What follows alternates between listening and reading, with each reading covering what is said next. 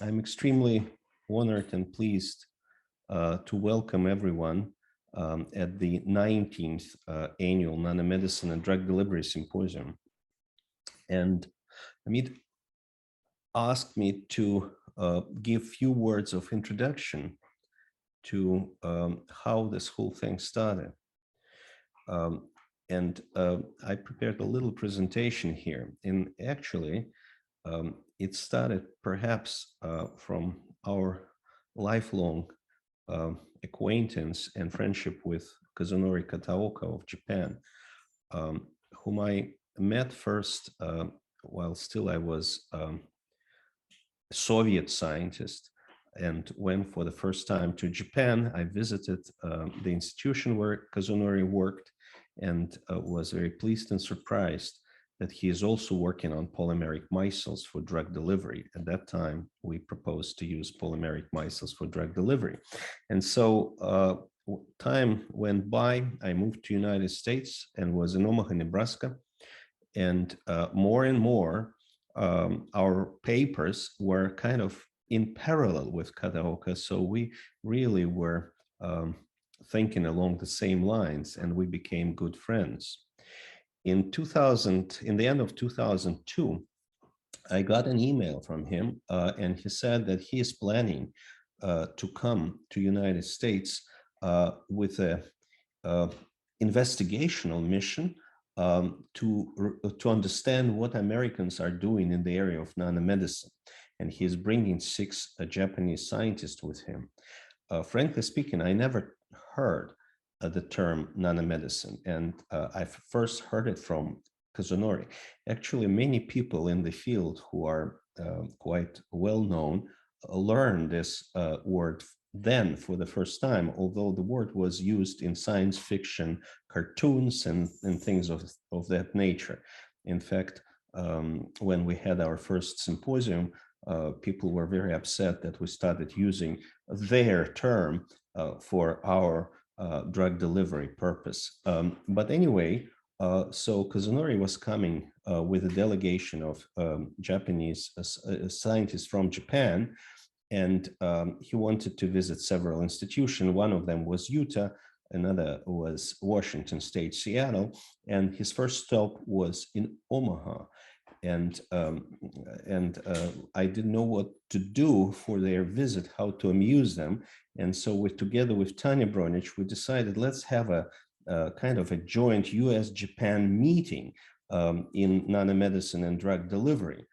And we had this meeting, and it had some consequences, one of which was establishment of the Nanomedicine and Drug Delivery Center in the University of Nebraska Medical Center. Here is Hal Moore, our chancellor of that time, who was very excited about this visit, about the conference, about the theme. It happened to be a Russian Christmas, so we had a good time. And essentially, that's how it started. And these are some pictures from that visit and that conference. One thing which we decided to do, we decided to use internet, which was pretty new for the time, and recorded all the lectures and posted them online. I thought that the meeting, which probably had about 40 participants, went so well that it was worth sharing with the world. And I shared through emails with a number of friends, scientific friends, colleagues, promoting the idea of nanomedicine and so on and so forth. And that mere fact resulted in some people coming to me and saying, let us do that as a periodic symposium. And so this whole thing started. As a result, I believe that was the first nanomedicine meeting in United States and perhaps North America. And the meeting started going from Omaha to other locations. The idea behind that, which was perhaps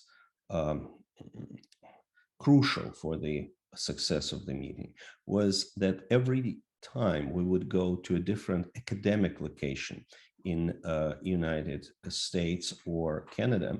And at some point, we even went to Europe. And we will come to a campus. Essentially, this is a meeting which comes to the students so that the students can get involved in discussion of nanomedicine research. And also, right from the very beginning, we decided that it has to be a meeting which will be fully governed by new set of chairs who will define what the meeting is about, who is invited, and so on and so forth. And I think that's what was happening. When the pandemics struck, we had our first virtual meeting last year, which was quite successful with many participants. Needless to say, in addition to establishment initially of the Nanomedicine Drug Delivery Center in Omaha, Nebraska, then in University of Maryland, in other places, the idea of Nano DDS resulted in several consequences. One of them was that we realized that in addition to theoretical meeting, which is an update of what is going in the field, it's great to have a virtual or it's great to have a Carolina nanoformulation workshop, a much smaller group meeting, which would focus on the translational problem and actually would have a lab. And before pandemic, we had 3 of those Carolina nanoformulation workshops here in the Eshelman School of Pharmacy at UNC Chapel Hill. And we will continue this, as I hope, once the epidemiological situation improves.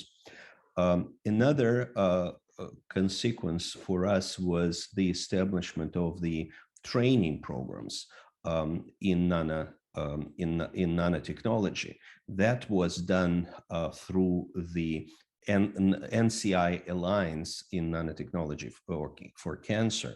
And a number of those training programs have been established across United States.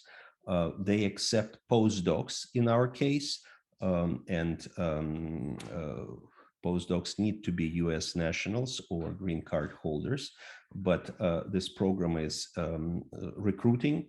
And so if anyone wants to join the program, let me know.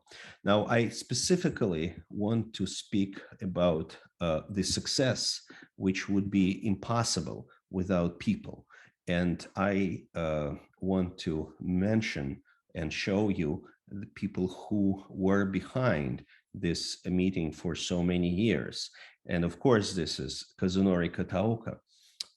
Kalle Levon played a pivotal role in that, because when we posted the meeting online, he saw that and he said, why don't we have that in Brooklyn?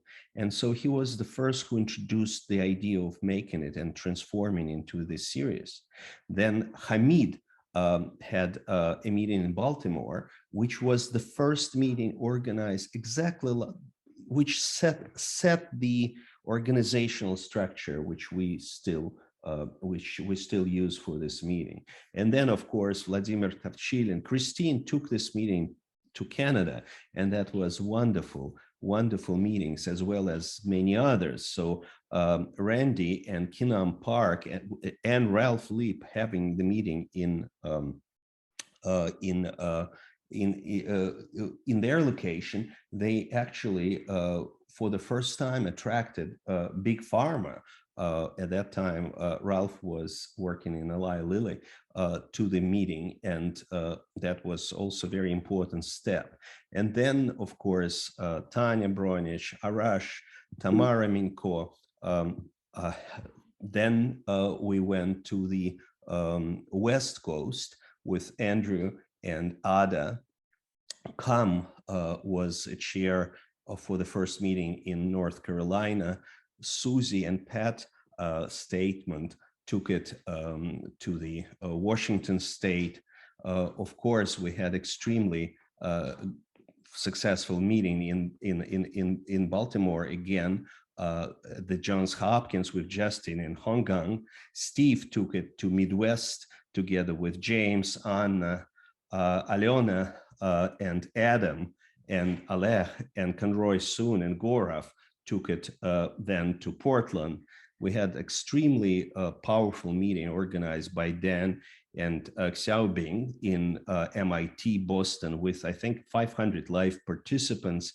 And then, as I mentioned, we had the virtual meeting. So I'm very grateful to all those chairs, and I'm essentially pleased to give the rulings to Amit, Gang, Jacob, and Julian, who are the co-chairs of the present meeting. Thank you very much. Thank you, Sasha. That's a great recap, and very excited to be organizing this one at Rice virtually. And with that, I'm going to turn it over to kick off our first session, which is entitled Global Health, Vaccines, Diagnostics for the Developing World. And I'd like to introduce the moderators for this session. We have our colleague Zhonghe Su, who's the Vice President of the Gene Therapy Accelerator Unit at Biogen, and my colleague Kevin McHugh, who is an Assistant Professor here at Rice Department of Bioengineering.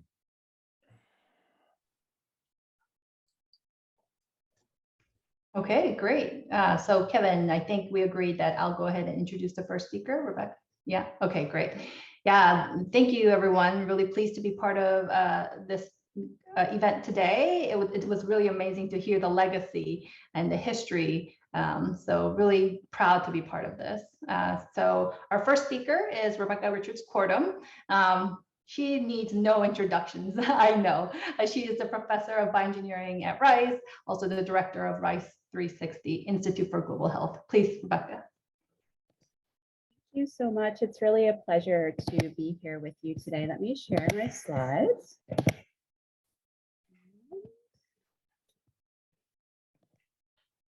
Hopefully everything looks good. So it was really great to hear a little bit more about the history of the meeting. And actually, as a Nebraskan, I'm really happy to hear that the origin of the meeting was in Omaha. I'm an alum of the University of Nebraska. And so it's great to sort of see it come full circle. So what I wanted to share with you all today is work from our team to develop point-of-care diagnostics to address important issues in child health and in women's health. And I think my goal today is really to highlight the many, many opportunities that nanotechnology can play in addressing important diagnostic needs in low resource settings. And I want to start by first framing the challenges and then framing the opportunities for our community. And so in this photo on the left, it's a photo that was taken at a health center in the DRC, and it was shared with me by my colleague, Carl Bose. And you can see a lot of the limitations in terms of just lack of basic infrastructure, in terms of no electricity and no running water. In this particular lab in a health post, there's a microscope, which is actually relying on sunlight as the illumination source, and there's a hand-powered centrifuge here. And so on the one hand, at rural health centers, we really need diagnostic technologies that don't rely on any kind of infrastructure. This photo in the upper right was taken by me at a central hospital in Malawi. And you see here a donation of syringe pumps that were really inappropriate for the environment that they were supplied to. And they wound up in a corner of the hospital in a place that we call the equipment graveyard, which is unfortunately where a lot of donated technology winds up in low resource settings because it wasn't appropriately designed to withstand the harsh environmental conditions that exist even in tertiary health centers in many countries in Africa, for example. So while there are many challenges that need good engineering to overcome, I think there are also an equal number of very exciting opportunities to partner with our engineering colleagues at African universities. And the photo on the bottom right is to illustrate that. This is a photo that was taken at the engineering design studio at the University of Malawi Polytechnic. And they are part of a really exciting network of African universities that have committed to strengthening invention education within their setting. And I've put the website for the Invention Education Network there, and there's a great toolkit to support these activities. But it's a really wonderful network of potential research collaborators to form global partnerships so that African inventors can develop solutions to local challenges.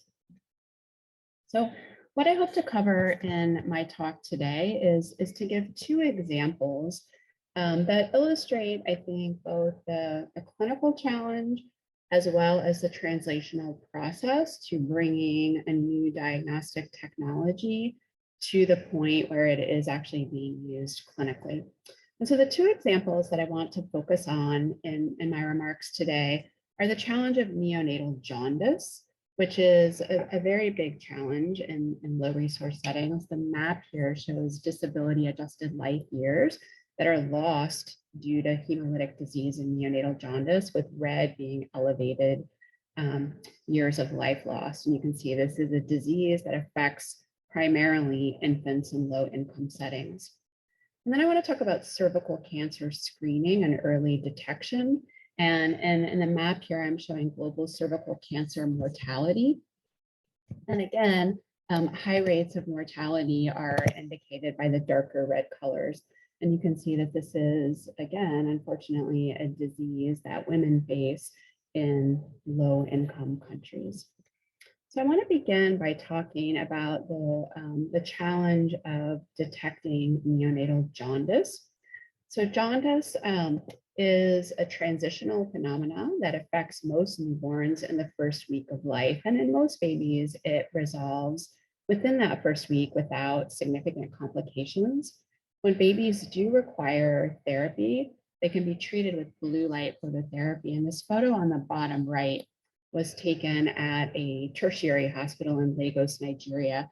And you can see these LED-based phototherapy lights that are actually quite commonly available in low resource settings. What is not available is good diagnostics to measure the levels of serum bilirubin, and identifying jaundice babies by eye can actually be quite difficult, particularly in babies that have darker skin tones. And as a result, there are over 500,000 babies each year that suffer from extreme hyperbilirubinemia, where their total serum bilirubin levels go over 25. And this sadly can result in severe brain damage, long-term neurologic impairment, and even death. Over 100,000 babies a year die of jaundice, which is simply unacceptable because we have so many tools to identify babies that have hyperbilirubinemia and then easily to treat them and prevent this. So we began actually with an undergraduate team that included members in Houston as well as members in Malawi to think about how could we use point of care technologies to better measure the levels of serum bilirubin at the point of care. And what you see here is the handheld bilirubinometer that is the result of that work, and the disposable strip that was developed to be used with this bilirubinometer. And it relies on the differences in the absorbance versus wavelength between hemoglobin and bilirubin. So bilirubin absorbs around 450 nanometers, whereas hemoglobin absorbs around 420 nanometers. And this simple little strip was designed to accept a drop of capillary blood. There's a pad that traps the red blood cells and allows the plasma to flow down to the distal tip of a piece of nitrocellulose. And then there are overflow pads so that you don't have to meter the amount of blood that is delivered to the strip. Any excess blood is trapped by those overflow pads. It's all assembled on a piece of acetate that has adhesive. So you apply the drop of blood, you remove the piece of paper that covers the sticky adhesive, fold it shut to seal it, and then insert it into the reader, which has 3 LEDs to measure the transmission through the distal tip of the nitrocellulose and calculate the amount of bilirubin that is present in the plasma. And you can see here by eye, this is blood with a normal amount of bilirubin, and here is blood with elevated bilirubin level. You can actually see it looks like it's been colored by a yellow highlighter. So it's easy to measure that change in absorbance. And so we carried out an initial clinical evaluation of this device, first in Malawi, where we enrolled nearly 400 babies that provided nearly 500 samples, divided that data into a training set to train an algorithm and a separate validation set to validate the performance of the algorithm. And we had a spectrophotometric gold standard, which was a Unistat bilirubinometer. And so I plotted the bilirubin value calculated by the point of care device versus that from the reference bilirubinometer in the training set on the left and in the validation set on the right. And so to evaluate the performance of this, we really wanted to look at did the value of bilirubin that was measured by the point of care device trigger the proper clinical action? And so we were inspired by Clark error grids, which are used to characterize the performance of point of care glucometers. And we divided the space up into different regions. So any region which is colored in green is a region where the answer that is measured by the point of care device would result in the correct clinical action. So here it's no treatment, here it's phototherapy, here it's an exchange transfusion. And then areas where an incorrect clinical action would be triggered with minimal potential harm are colored yellow, and then increasing shades of orange and red represent incorrect clinical actions with greater potential for harm. And so it's a little bit complicated with bilirubin because the treatment thresholds depend on the baby's gestational age, whether or not they have any risk factors, and their actual day of life. But we plotted all of our clinical data on the appropriate error grids to see would the result of the point of care device trigger the right clinical action. And we compared the fraction of measurements with the new point of care device, a proper clinical action, to that of a transcutaneous bilirubinometer, which is often used in low resource settings, but is known to be inaccurate with babies that have darker skin tones.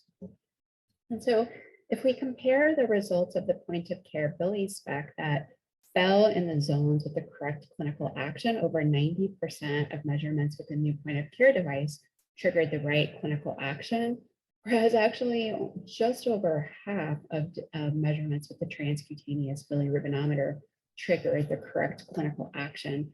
And you can see quite a few of the measurements made with the transcutaneous bilirubinometer led to errors that could have significant clinical harm. So this device, the design was optimized for manufacturing, and we carried out continued clinical testing, and it actually was quite challenging because this occurred during the pandemic when there was so much demand on strip manufacturers around the world to produce COVID diagnostics. We engaged a firm in the Bay Area called DCN Diagnostics to produce the lateral flow strips, and then a variety of different manufacturers, including Pride Industries, which hires adults that suffer from developmental disabilities to assemble the final readers. The final strip was optimized for commercial manufacturing. 6,000 versions of the strip were produced, and they went into multi-center evaluation in Malawi and Nigeria, where we've enrolled over 500 neonates. And what you can see with the commercially produced strips is that we're getting quite similar accuracy. 93% of cases, the correct clinical decision would be made. in comparison to only 62% with transcutaneous devices. And so this will be launched as a commercial product in early 2022. We've just got the first devices that I'll actually be hand carrying to Kenya tomorrow. And the last part of my talk, I'd like to transition to a different clinical target, and that is screening for cervical cancer. WHO just revised their recommendations for cervical cancer screening. They recommend HPV DNA testing be either used in a screen and treat approach or in a screen, triage, and treat approach, depending on the setting. And so if you look at the tests that are available for cervical cancer screening with HPV DNA detection, we looked at 3. There are 2 that are based on hybrid capture, which I'll explain in just a moment. One is used in high resource settings. That's the Digene hybrid capture test made by QIAGEN. A version of that was developed for use in low resource settings called CARE HPV, which uses the same principle to detect HPV DNA. And then finally, there's Gene Expert, which uses PCR to detect HPV DNA. And if we think about the properties of these, whether they're easy to use, affordable, can work with minimal infrastructure, and can give answers rapidly, we see that none of the available tests meet all the criteria. Gene Expert comes the closest, but it's quite expensive in terms of high per test cost and the cost of the instrumentation. And so we set out to determine whether we could develop a paper-based test that relied on less infrastructure to implement the hybrid capture principle. And so in hybrid capture, you take a cervical cytology specimen, lyse the cells, denature the DNA, and hybridize it with high-risk RNA probes, and then basically use an ELISA reaction to capture and detect RNA DNA hybrids. And so in the Digene test and in CARE HPV, that's done on a traditional 96-well plate, which is difficult to do in a low resource setting. And so we set out to develop a paper-based version of that hybrid capture reaction, which uses a nitrocellulose strip that has the capture antibody immobilized at the test line, and then uses a series of glass fiber pads to sequentially deliver the sample, which has been hybridized to the high-risk RNA probes, the detection antibody, and then your enzyme, wash, your colorimetric reagent, and then a wash step, and give sequential delivery of that when the paper is peeled off and it's sealed shut. So everything that you need to perform the test is shown here. The only piece of equipment that you need is a simple benchtop heater. And the way that the test is performed is that a patient self-collects a sample. It's added to a lysis buffer combined with your lyophilized high-risk probes, heated for 5 minutes. That is added to the sample pad. Lyophilized reagents are then rehydrated with buffer, and you seal it shut and wait for the appearance of a test line.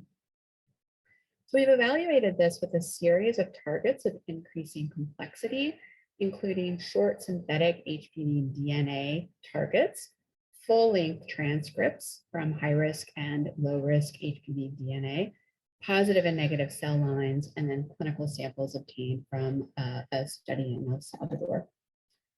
We compared the results of the paper-based assay on the right to the Digene hybrid capture on the left, starting with the short synthetic probes.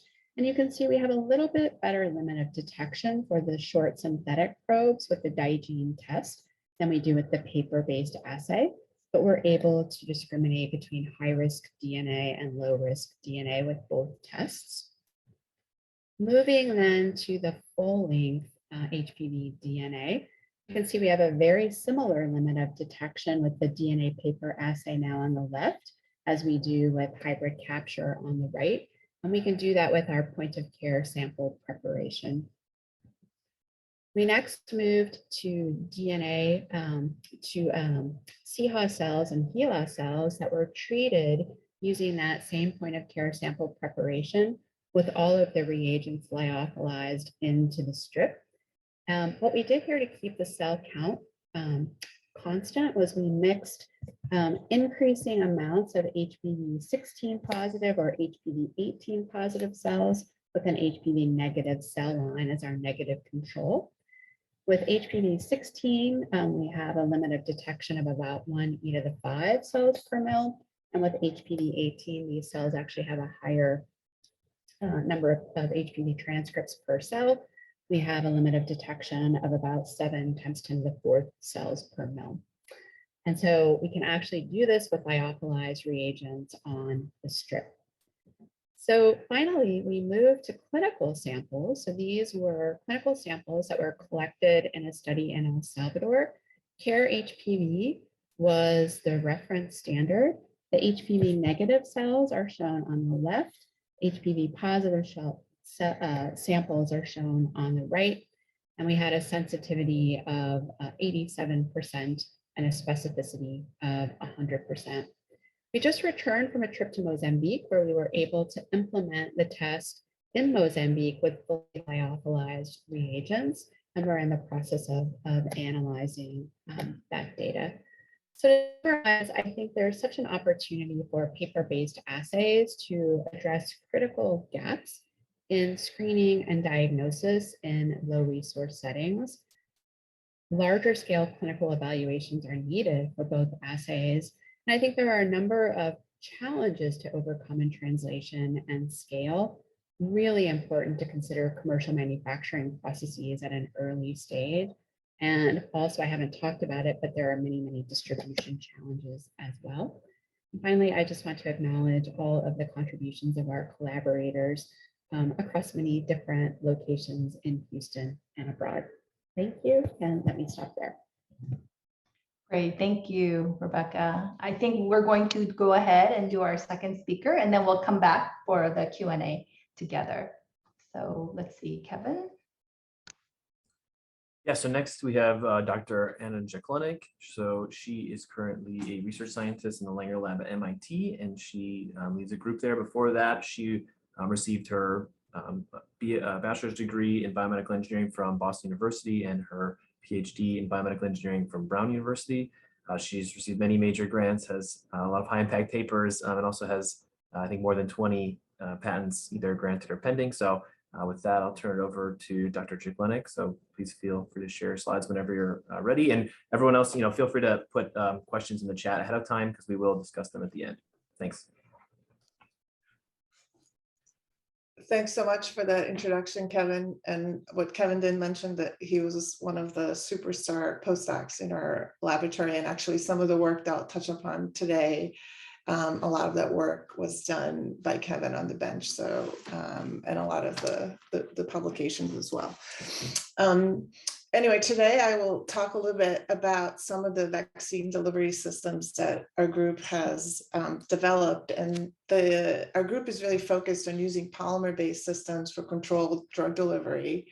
And we particularly have a focus on global health and looking at molecules that are hard to deliver, whether due to the unique kinetics they require and or the stability limitation or liabilities that they have. And so in hopefully just 15 minutes, I'll give a high level overview of 3 of the main platforms related to vaccines and that are very much relevant to the current pandemic. So first I'll talk about our Pulsatile drug delivery platform, which we've been using for self-boosting vaccines, as well as some cancer immunotherapy regimens. And then I'll go on to talk a little bit about some of the microneedle-based delivery that we're doing, in particular, the on-patient medical record, which again has some relevance in today's world. And finally, some of the work we're currently doing on rapid manufacturing using mobile vaccine printers. So I wanted to just begin by an old slide that I used to use to motivate folks when I gave talks. The word global health used to be synonymous with non-developed countries. It's sort of the middle income and developing world areas that really the focus of global health was associated with. And so this is an example of a slide that I used to show, and basically vaccinations, while they were very easy to administer in the United States and Europe and other developed areas of the world, led to quite a bit of immunized infants, on the order of 20 million worldwide, and which of course led to millions of vaccine preventable deaths. This is a map that sort of shows where most of these deaths occurred. And as you can see, the United States and Europe is almost completely invisible. However, you can see the parts of Africa and Asia are quite highlighted. And of course, influenza, infectious diseases, pneumonia was quite down on this list of leading causes of death. This is data in 2019. Of course, today things have changed quite a bit. And so if we look at these days, so COVID related deaths are pretty high, at just below heart disease and cancer. And actually, if you add up, that's due to influenza and other infectious diseases, it's really competing for that level with cancer. And again, another data set here is indicating this, the same, that basically COVID, in addition to the infectious diseases, is really reaching the top of estimated deaths since this pandemic has began. And so the map today, of course, looks very different than it did in 2019. This is WHO dashboard, so the darker the color, the more cases. And of course, on the right, which is of importance to some of the work we're doing, we're talking about vaccinating 7 billion people globally and what sort of logistics and challenges that poses. And even though we've been quite successful in that over almost 8 billion doses have been administered, we still, and the fact that we've vaccinated over 3 billion people globally is quite a feat in such a short period of time. But unfortunately, that's still only 42% of the population. And obviously that causes, and by the way, this is data of this morning. And obviously this still causes all of the political and economic issues that we're currently dealing with everywhere. So with that, I'll quickly go over some of the work that we're doing to try to, and again, a lot of this work, all of this work was ongoing in our group prior to this pandemic, but now has reached relevance at home as well as abroad. And so I'll begin with our single injection vaccine delivery system, or what we call self-boosting vaccine delivery. And the concept or the idea was very simple. Currently, we have, in order to be vaccinated or protected, for example, for polio, a child is required to have 3 injections spaced about a month apart, very early in life after they're born. Of course, a lot of us know now for COVID vaccinations, we need at least 3 shots, 2 plus a booster later on. And who knows, we might be required to have them annually or at even higher rate. And the idea was, well, can we, because patient access can be difficult, and as now we're seeing, there's many different hurdles and challenges in vaccinating everyone globally. Some of them are due to just access, and others for other type of reasons. But the idea is, can we do a single injection or a single administration point that can deliver the full dose so that the patient or child is fully protected after that one incident or one meeting point with a healthcare physician. And so to give just a brief overview of the hypothesis, or what was driving our work in this area, is that in order to deliver these sort of pulsatile release kinetics, a lot of folks over decades in the field have tried to develop such systems.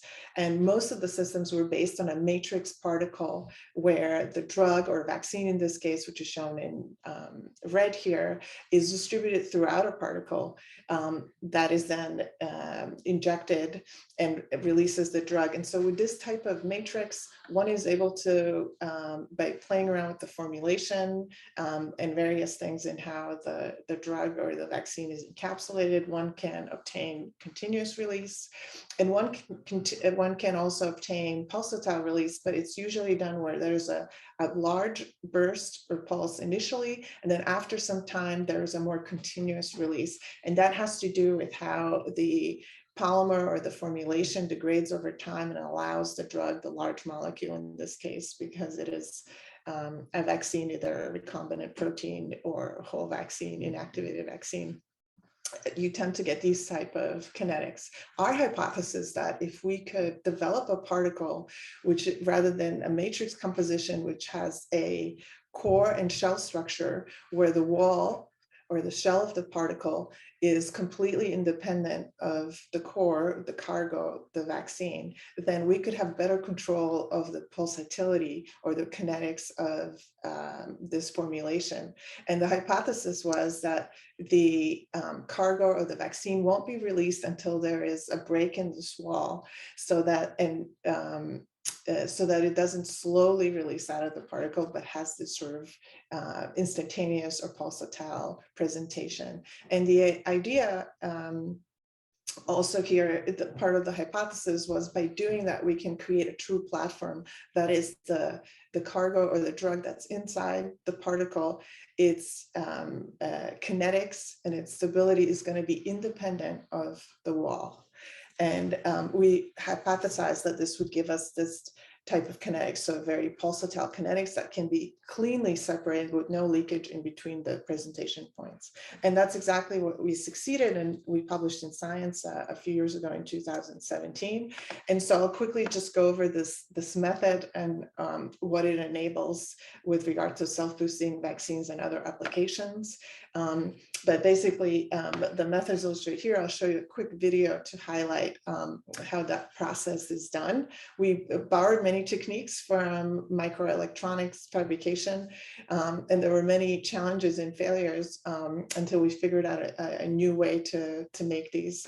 And the tricky part really was using the materials that are relevant to medical applications and that are safe in humans, and to being able to control the structure at this very small scale. So these are a few hundred micron particles. You can see this is the first generation, very small core in the center, but nonetheless a core. We then are able to fill this core using a piezoelectric nozzle and a robotic system that was custom built for this application. And then we're able to bring in a lid that sort of seals the particle. And you can see here a cross section is the core is preserved after sealing. And you can see that the lid is fused quite well to the base. In this case, everything's made from the same material. And these are PLGA or polylactic glycolic acid polymers, which are used as resorbable sutures and have a really strong record of safety in humans, both children and adults. And we can make these, fabricate these in really large arrays. For example, you could have about 1,500 per glass slide, and here's an optical image illustrating that. Below here is a third generation particle, which obviously has much thinner walls and a much bigger core, which allows you to have much higher loading, almost up to 40%.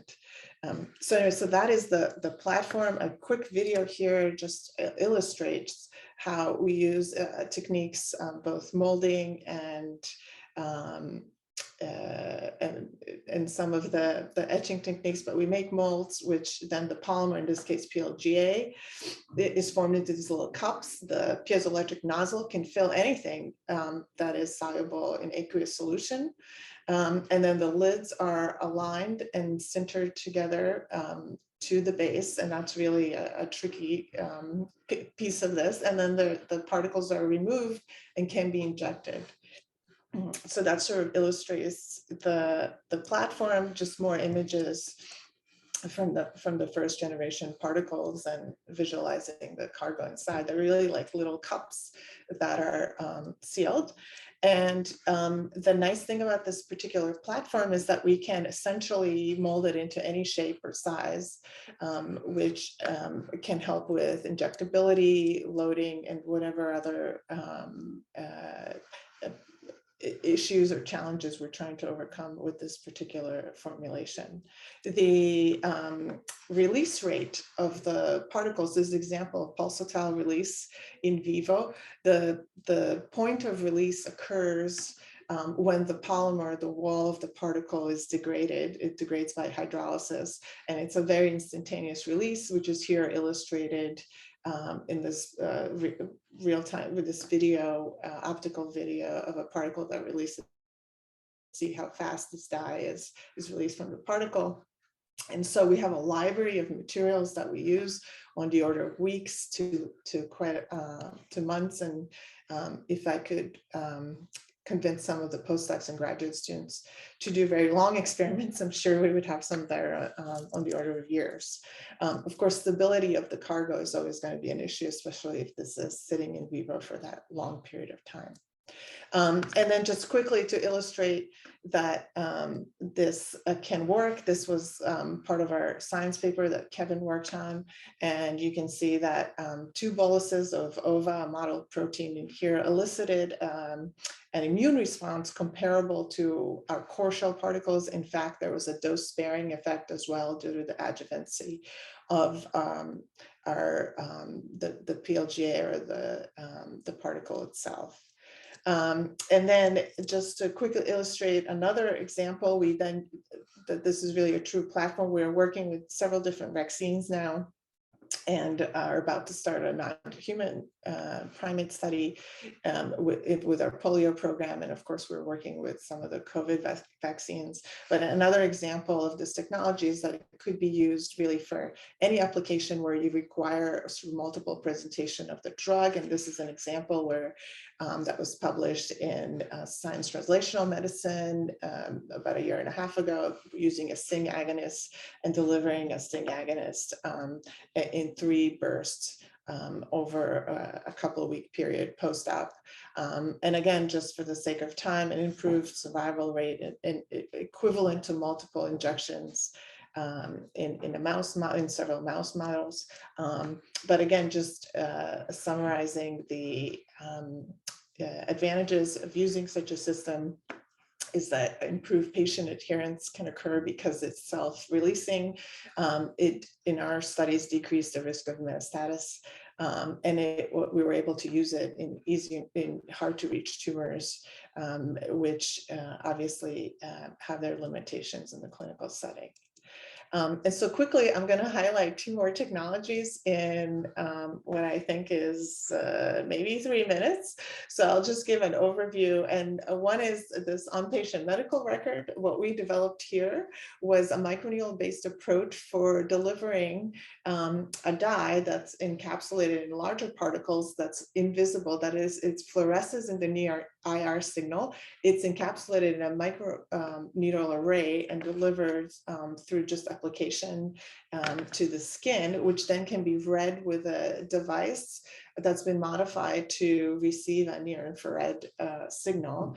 And that signal can code information about a patient's medical record. In this case, what we did is we tried to encode information about the vaccine given to a patient using a microneedle patch. And what we show here on the bottom row, this is human cadaver scan, is that you could apply this patch. Nothing is visible with a naked eye. So this is before, and this is after. O is after application of the patch, but it can be visualized with this modified device. And we can follow this for many, many weeks, at least we did in animals, and soon within the 2022, we're going into humans to show that we can follow this over time. We can encode a lot of information about the vaccination event. And I like to, it's kind of the tricorder Star Trek a version of knowing if somebody's, for example, vaccinated. And the way this would work is similar to an IR thermometer, where you sort of scan across the forehead and you get somebody's temperature. In this case, you might scan across their arm and get a result that they were or were not vaccinated against a particular pathogen. And then finally, I just want to mention some work that we're doing with mRNA vaccines. And again, the mRNA technology is obviously a true platform and can be applied to therapeutics as well, including cancer. And in this case, we are developed these on-demand 3D printers that can print arrays of microneedles that are filled with different mRNAs, which encode for various things, and in this case, including COVID-19. And this is an example of how this type of printer would work. This work was commissioned by BARDA, and the idea is that you could ship these printers to different parts of the world, plug them in, and have on-site manufacturing and avoid some of the challenges with shipping and so on of these different reagents and storing them. And then, so just maybe go to the, what we've shown here is that with these particular microneedle-based systems and this printer that we built, we can encapsulate and deliver LNPs, and those encoding for the RBD, the receptor binding domain of SARS-CoV-19. And we show here that post booster, either a regular injection, IM, that's currently given, or a microneedle formulation elicits very strong responses. And in fact, these responses work quite well against various variants of SARS-CoV-2. So with that, I'm going to stop and take any questions. And I, again, just want to thank our incredible group over the years that's contributed to all this work. In particular, as I mentioned, Kevin McHugh, who's now professor at Rice and who was really a superstar postdoc in our group. And also Dhruv is currently, I think he finished his master's at Rice, and he's currently working as a technician in our lab. And it's just a fantastic addition to our group. Of course, our funding sources, BARDA, Bill, Melinda Gates Foundation, and NIH for funding. Thank you so much. Right, fantastic. So let's see here. Certainly happy to address any questions. I think I see at least one question in the chat, but maybe while people are thinking of questions to add, maybe I can ask kind of an opening question, maybe for both of you. I think it's really interesting to think about, you know, underserved markets or developing markets as a starting point for disruptive technologies, right? So kind of get the foothold in these other markets. But then ultimately, I guess the vision is to be able to then re-enter the established markets, perhaps like the US market, you know? So how do we think about that? Like, is that part of your strategy? You know, what do you think is the biggest hurdle or biggest, you know, thing that needs to be in place for these really, you know, again, disruptive, innovative technologies to enter an established marketplace? So maybe we'll start with Rebecca, and then if Anna wanted to add. Sure, I think it makes a big difference if you're looking at a low-income country or if you're looking at a middle-income country. And I think the big challenge in low-income countries is that there's a huge amount of need, but there's not a lot of resources to actually purchase anything except through donor support. And so, you know, what's happened in scaling things in low-income places is it's primarily been through large-scale donor purchases. And so that's really the payer that you have to line up. It's a very different scenario in middle-income countries where, particularly in the private health system, there is a market to purchase disruptive technologies. So I think you really have to think about tailoring that strategy. And I think the other layer of complexity, and this is particularly true in low-income settings, is that you can't rely on established distribution networks. There's a lot of parallel supply chains, and you know, some are quite strong that were established as part of HIV diagnostics and treatment, and some are quite weak. If you're sort of outside of that HIV or malaria supply chain strengthening, then you have that to deal with too. So all that to say, I think if you the easiest place to start for a disruptive technology, I would pick an upper middle income country, and then go beyond that once you've proven that you can make it work there. Yeah, I very much agree with everything Rebecca has said. I think to add to that, in the area of a new therapeutic or vaccine, what a lot of these countries look for is obviously regulatory approval, but especially the really low income ones, they don't have their own regulatory approval. And it's because the government is lacking infrastructure. And in a lot of cases, I didn't talk about some of our work we've done in some other areas, but what we've had to do is get regulatory approval either in the United States or Europe, because these governments would like to see that. And then you have the local government or the local governing things like Codex, where it's run by WHO and UN. So it's a little tricky. So in some ways, the regulatory aspect of it, you have to go through a developed market, if you will. It's not necessarily a market, but and so it's complex. It's not as straightforward as we might think, because of the lack of infrastructure. Very interesting. Thank you. Kevin, did you want to handle the question in the chat? Yeah. Oh, actually, I was going to ask a quick follow-up question if you don't mind. Yeah. So in terms, what kind of and this answer may differ for each of you, because obviously diagnostics kind of versus prophylactics or therapeutics. But what kind of burden of proof do you need to convince not only regulatory bodies but also health ministries that this is worth their limited resources? I guess can you talk to that at all? Either one of you can go first. Maybe Anna. Sure, I can go first. I mean, I think again, it varies on different countries. It's more of a political, if you will, question, but that's why partnering with local governments, local organizations, people like the Gates Foundation that really have relationships with these countries is important. I think, again, it varies, but it just goes back to my previous answer. I think if they see that some of these technologies have been approved in a developed nation, that certainly helps a lot to getting it approved for use in that country. Of course, then you go back to Rebecca's comments, or the previous question is, how do you pay for this? Who pays for it? And how do you implement it? There's many logistical, again, because of this lack of infrastructure, and how you get it to the people that need it the most. Yeah, I totally agree. There's such an important need for regulatory harmonization, especially across Africa, where you have a patchwork of regulatory systems that outside of South Africa are really quite weak and not harmonized. And so you really need one of the big 5 regulatory approvals to get any kind of traction. And even then, you still have to go through, in most cases, a country by country registration process that is greatly facilitated by having regulatory approval from one of the big 5 agencies. So I think harmonization would help that.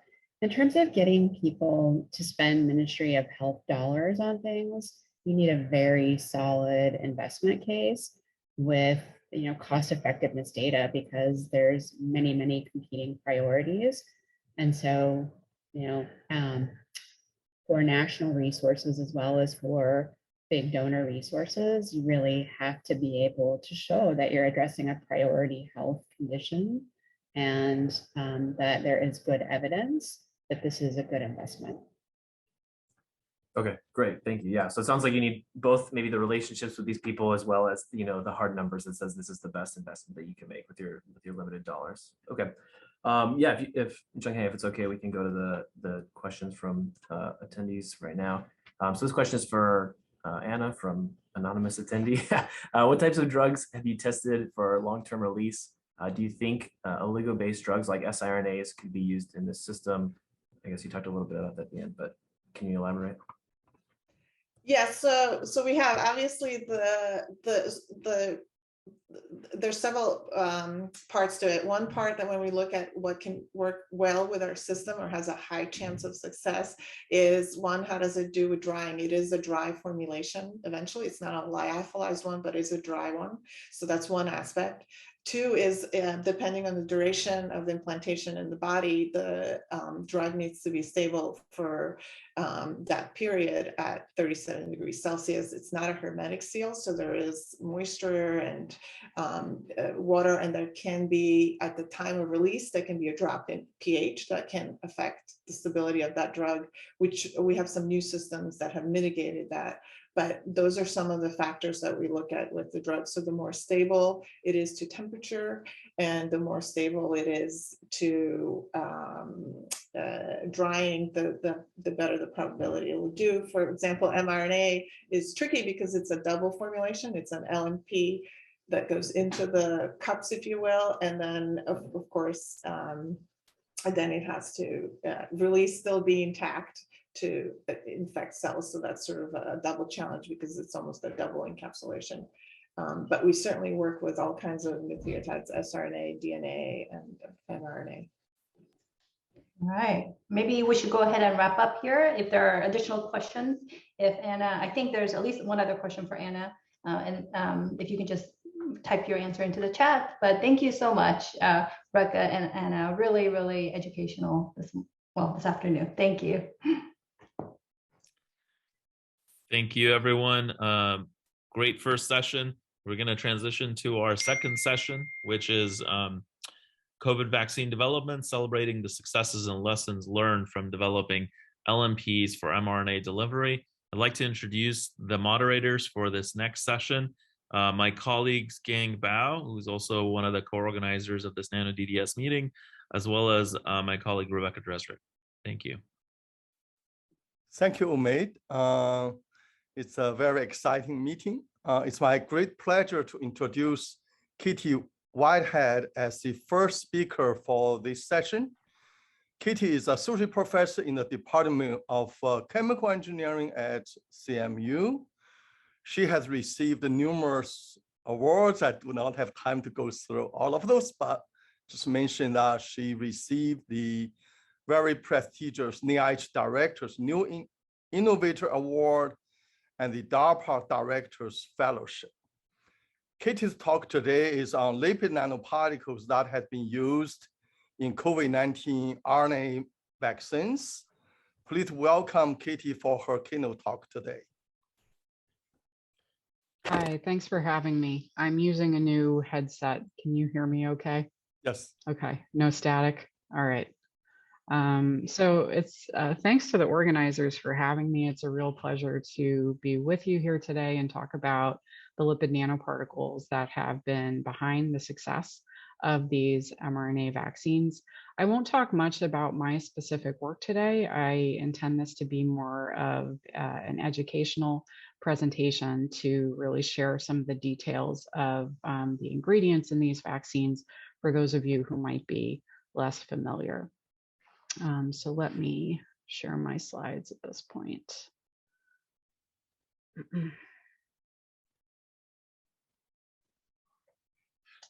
All right. So for any trainees here who are really not aware of why messenger RNA is so powerful, I just want to take us all the way back to the central dogma of molecular biology, which tells us that the permanent blueprint of DNA inside of our cells, inside of our nuclei, these are going to be converted into a temporary message called messenger RNA, which exists in the cytoplasm of our cells, which then goes on to be translated into proteins. And proteins are the doers in our body. They're responsible for nearly all functions. And because of that responsibility, they're also responsible for almost all diseases that arise within us. And so what we need to do to treat disease is to manipulate protein expression, whether that be to create more of a wanted protein or to decrease the expression of an unwanted protein. And over the years, we've seen a number of different nucleic acid therapeutics being developed to accomplish this, My lab is focused on RNA delivery over the years. And so one of the first RNA therapeutics to be looked at was short interfering or siRNA. In the early 2000s, this became kind of came on the scene as something that could be delivered. And if you design it properly, it's going to bind to a complementary messenger RNA sequence, something that we don't want.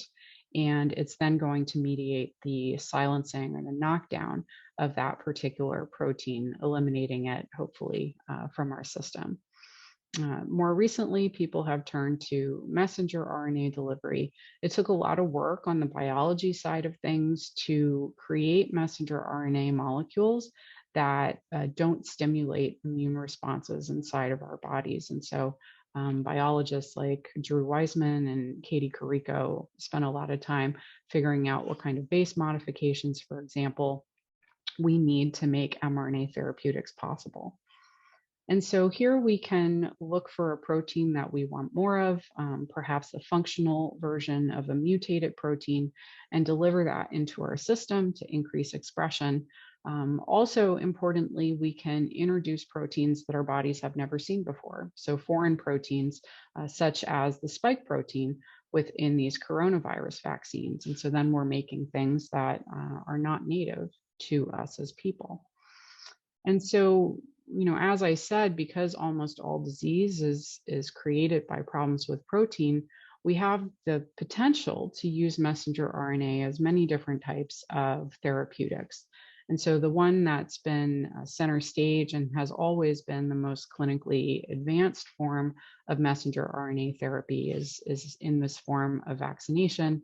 In addition to the coronavirus vaccines, there have been others in development for years at this point, for example, influenza and HIV. Protein replacement is kind of the most obvious form of messenger RNA therapy in which we want to augment the expression of a protein in our system. It's as simple as designing a messenger RNA for that sequence and introducing it. The less simple part is into the right cells and tissues. We can use messenger RNA for cancer immunotherapy. So in this case, we're going to learn a patient, what the patient's cancer really looks like. It's basically an antigen that we can then use. We can design a messenger RNA that encodes for that, deliver it into immune cells and teach them to then go out and seek out these cancer cells and destroy them. We can affect cellular reprogramming and tissue engineering. So progenitor cells tend to differentiate in the presence of certain transcription factors, which are proteins. And so what we can do is we can deliver messenger RNA encoding specific transcription factors into these progenitor cells to try to direct their differentiation in areas that we'd like. And while all of these other applications have to do with upregulating protein expression, we can also use gene editing with messenger RNA to downregulate protein expression. And so in this case, our messenger RNA will encode Cas9 or some other gene editing nuclease, and you'll need to co-deliver that along with a guide strand of some sort to make that editing happen.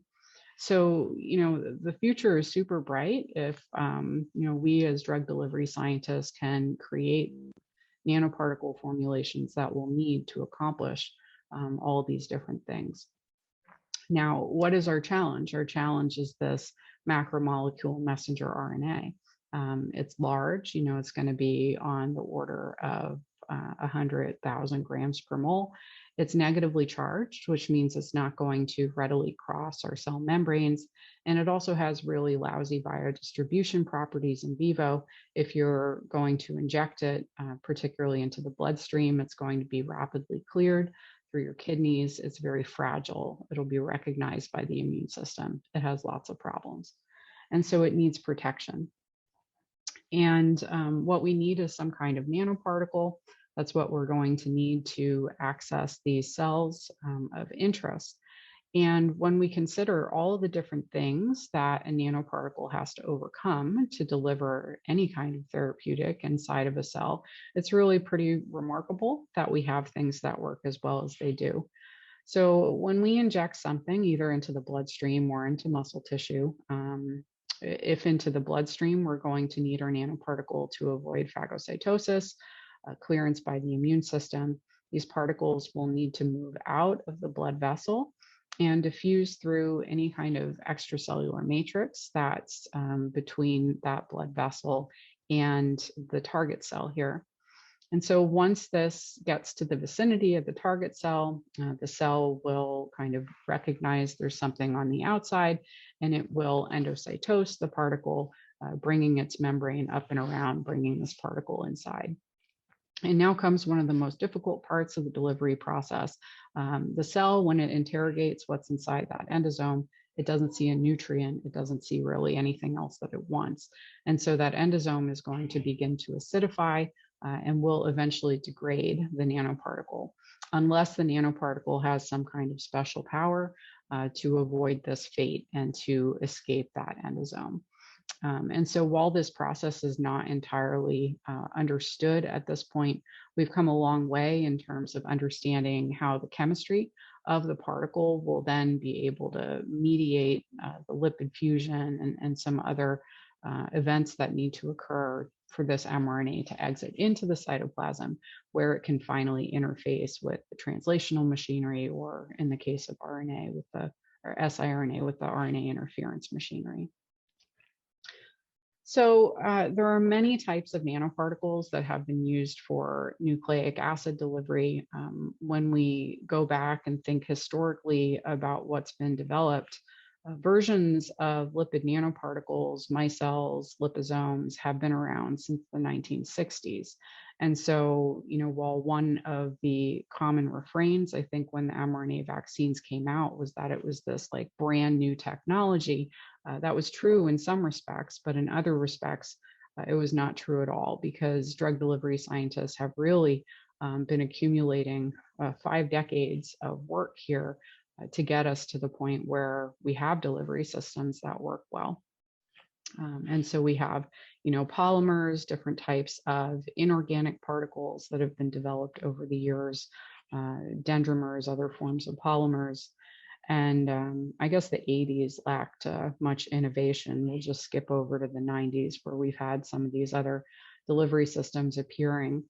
And, you know, while many of these work, particularly in preclinical models for different types of nucleic acid delivery, some of them better than others for, you know, say DNA versus RNA, it's really been these lipid nanoparticles, these specifically these solid lipid nanoparticles, that have emerged as kind of the forerunner in the space of mRNA delivery and siRNA delivery. So, you know, what's inside of these? So these they all have some kind of an ionizable lipid that helps to drive interactions with RNA molecules. And so what this allows, this electrostatic reaction, or I should say electrostatic interaction, if we formulate our nanoparticles under reduced pH conditions, these materials, which would have been neutrally charged at neutral pH, are going to take on this positive charge and draw that RNA to it. And so you have this, what's essentially a precipitation reaction within these solutions that's initiated by this electrostatic process. And so, you know, what does this formulation process look like? In almost all cases, we're going to have some kind of RNA molecule that's dissolved in what is essentially saline. We will then have a variety of lipids that are dissolved in ethanol. And the key thing that needs to happen here is that they need to be rapidly mixed with one another. This can be accomplished in a microfluidic device, or in my lab, we have trouble using these devices in a consistent manner. And we have much more success using the very straightforward technology of pipettes and vortexers. And so you have rapid mixing of these two streams. And then out the other side, we have these solid lipid nanoparticles. This is my interpretation of what the interior of these particles can look like. You know, I think it's beautiful. As to whether or not they look exactly like this, you know, we're still learning more about the interior of these particles. So as for the ingredients, we have that ionizable lipid or lipidoid, as some of us, we make things that look like lipids, aren't quite the traditional structure of lipids. So we have these ionizable materials. This is where a lot of the IP is in the lipid nanoparticle space. That's because these are our non-native components of our lipid nanoparticles. I should say non-natural. Okay, so people in the lab have spent a lot of time looking at and screening many of these materials for effective solutions. Then we have cholesterol, have a lot of it in our particles, just the same way we do in our cell membranes. It provides a lot of structural support so the lipids don't fly around all over the place. In fact, if we had no cholesterol, we would all be piles of goo. We also have helper lipids. Depending on the chemistry of your ionizable lipid, the identity of your helper lipid might change. We also have a PEG lipid. So the PEG is going to decorate the outside of our particle. It adds stability to the structure, and it also helps reduce unwanted immune cell uptake. So how are these nanoparticles helping us prevent SARS-CoV-2 infection? So they are a new addition to the vaccines that have been used for prevention of many other infectious diseases over the years. And so some other types that we've had for decades at this point: inactivated viruses, subunits where you deliver a small portion of whatever that infectious entity is, viral vectors, which we have more of now, and then finally these non-viral RNA delivery systems now. And so if you look at what is being used in the formulations from Moderna and from BioNTech, which is also partnered with Pfizer, these look very similar, identical in many ways to the lipid nanoparticles that I formulate in my lab, that others I think who are speaking here today, Mike Mitchell, Dan Seagort, many of these look very similar. So in all cases, we have this ionizable lipidoid or lipid, and that's the part that's proprietary to these companies. And then we have these other ingredients. And so both the Moderna and BioNTech particles have the exact same supplementary materials at the exact same formulation ratios. Now, the only difference is their ionizable lipid, and it's pretty cool to see the similarities between these two lipids. So look at this one. We have a tertiary amine here, which is going to give us that ionizable quality. This is all here, this hydrophilic head group. We have esters here, which are going to facilitate degradation of these materials in vivo. And then we also have these branched tails.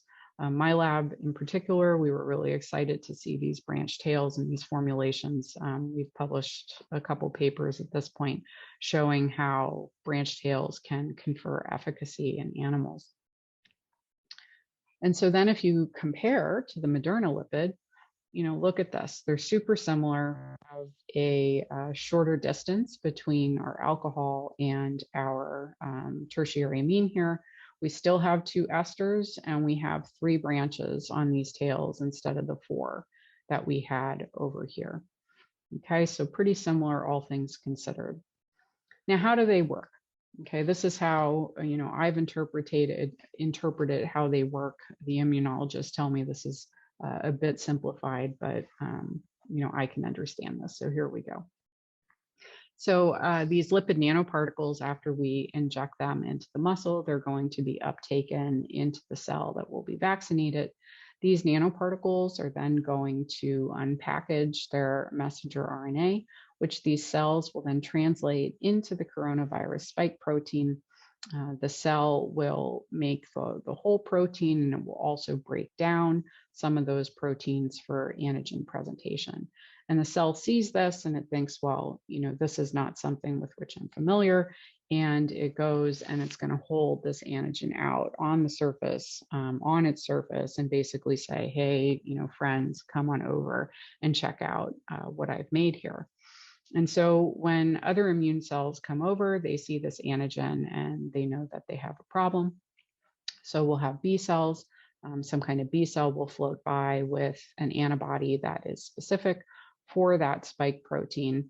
And so when that binding event happens, these B cells are going to proliferate and they're going to start secreting a large number of antibodies that will then, in the event that we have some kind of infection, that we have the virus come into our systems, these secreted antibodies are going to be able to quickly bind to the surface of our virus, effectively neutralizing it, and then we can clear it from our system. Meanwhile, our B cells are also going to be talking to some of our T cells, which will be talking to antigen-presenting cells. The antigen-presenting cells can separately interact with antigens on the surface of the vaccinated cell.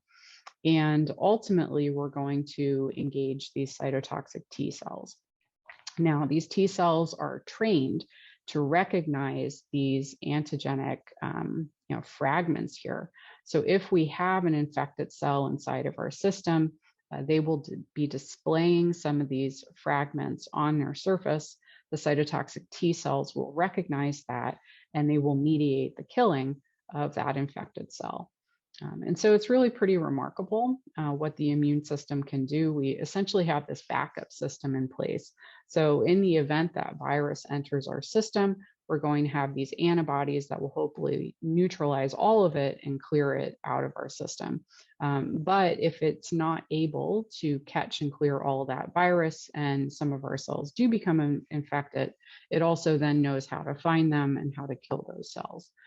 And so while we do have some breakthrough infections, the vaccines are doing a great job, by having this two-pronged system of really reducing the number of cells that become infected in our systems, and thus, preventing a lot of the hospitalizations that we've seen in non-vaccinated people. So what's next in terms of delivery science, in terms of nucleic acid therapies, and specifically RNA therapies? Some of the issues that I think about are trying to move outside of the liver.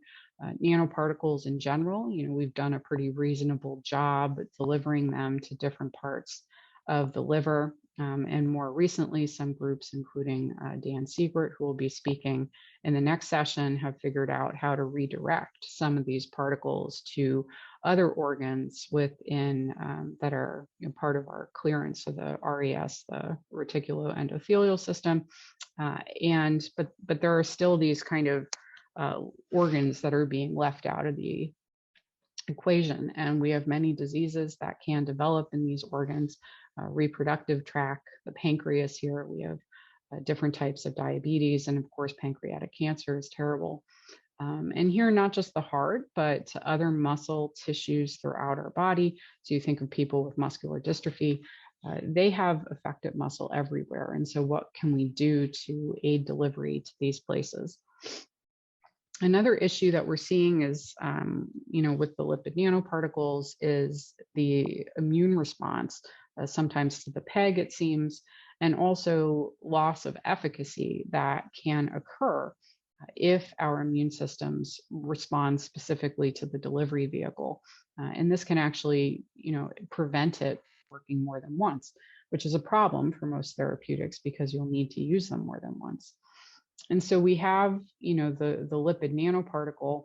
One of the things we've seen in my lab is that depending on what the chemistry of the surface of this lipid nanoparticle looks like, this can actually kind of set off the immune system. And instead of the immune system responding to and trying to clear the exact lipids that it sees, it's actually going to respond to the PEG that's on the surface of these nanoparticles.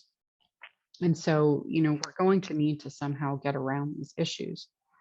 And so when I think about potential solutions, I begin thinking about, needing to understand more about the protein coronas that form on many different types of nanoparticles, not just lipid nanoparticles. We know that when any nanoparticle goes into our bloodstream or really any other fluid inside of our bodies, they're going to be coated by proteins that have these positive interactions with the surface of that lipid nanoparticle. And the proteins that are present in these coronas can then mediate the transport of these particles and sometimes even the uptake of these particles into specific cell types. And so if we can understand more about how this is happening, we can potentially change the chemistry of our particles to try to get into those cells of interest. Now, protein corona analysis is difficult with soft materials like lipid nanoparticles. There's a lot more literature in the hard material space, but I think there are more and more people who are trying to make this kind of analysis possible, and hopefully we'll learn a lot in the years ahead. There are horizontal gene transfer methods that we're also learning a lot more about in mammalian systems. And so perhaps instead of delivering directly into some of these cells that we want to target, perhaps we can deliver to other cells and then, try to understand how this crosstalk between the cells is happening. Then, of course, we have room, we have a million different types of nanoparticles already. But surely there must be other systems out there. And is there something that will be more effective than what we have today? And then one other thing, many people, including myself, are thinking about are alternatives to polyethylene glycol and their incorporation. We have PEG in all sorts of drug formulations today. And it's also present in a lot of cosmetic products, other household products. And so, this might be causing some of the issues that we're seeing. So what about alternatives? There are many different types of alternatives people are considering.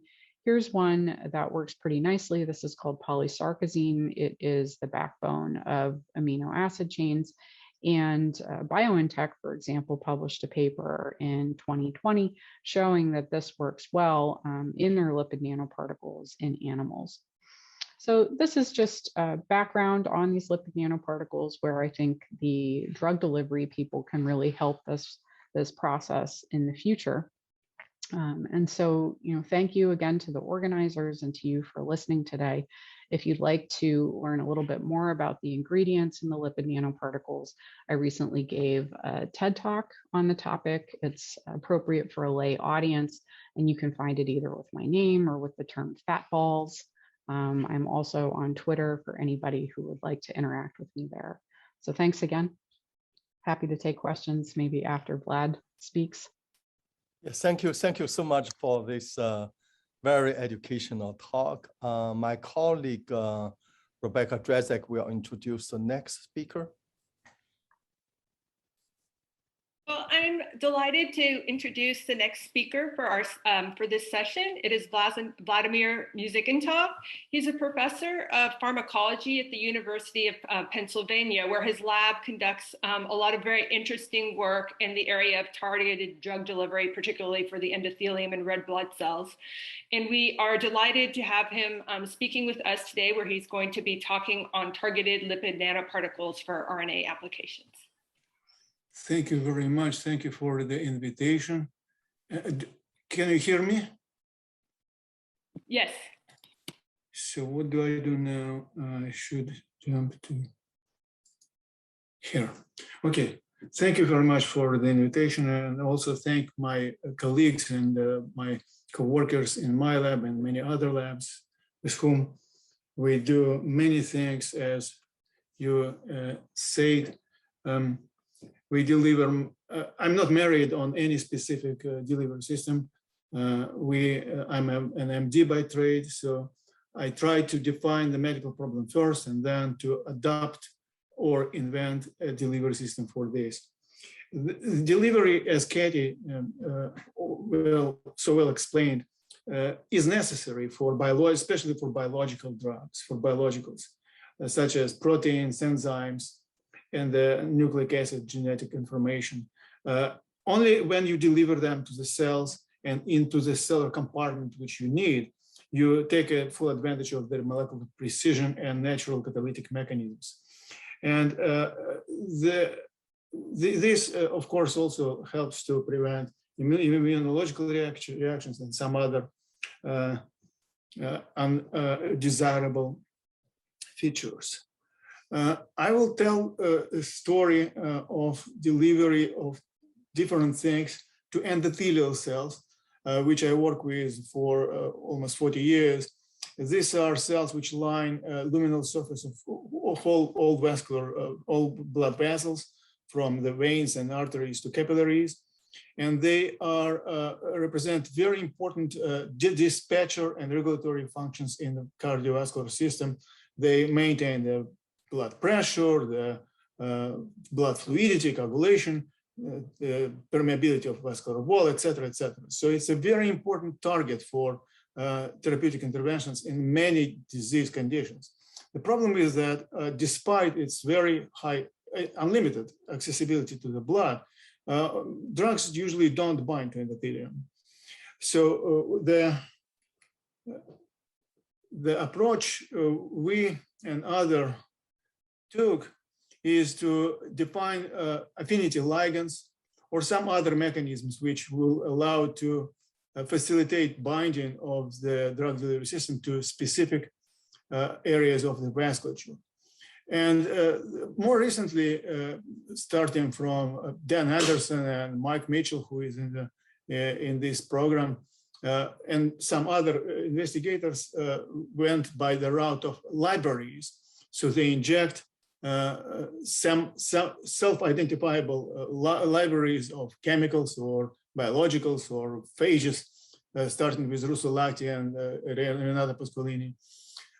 And then you isolate the tissue and isolate the particles by this by their identification barcodes, and you have some fortuitous, unpredictable distributions in the body, which in many cases are very interesting.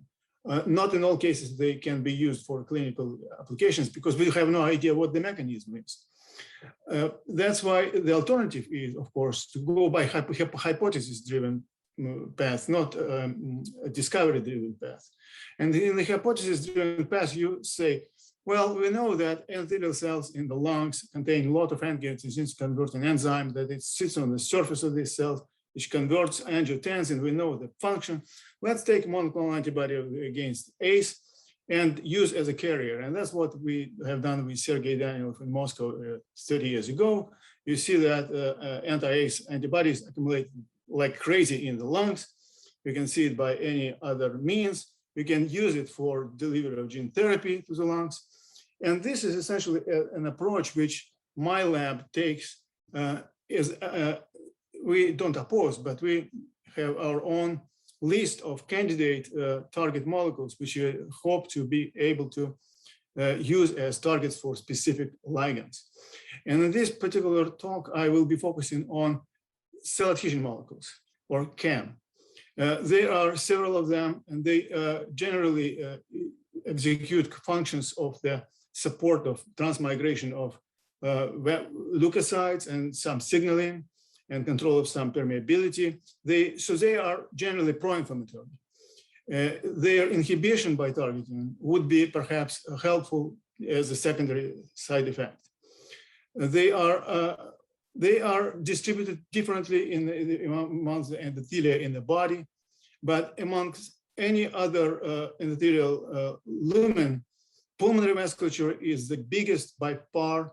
It represents the biggest surface area in the body, and it gets the whole cardiac blood venous output. It's a very high capacity vascular system. So if you have something that has an affinity to endothelial cell, and inject, it will accumulate in the lungs. And the graphs show that you can conjugate to PCAM antibodies, SOD, catalase, some other stuff, radioisotopes, and they will accumulate in the lungs, which is sort of maybe useful for drug delivery. Now, of course, we don't treat healthy people, and everything that relates to drug delivery should be tested in the models of animal models of human disease.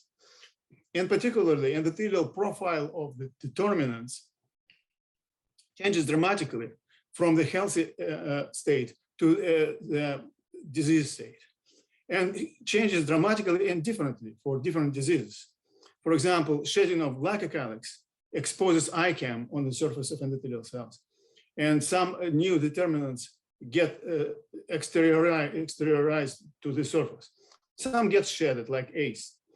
And you can see in the graph on the left, in endotoxic animals, ACE-targeted antibodies accumulation in the lung goes down, which is unusual because in most cases, the antibodies against cell adhesion molecules, for example, go up.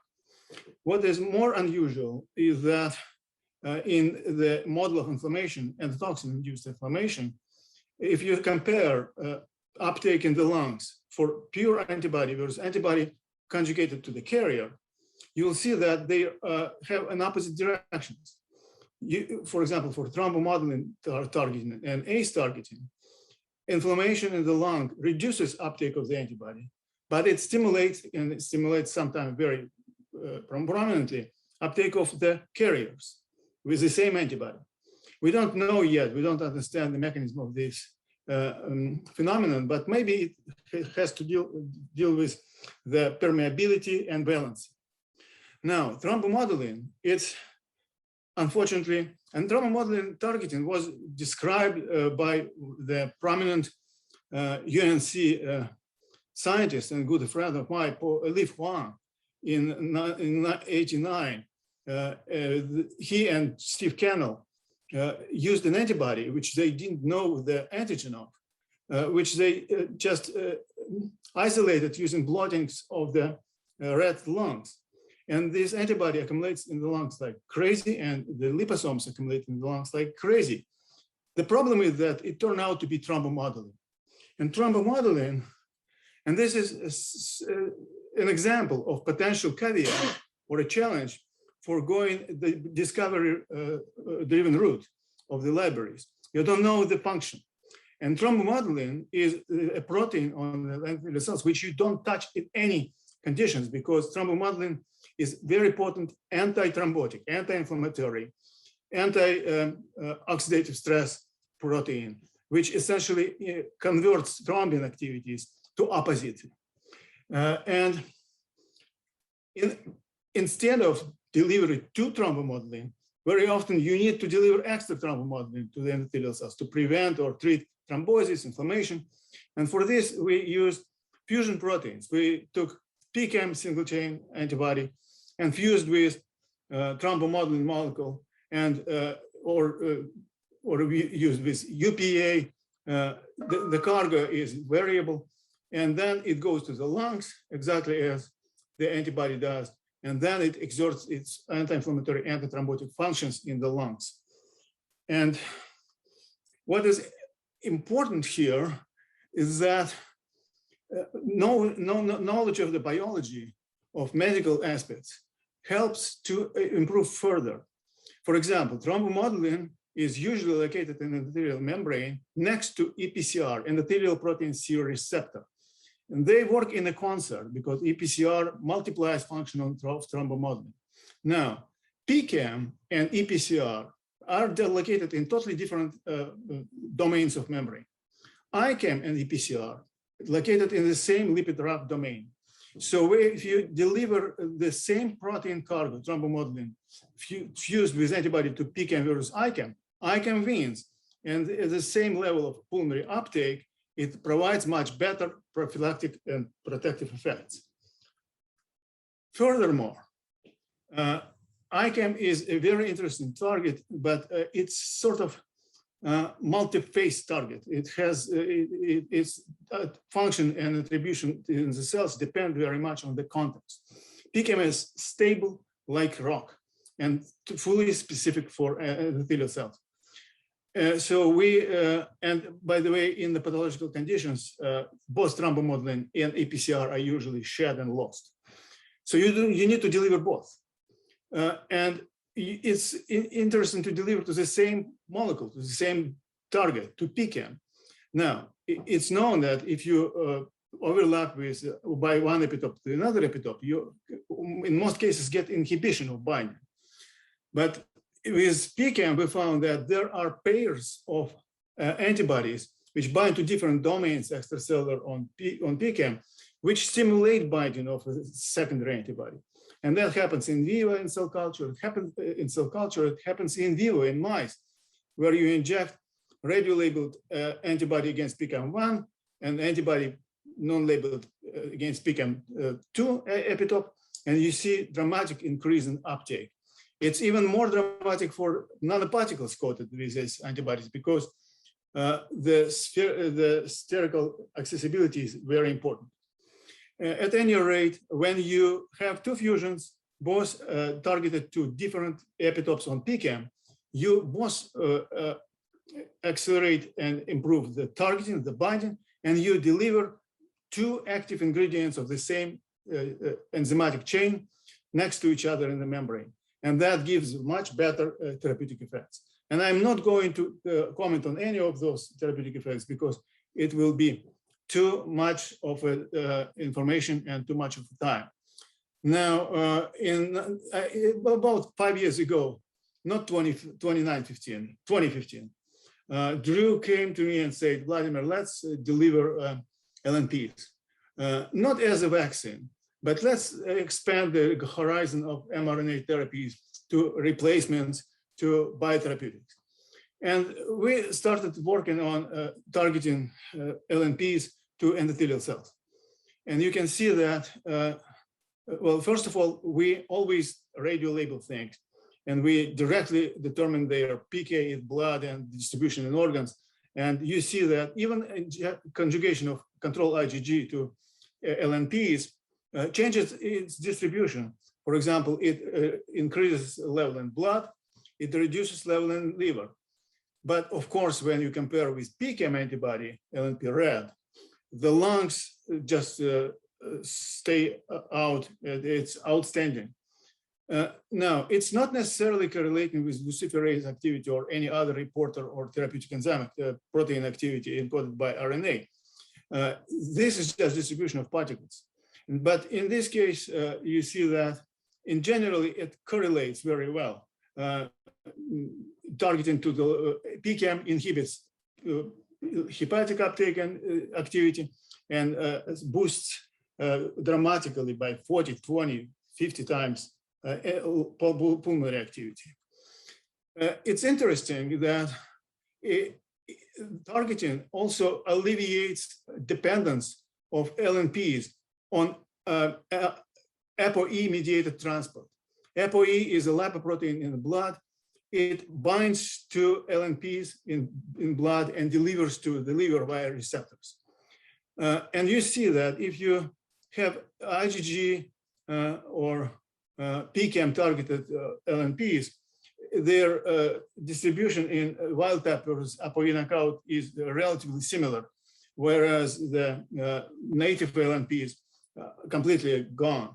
And for PCAM LNP targeted, there is not much of dependence in the lungs.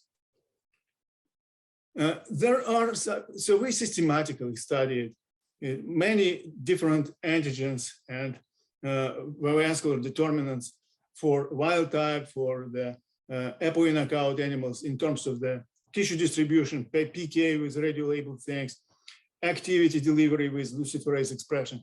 And in most cases, you see very decent correlation between biodistribution and PK with luciferase expression. Now, this is the last part of the talk. Lungs is a very important, of course, target, but brain is more important and more challenging. And we found that, for example, ICAM and PCAM antibodies, they don't go to the brain well, even to the injured brain. The lung takes it all. In contrast, VCAM antibody and VCAM liposomes and VCAM LNPs and VCAM anything goes to the brain, especially to the injured brain, like crazy. And they don't get in the lungs. Maybe this is permission for these particles to go to the brain, so lung doesn't compete much. And you can see that this staining on the right shows that there is specific uptake of the labeled anti-VCAM particles in the cerebral vasculature. And it is also very prominent by radio tracing in the left corner. And in the model of the acute cerebral edema induced by injection of TNF in the brain, delivery of LNP particles encoding with RNA encoding thrombomodulin, our old friend thrombomodulin, provides very prominent therapeutic effect. And you can say, how can the fusions of thrombomodulin, which supposed to bind to the surface and stay on the surface for activity, and LNPs, how can they work both with the same target molecule? Because you need totally different localization addressing in the cell. And the thing is that PCAM and ICAM are not really well endocytosed. That's why fusions or other monomolecular conjugates to these molecules stay on the surface. But if you have multimolecular assembly with high avidity, which reclusterizes certain clusters of certain proteins in the endothelial cells, this induces a sort of supraphysiological or unnatural endocytosis, common endocytosis. And this provides delivery to different compartments. So with fusions or with monomolecular conjugates, you deliver to the surface of endothelial cells. And this is an ideal position for antithrombotic, anti-inflammatory things.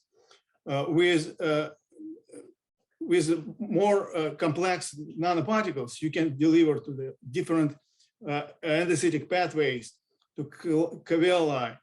And with LNP, you deliver intercellularly. And you can see in the top graph that the kinetics for fusion proteins delivered to the lungs or brain and LNP RNA produced thrombomodulin is different. Fusion works immediately and covers or most effectively the first few hours.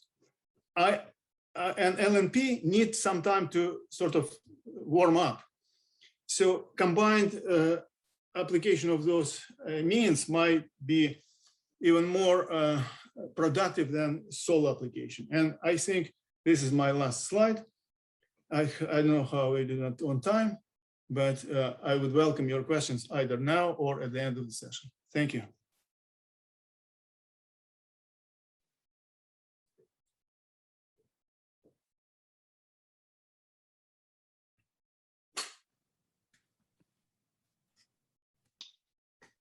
Excellent.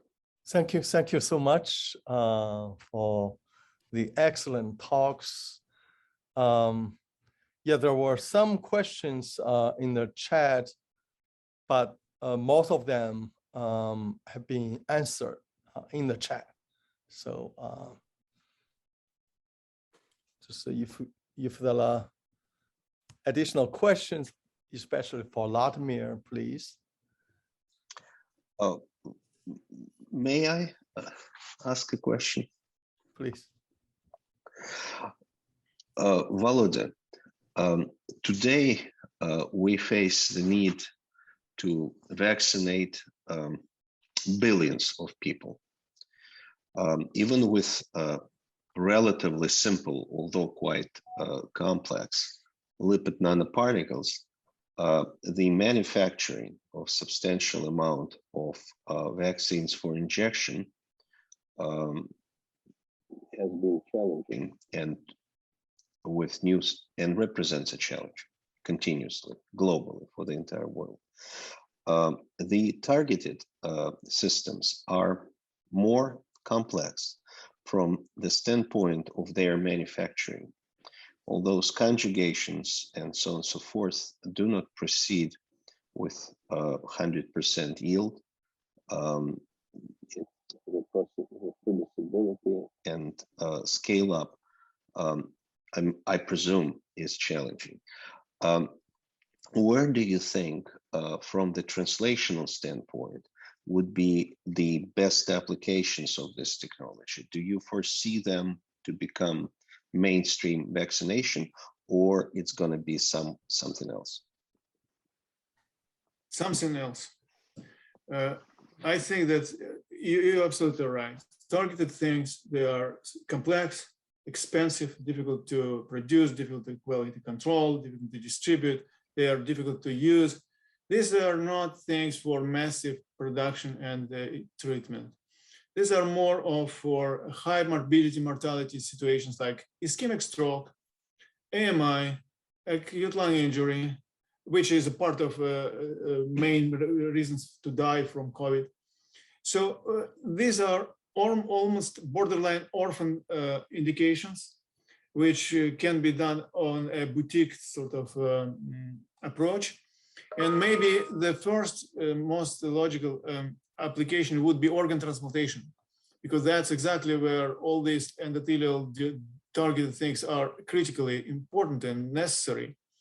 And then you can just infuse the thing in a donor, essentially a cadaver, or in is already isolated graft, and the thing will bind to graft.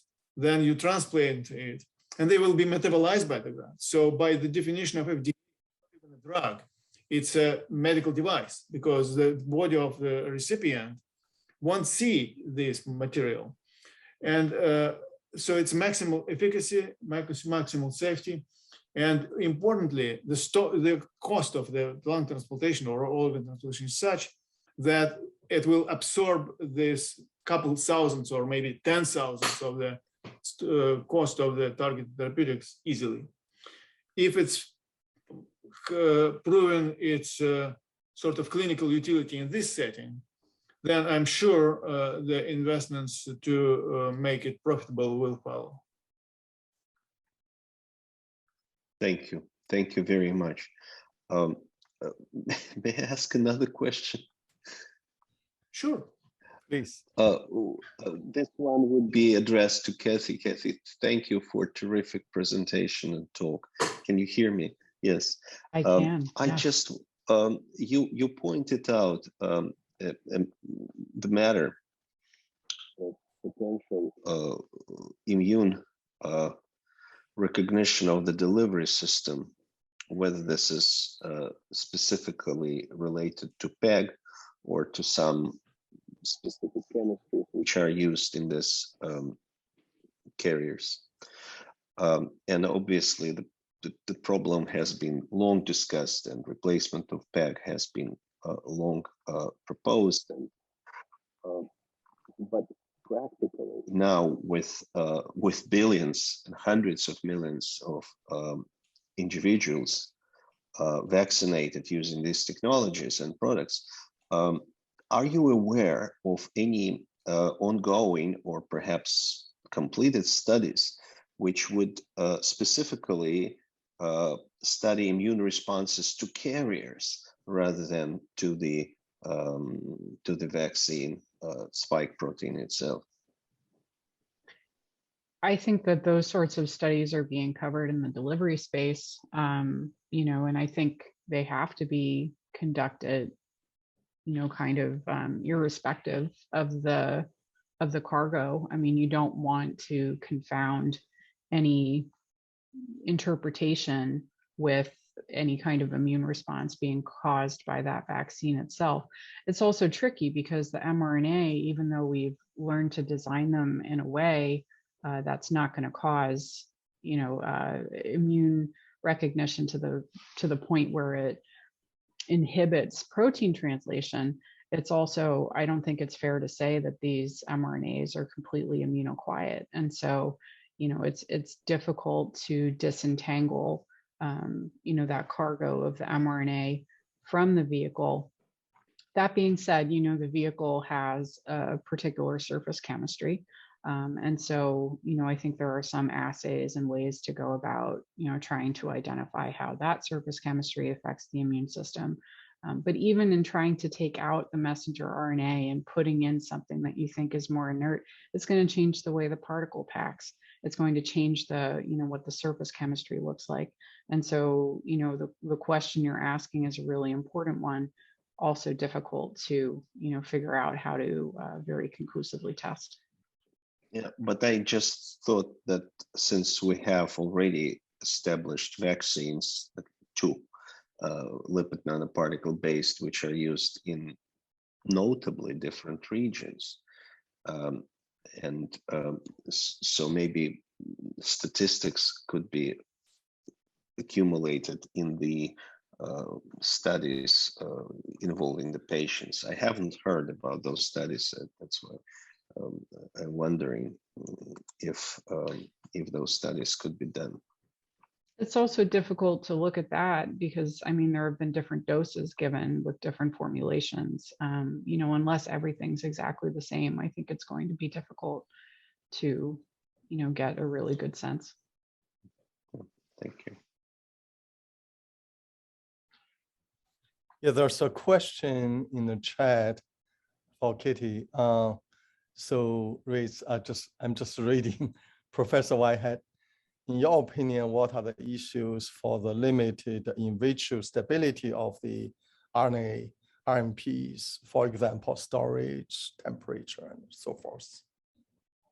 Sure. So, I mean, these particles will stay stable in the fridge for a little while. Clearly, Moderna and others have, you know, done work to figure out how to stabilize these particles effectively.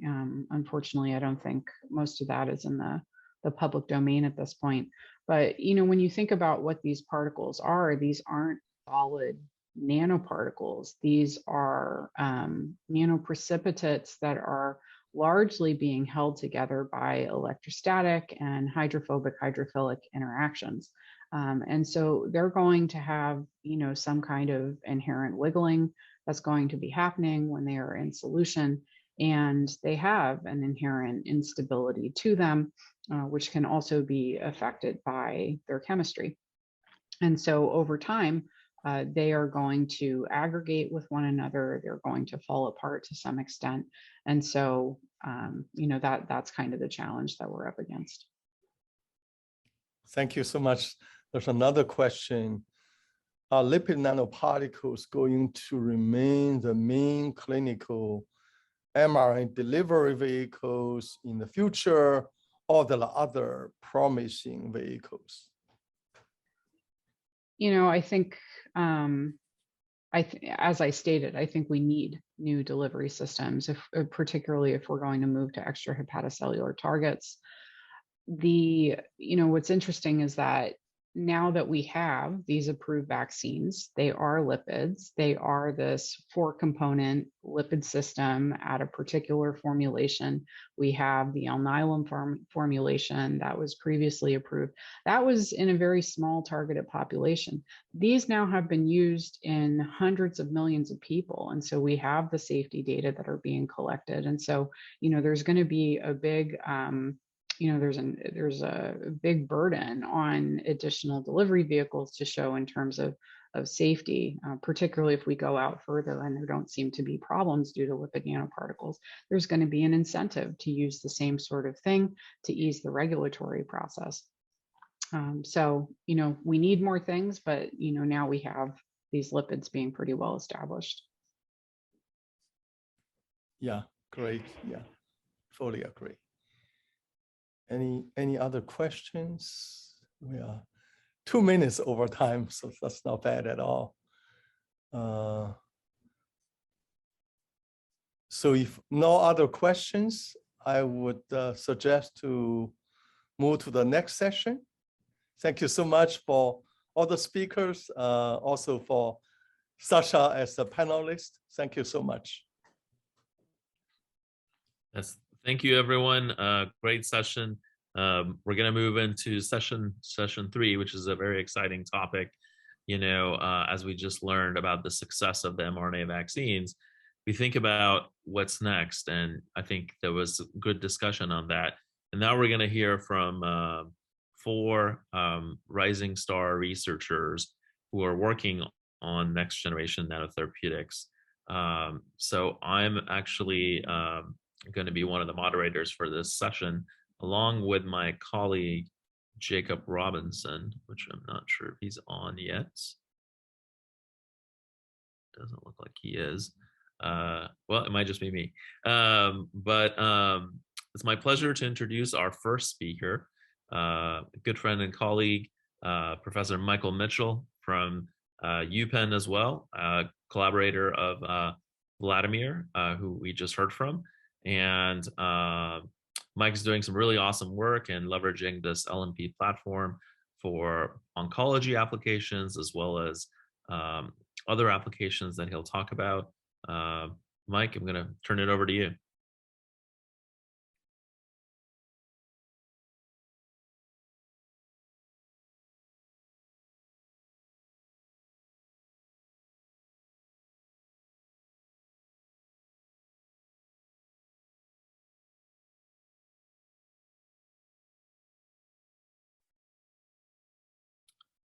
We might have lost Mike for a second. Oh, there he's back. Great.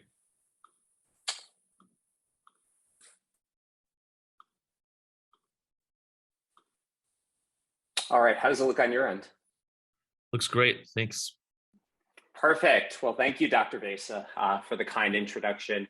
So I'm going to be presenting some work today in the lab on lipid nanoparticles. So really thinking about, going beyond the liver, going beyond vaccines, and thinking about engineering of CAR T cells. And this work is led by a super talented graduate student in the lab, Maggie Billingsley, who I'll also mention is an alumna of Emily Day's lab, who we'll be hearing from later today. And this work is in collaboration with Carl June's lab at the University of Pennsylvania, who developed some of the first FDA-approved CAR T cell products.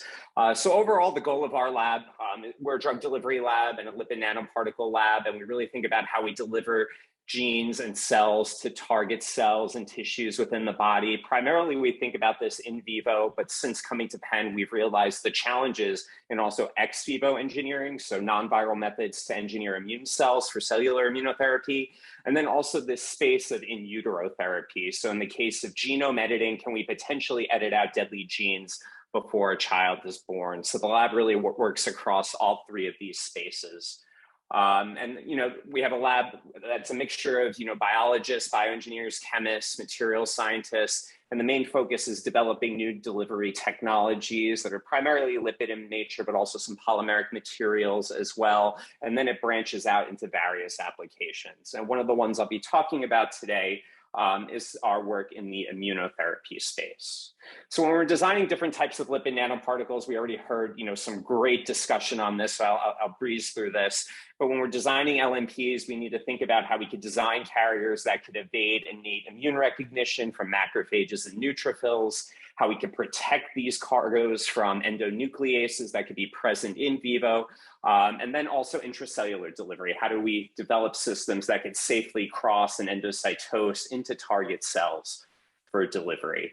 And then once these carriers get into cells, we ultimately need something that's going to undergo endosomal escape. So ideally, we need something that's ionizable in nature, that's going to become highly charged when we have that pH drop within the endosome, and then hopefully fuses with anionic lipids in the endosomal membrane to ultimately mediate release of the nanoparticle, and then ultimately release the nucleic acid inside of the cell. So this is the basic approaches and technologies that we utilize in the lab. So we develop ionizable lipids and polymers, and we really take a library-based approach, very similar to some of the great speakers that we have here today. We utilize microfluidics in the lab to formulate the lipid nanoparticles after we develop these ionizable lipids. We do this at a small scale, and if I have time at the end of my talk, I'll mention some of our large-scale formulation techniques that we're developing to formulate LNPs. And then we do a combination of DOE optimization and molecular barcoding work to enable high throughput screening of these systems to develop new LNPs. And the work today that I'll specifically focus on in this short talk is our work in the CAR T cell engineering space. So a lot of you in the crowd probably know this process already, but typically when a patient gets CAR T cell immunotherapy, this could be at Penn, but this could be at other medical centers as well. The process starts by removing blood from patients to get their T cells.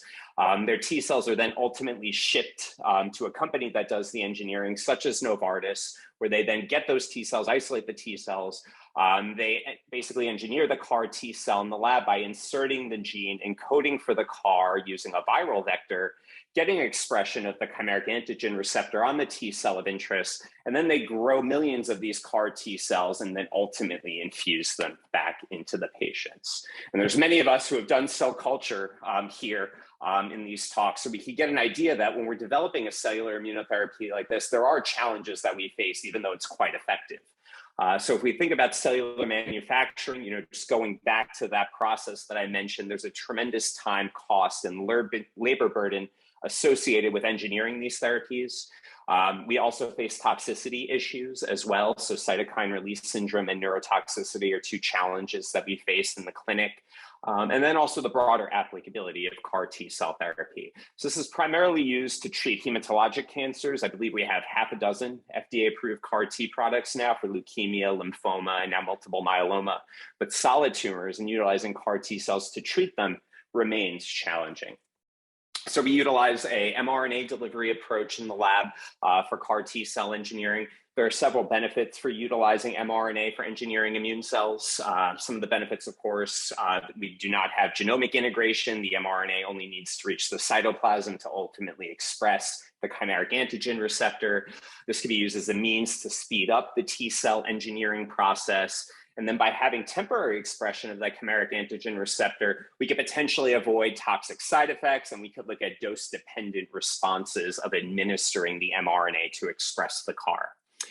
This is something that's currently being explored in clinical trials, and currently what they utilize for mRNA delivery in these clinical trials is electroporation, so essentially creating tiny pores within the cell membrane using electroporation to then have mRNA enter into the cell. But there's challenges actually, associated with this, particularly when we scale up these therapies for patients. So as you begin to scale up electroporation, significant toxicity, as well as, the cells that ultimately serve the EP treatment, altered gene expression in these T cells remain a challenge to implementing these therapies. So Maggie was my first PhD student in the lab and kickstarted this project and developed some of the lipid nanoparticles in this space to engineer CAR T cells. So Maggie engineered this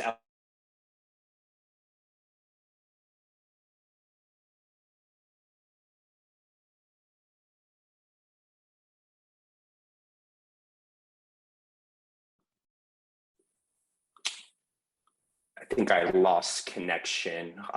So now I think I should be back.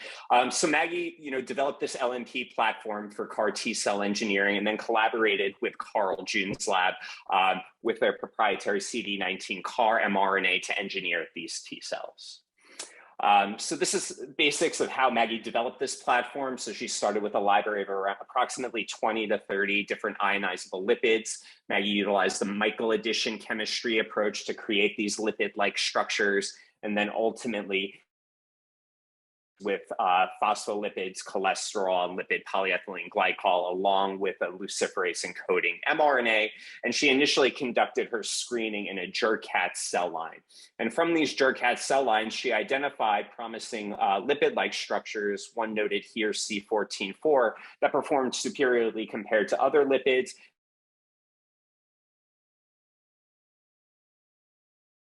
Utilized this in further studies, and she was able to confirm, a dose response that, our C14-4 lipid induced potent mRNA delivery and expression in JERCAT cell lines. She then collaborated with Carl June's lab at Penn to get primary human T cells from patients, and she was able to confirm with her lead ionizable lipid when she looked at luciferase mRNA delivery that she's able to get a robust mRNA delivery dose-dependent response in T cells with minimal changes in viability. She then confirmed, after we were able to develop these LNPs containing, the luciferase mRNA, she then transitioned over to delivering a chimeric antigen receptor, CD19 CAR, encoding mRNA. So she was able to develop these particles encapsulating this therapeutic mRNA sequence. She then went and, transfected human patient T cells, and she was able to confirm here using flow cytometry that you could get robust CD19 CAR expression at a level that's actually very similar to electroporation treatment in this case, which is the gold standard used in clinical trials for mRNA delivery. So she was able to confirm, Maggie, that we're able to get CD19 CAR expression in T cells, but what was even more interesting to us was comparing this and benchmarking it to electroporation. So what Maggie did is she did the transfection in this case with the CD19 CAR mRNA, and then compared LNP treatment versus electroporation treatment. And interestingly, what we found was the problem that we face in the clinic with EP. When we essentially zap these T cells with electroporation and get CD19 CAR expression in these cells, we see a significant drop in viability. We see anywhere between 20 to 30% viability in patient T cells. And we see that this response is very heterogeneous based on the error bars that you see here. However, when we look at the LNP-based treatments, we see very high viability. So we can get the same expression of CD19 CAR, but with really minimal changes in viability. We have viability around 80 to 90% in these cells. And then we're T cells that express the chimeric antigen receptor, but we're able to confirm that they're just as functional as the gold standard CAR T cells that are developed in the clinic. So we could do what's known as a killing assay here. Essentially what we could do is vary the ratio of CAR T cells to tumor cells that express our antigen. So essentially when we go from right to left on this curve, we're ramping up the dose or the ratio of T cells to tumor cells. And what we see is this dose-dependent response. As we introduce more T cells to this assay, we're getting a dose-dependent increase in the percent of specific killing of tumor cells. But what's interesting here is when we look at the LNP treatment, it behaves very similarly to the T cells that are transfected using electroporation, and it also behaves similarly to the gold standard lentiviral engineered CAR T cells. So that's the work, that was an initial study that Maggie did that really focused on the ionizable lipid. And we're going to hear great talks today from Dan Seaboard and others that really, emphasize that not only the ionizable lipid is important, but the other components of the LNP also play a key role in delivery. So Maggie's follow-up study that just came out in Nano Letters a few weeks ago, she did orthogonal design of experiments optimization to identify ideal excipient ratios along with our ionizable lipid that makes for potent CAR T cell engineering with minimal toxicity. So essentially what Maggie did is she held constant the ionizable lipid that we're looking at, varied, the ratios and the compositions of different excipients in the LNP formulation, starting out with an additional a design space of approximately 256 LNP formulations, and then doing orthogonal DOE to minimize that to 16 LNP formulations within library A, got those results, and then optimized based on the library A results to develop a second library B of 12 formulations for optimized delivery to T cells. And I won't have too much time to go over it in a short talk, but basically these are the results that you could see in the power of a DOE approach to optimize LNPs for delivery to a given cell type. So we're benchmarking all of these. So this is delivery to T cells ex vivo. We're looking at a benchmark lipid from Maggie's original study, S2, and then we screen an original library shown here, library A, where we vary the excipient ratios, and we're able to identify certain LNP compositions shown here that are superior in terms of mRNA delivery compared to our original formulation. And Maggie's able to take those compositions and then optimize the library even further in a second library B.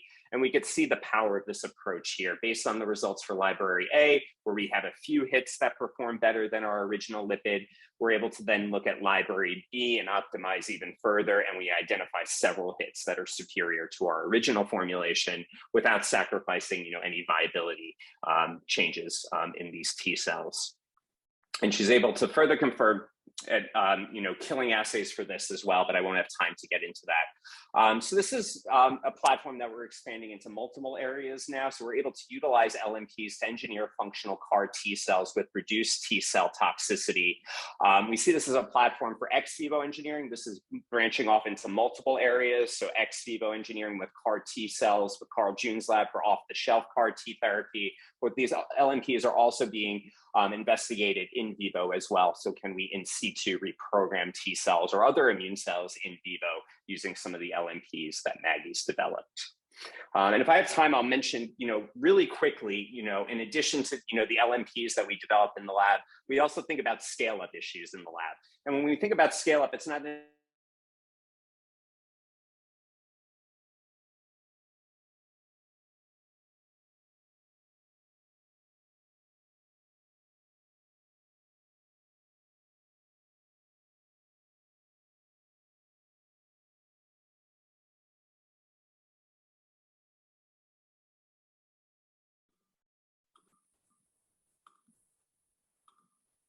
Sorry for getting cut off. So I'll mention just some of this really quick. The scalability challenge that we face in formulating LNPs.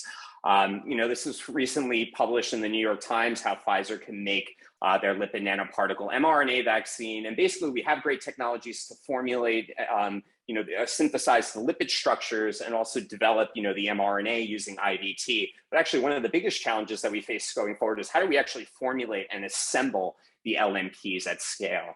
And one of the things that they mentioned in the New York Times is, they essentially did, to scale up the COVID-19 vaccine, they mentioned that they synchronized 8 pairs of pumps to do this, and it wasn't an ideal solution, but they chose to scale up existing technologies instead of building larger, unproven mixing devices. So there is a need going forward as we begin to scale up to develop technologies really tailored to LNP mRNA formulation. And one of the ideal technologies that we would use is microfluidics, but one of the challenges that we face with microfluidics is they're not scalable. We all have the precision nano device, or we use some sort of PDMS device. We have 2 inlets, 1 outlet through 1 channel. We can make LNPs at a small scale, but this becomes very challenging at a large scale, because if you want to ramp up the flow rates, you're going to destroy these devices.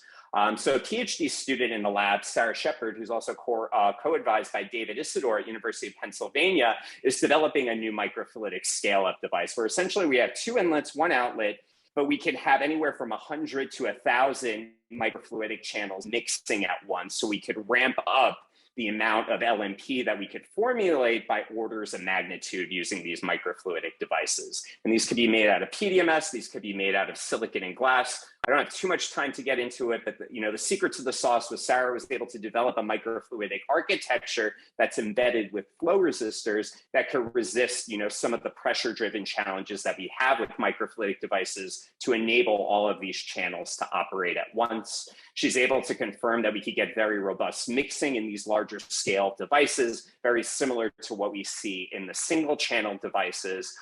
She's able to even evaluate when we make one of these devices and then we have an outlet. She even went through and evaluated that every single channel was making essentially the same exact LNP and confirmed this using DLS measurements, but also RNAi in vitro assays. And then she finished off this initial study by looking at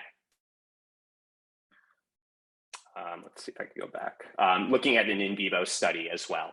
And this is something that got us really excited. Sarah evaluated this parallelized microfluidic device by formulating these particles and then investigating in vivo siRNA and mRNA delivery. And I'll summarize that really quickly with the result at the bottom. With a single microfluidic channel that we utilize in the lab, she's able to get robust mRNA delivery of an LNP to the liver.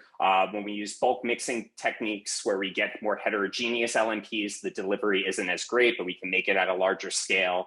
And the parallelized microfluidic device is kind of the best of both worlds. We get to make these really robust, controlled LNPs using these microfluidic devices. We get a great mRNA delivery result in the liver, but we can now do this at a larger scale. And we potentially see this as a new technology as we begin to develop more types of mRNA therapeutics and vaccines, and we need more technologies to scale these up, that this could potentially be a helpful tool to scale up these different types of formulations. So a lot of this work was done by Maggie, the CAR T cell work, and also Alex Hamilton and Anne, a new PhD student, are working on these projects, along with one of the first postdocs, Ray Zhang, and then also Sarah Shepard was doing a lot of this microfluidic work. And I would love to take any questions now, or you could feel free to email me. Thank you so much. Thanks, Mike. Fantastic talk. We do have a couple of questions. The first one is from an anonymous attendee. T cells are notoriously difficult to transfect by LNPs, which is why most rely on electroporation or viral delivery. Do you think are key parameters that made this possible for your LNP to succeed in this regard? Yeah, no, so this is, an excellent question. And this is something that we even think about, when we're moving towards more in vivo T cell targeting applications.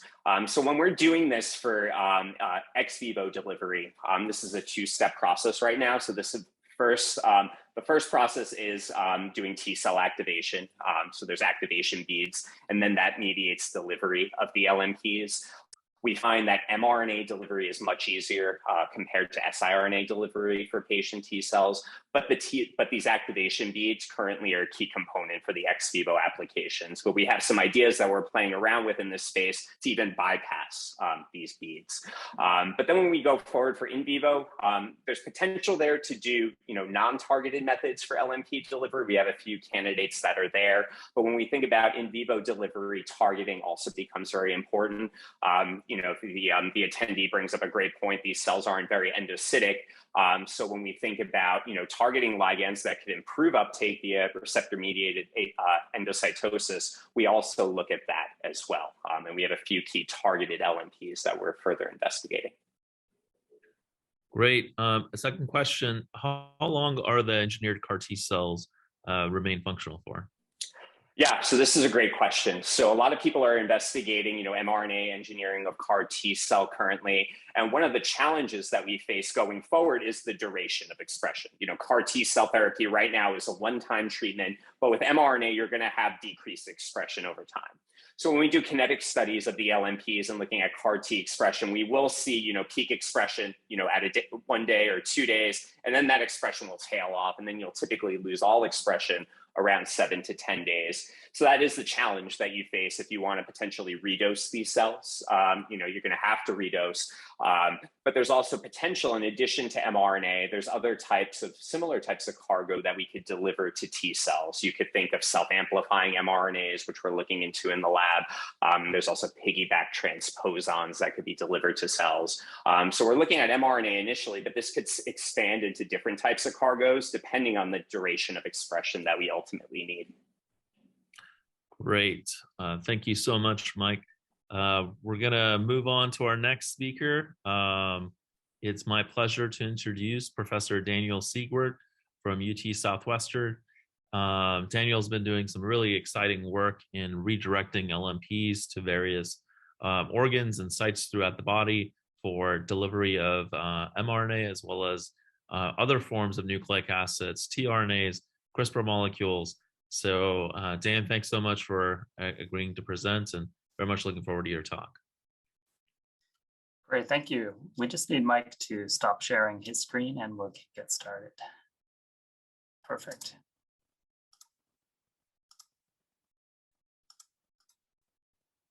Great, well, it's delightful to be here, even virtually. The purpose of this session is to talk about what's next.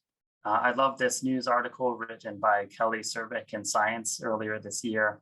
The title was "Messenger RNA Gave Us a COVID-19 Vaccine. Will it treat diseases too?" We've talked a lot today already about lipid nanoparticles for good reason. They are the foundation for Alnylam's Onpattro and the recently worldwide utility of the Moderna and BioNTech Pfizer vaccines. Today, more than 1 billion people have received a lipid nanoparticle intramuscular injection. I think that's quite an extraordinary number to think about, and it does propose this important question of what are current lipid nanoparticles able to do? What are the next challenges that Professor Whitehead so lucidly illustrated for all of us? The chemistry has been summarized by the previous speakers, including the important roles of the ionizable cationic lipid, the phospholipid, the cholesterol, and the pegylated lipid. Therefore, I would like to highlight that these 3 clinically used lipid nanoparticles are very similar in chemical structure. After intravenous administration, they typically adsorb apolipoprotein E, which can engage LDL receptor. That means that most all the current lipid nanoparticles made up of these 4 canonical lipids accumulate in liver hepatocytes after intravenous injection. This is great news for all therapies of the liver, but as you can imagine, therapies for protein replacement, for genome correction, genome editing are occurring in all parts of our bodies. And that includes the lungs, as we heard about earlier, the spleen, tumors. These are all places of the body that, especially in the context of genome correction, will need to be accurately and effectively and selectively edited to create the next wave of safe and effective medicines. Today, I'm going to introduce a technology we call selective organ targeting, or SORT, which is one way to allow synthetically synthesized lipid nanoparticles administered intravenously to redirect to other organs within animals and hopefully someday humans. SORT starts with the traditional 4 lipids that are found in canonical LNPs, the ionizable cationic lipid, where in most of this talk, we are using one called 5A2SE8 that was published in 2016. And these 4 lipids are put together into optimized ratios for encapsulating messenger RNAs. Over the years, we and others found that one can use advances in chemistry and in engineering the recipes of these lipid nanoparticles to improve hepatocyte delivery. But we reasoned that if we simply made different versions of the same molecules, liver delivery might be improved, but it will be difficult to target cells and tissues other than liver hepatocytes. Therefore, we envisioned and hypothesized that adding molecules into established LNPs that have out-of-the-box chemistry that contain chemical functional groups inspired by previous work that are not normally found in LNPs might give them the ability to be perceived differently by the organism and therefore internalize and target different tissues. Indeed, we discovered that incorporation of lipids harboring quaternary ammonium groups allows LNPs to be redirected to the lungs, where they're able to deliver messenger RNAs or genome editors or proteins to cells from the endothelium to the epithelium of lungs. Color-coded here in green are anionic lipids that, when introduced into lipid nanoparticles, now allow for redirection of the formulation to the spleen, where it delivers, again, therapeutic cargoes to cells in the spleen. And interestingly, we found that mixing different kinds of ionizable cationic lipids can lead to either a cell expansion in the liver or an increased uptake into liver hepatocytes to improve liver delivery up to 10-fold, simply by adding in these additional SORT molecules, as we call them. So in the rest of the presentation, I'll talk about how SORT works and how it can be used to achieve genome editing in therapeutically relevant cell types.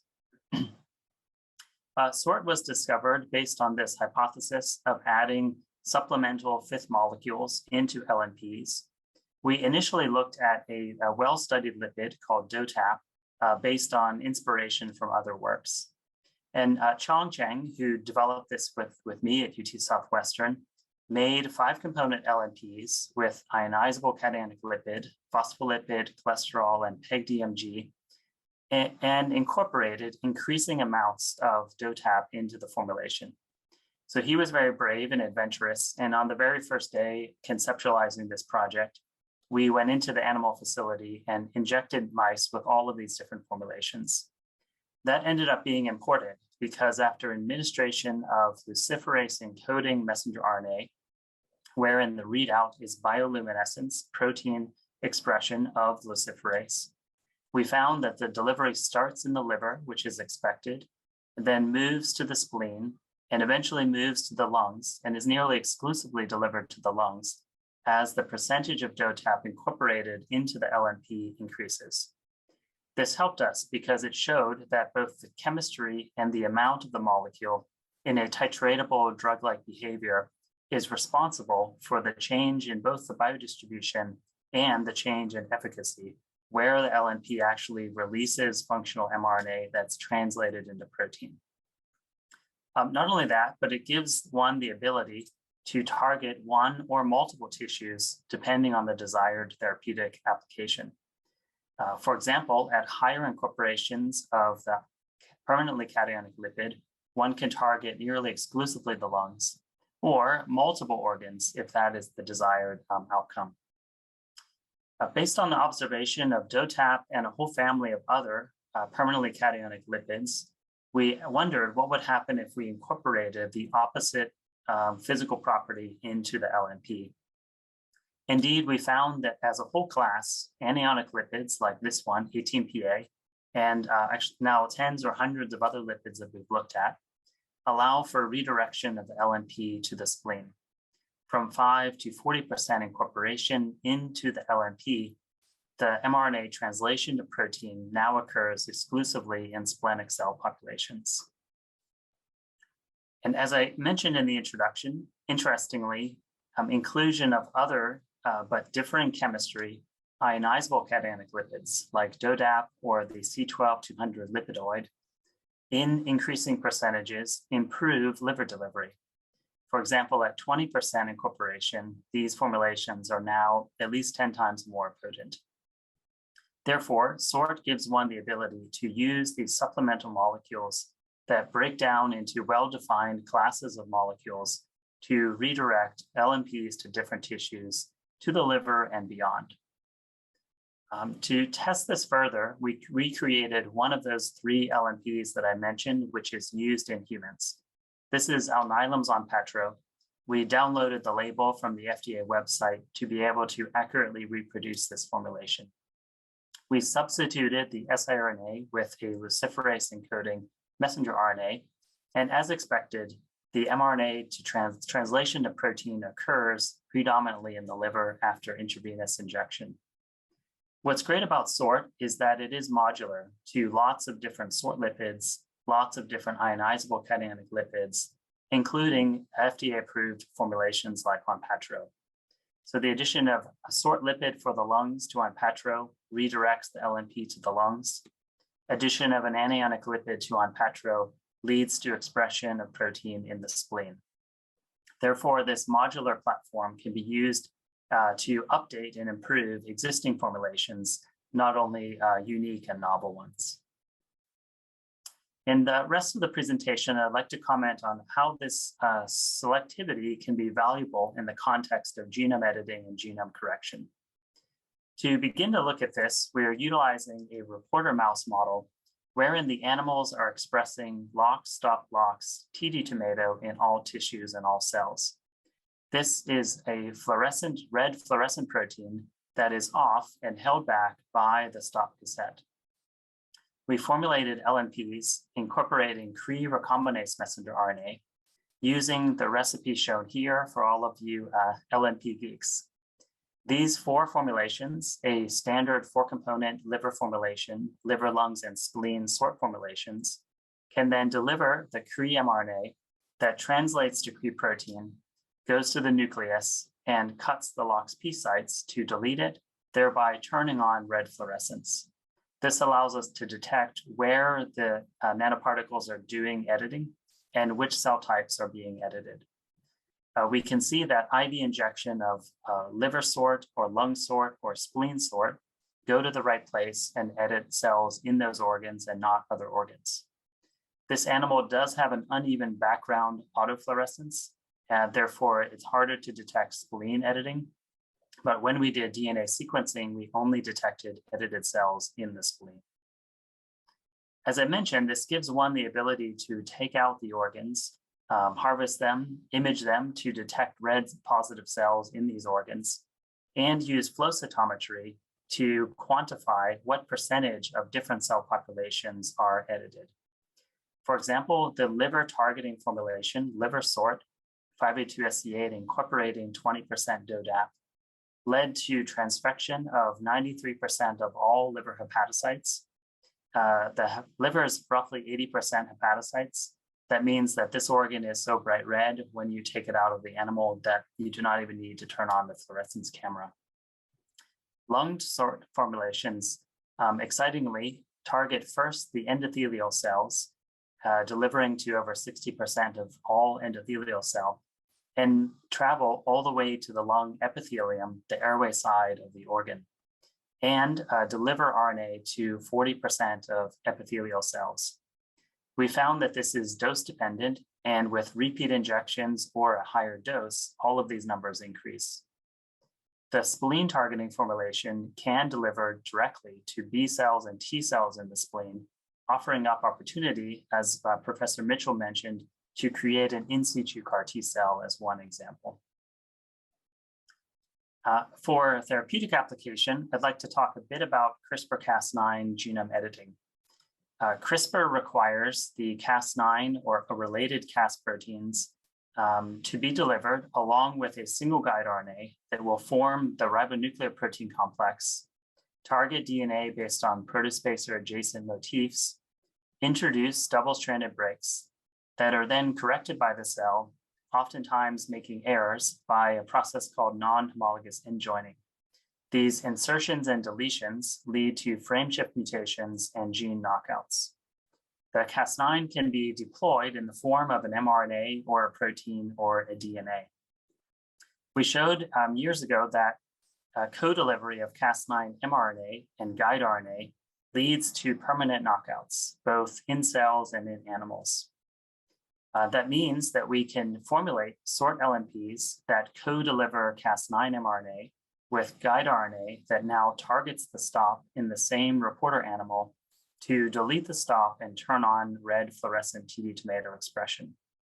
So as you can see, sort formulations can be intravenously injected and turn on red fluorescence in the targeted tissue.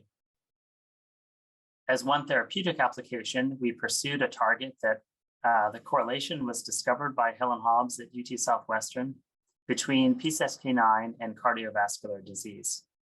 This is a therapeutic target for Verve and other companies, wherein one could administer a formulation like LiverSort designed to target and delete PCSK9. Injection IV of these particles led to insertions and deletions at the expected cut site with a frequency of editing around 55% at the DNA locus of PCSK9. This led to complete knockout of PCSK9 protein. Using Western blot analysis of liver homogenates from these animals, we could not detect any PCSK9 protein in their livers. And by using an ELISA assay, we measured PCSK9 in the blood, and it was also undetectable. So this is a powerful technology. Intelia showed last summer that this works in humans, and I think will be in the liver and hopefully in other organs soon, real therapies for people. In the final minute or two, I'd just like to highlight that these sort formulations can be used to do genome correction following the CRISPR-Cas9 methodology. As I mentioned, there are two pathways. The second pathway is called homology-directed repair that cells can undergo when there is a DNA template available for incorporation at the cut site of the double-stranded break. This means that from a nanoengineering point of view, one has to now deliver three components: Cas9, such as in the form of an mRNA, a guide RNA, and the donor DNA template, which may require additional engineering. To pursue this, we utilized a reporter cell line that is expressing a blue fluorescent protein. Upon genome editing, we can convert the blue protein to a green protein. This means that we can track indels by loss of blue signal or successful homology-directed repair gene correction by a change from blue to green in these cells. This can be done in vitro and in vivo to optimize the ratio and amounts of these three important nucleic acids in conjunction with formulation optimization. So to make a long story short, we found that one of the most critical elements was the ratio of these components in order to synchronize the intracellular events for high homology-directed repair. We found that optimal genome correction could be achieved at a ratio of 2:1 mRNA to guide RNA by mass to 3 of the donor DNA template. So interestingly, incorporating more and more DNA did not necessarily lead to higher levels of genome correction, but there was a balance of these elements to facilitate that intracellular release and process.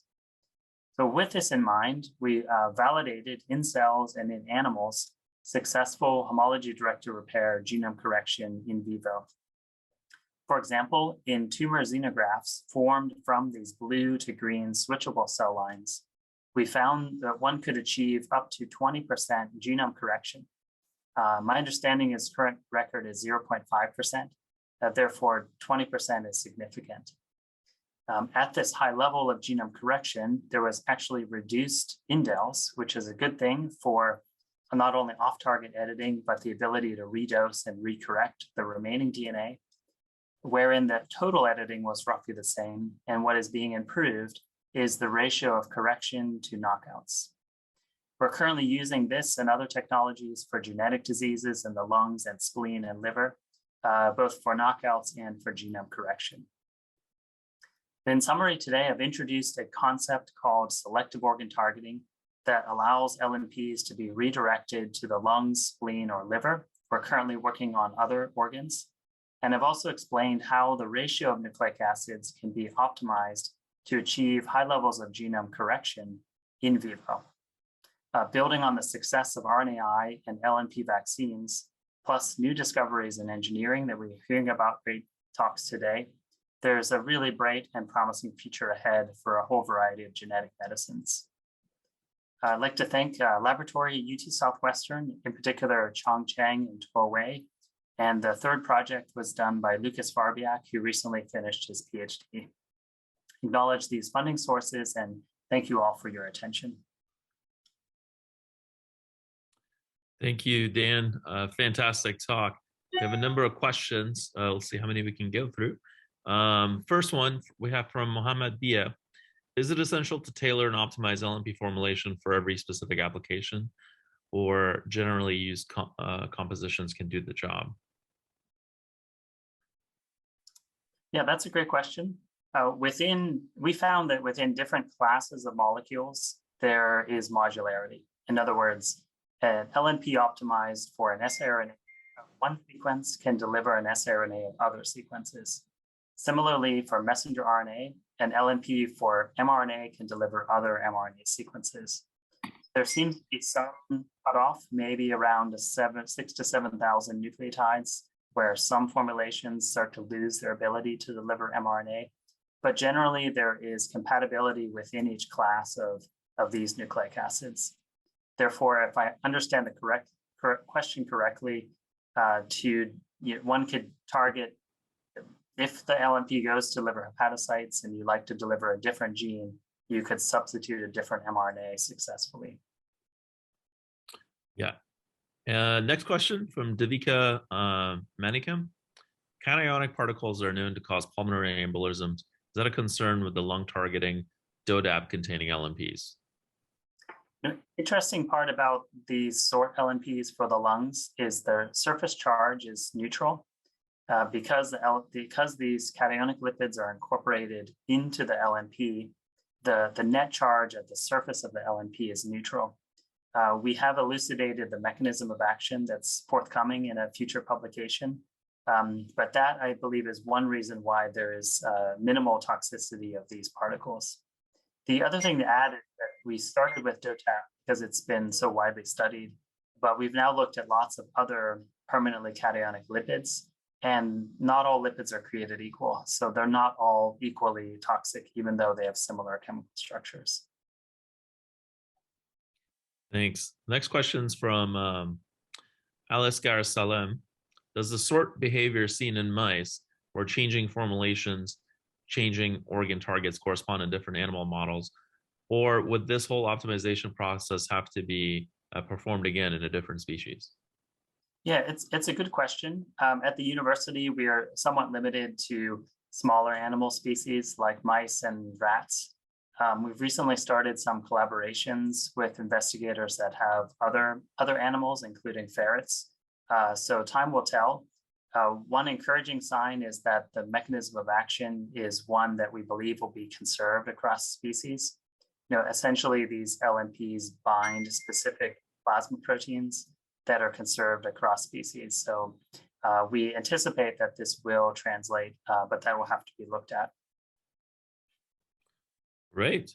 We have just a few more questions. So next one's from Yulia Igris.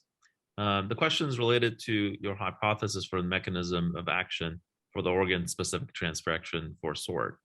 And there's a comment about how it doesn't seem to be surface charge mediated, right? Yeah.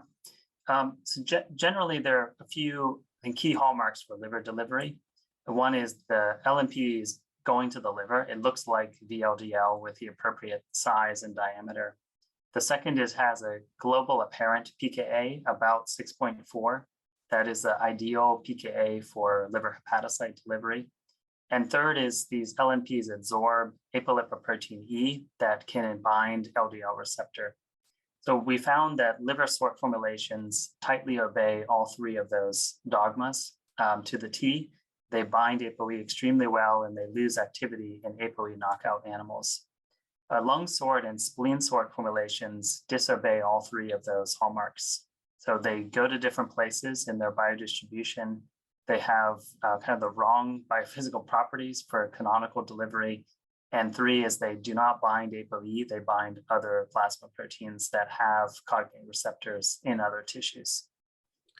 Great. And the last question we'll have from Vladimir, who has his hand up. Oh, good. I'm dying. Wonderful talk and wonderful work, Daniel. I have a few technical questions. First, have you compared IV injection with intra-arterial injections just to take into account the role of first pass phenomena? Because lung has a huge first pass phenomenon. The second question is, do you think, I mean, it's very difficult to test the physical shape or condition of the particles right after injection. They might aggregate, they might coalesce with cells, they might traffic with leukocytes. How do you study PK in blood? How do you trace particles in the blood? Because it's also very important. And the last question is, do you know the cellular addressee in these organs? Are they located in specific areas of vasculature, or this is a pan-vascular target?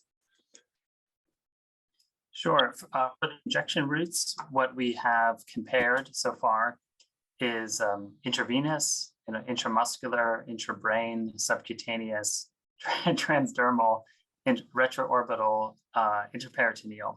So with regard to the question on systemic exposure, retroorbital injection results look the same as intravenously administered results. Yeah, that's true. However, in intraperitoneal injections do not let the LNP into the systemic circulation, so we do not see the same tissue tropism properties in that particular case. Yeah, it would be interesting to compare with intra-arterial injection. But what the blood PK? Blood PK we've measured using fluorescently labeled elements of the LNP, which we admit is not the best. How did you do the red blood cells seem to be dwarfing the fluorescence of any sort?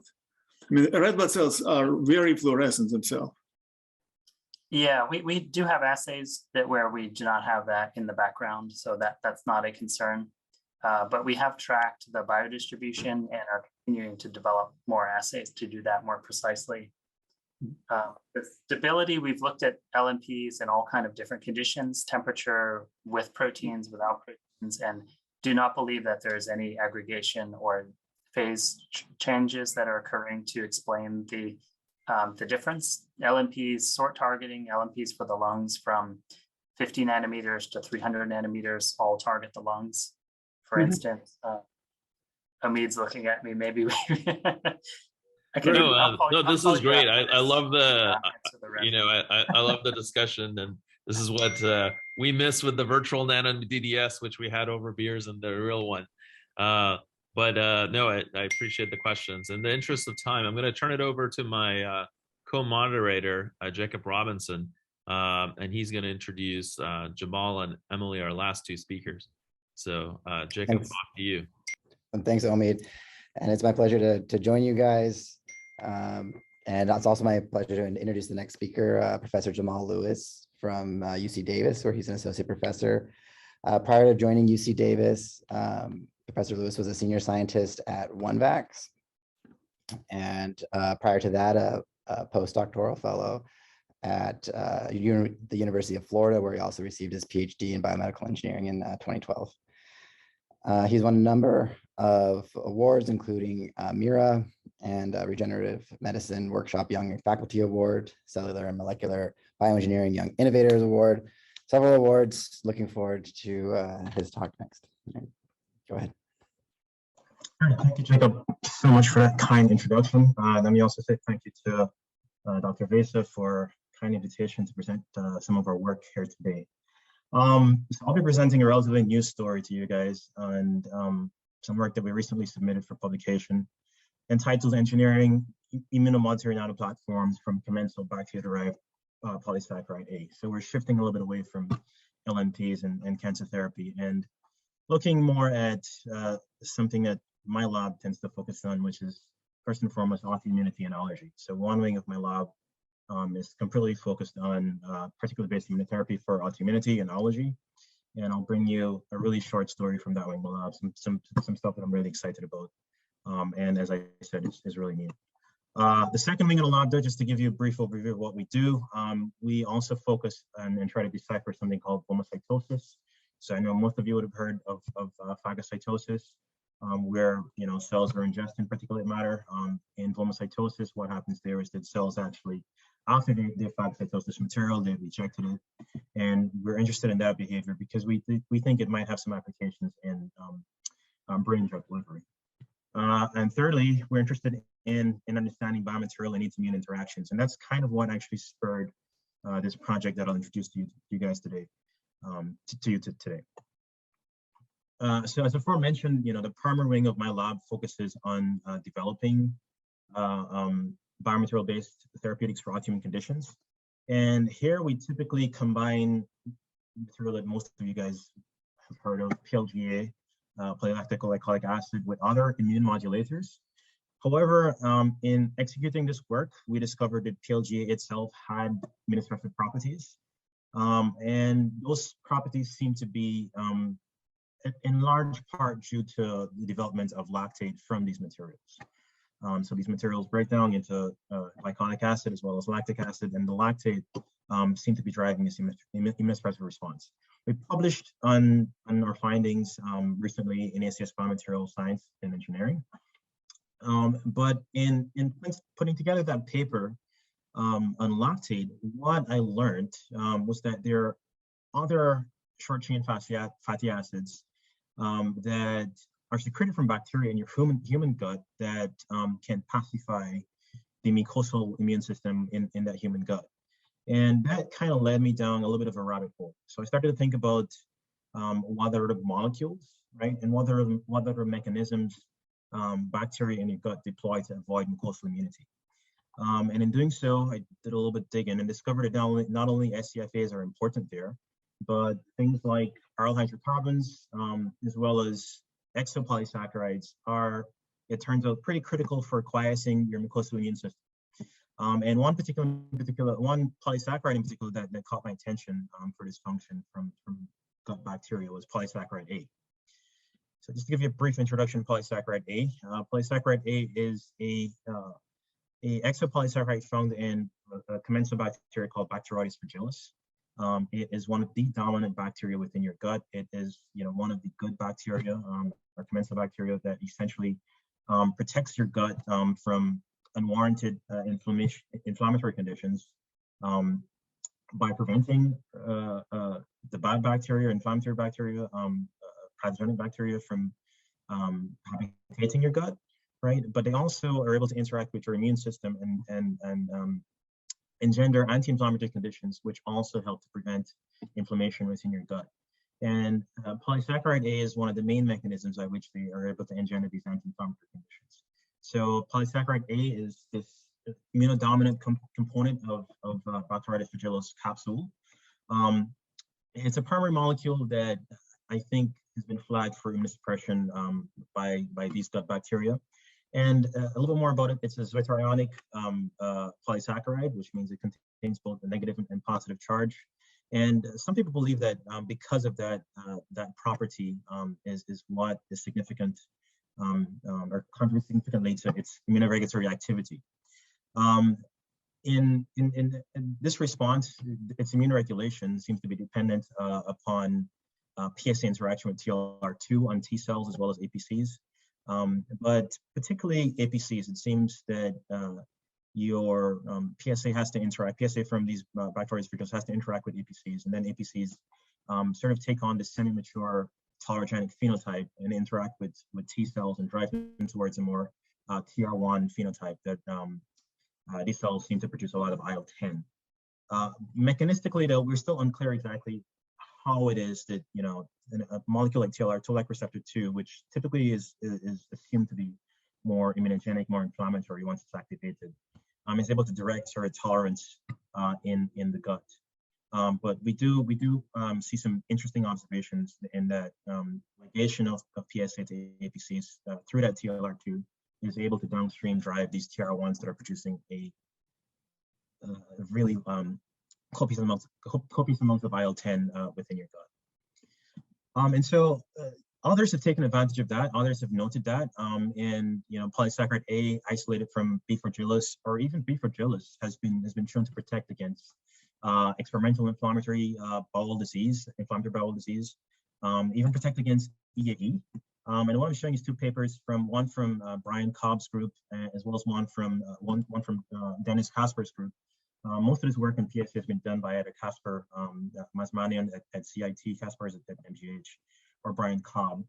And between those three groups, they've shown, you know, PSA or Bacteroides virilis can be used essentially as a probiotic to prevent EAE, prevent inflammatory bowel disease, prevent colitis, as well as prevent lung inflammation. But all in all, because of that, you know, there is essentially this mounting evidence that PSA is an immuno-regulatory biomaterial. And so we thought we could take advantage of that. However, right, in all of the applications of PSA so far, they've been limited to just the mucosal space for application. And that's because there are issues with consistent purification of PSA. You know, PSA is not the only exopolysaccharide found in Bacteroides virilis, right? There is, it's PSA, there's LPS, and there's about six or seven other capsular polysaccharides. And so, believe me, we've done this. It's extremely difficult to just isolate that PSA. And so, you know, here what we did is first and foremost try to find a consistent reproducible method to isolate PSA from these other capsular polysaccharides.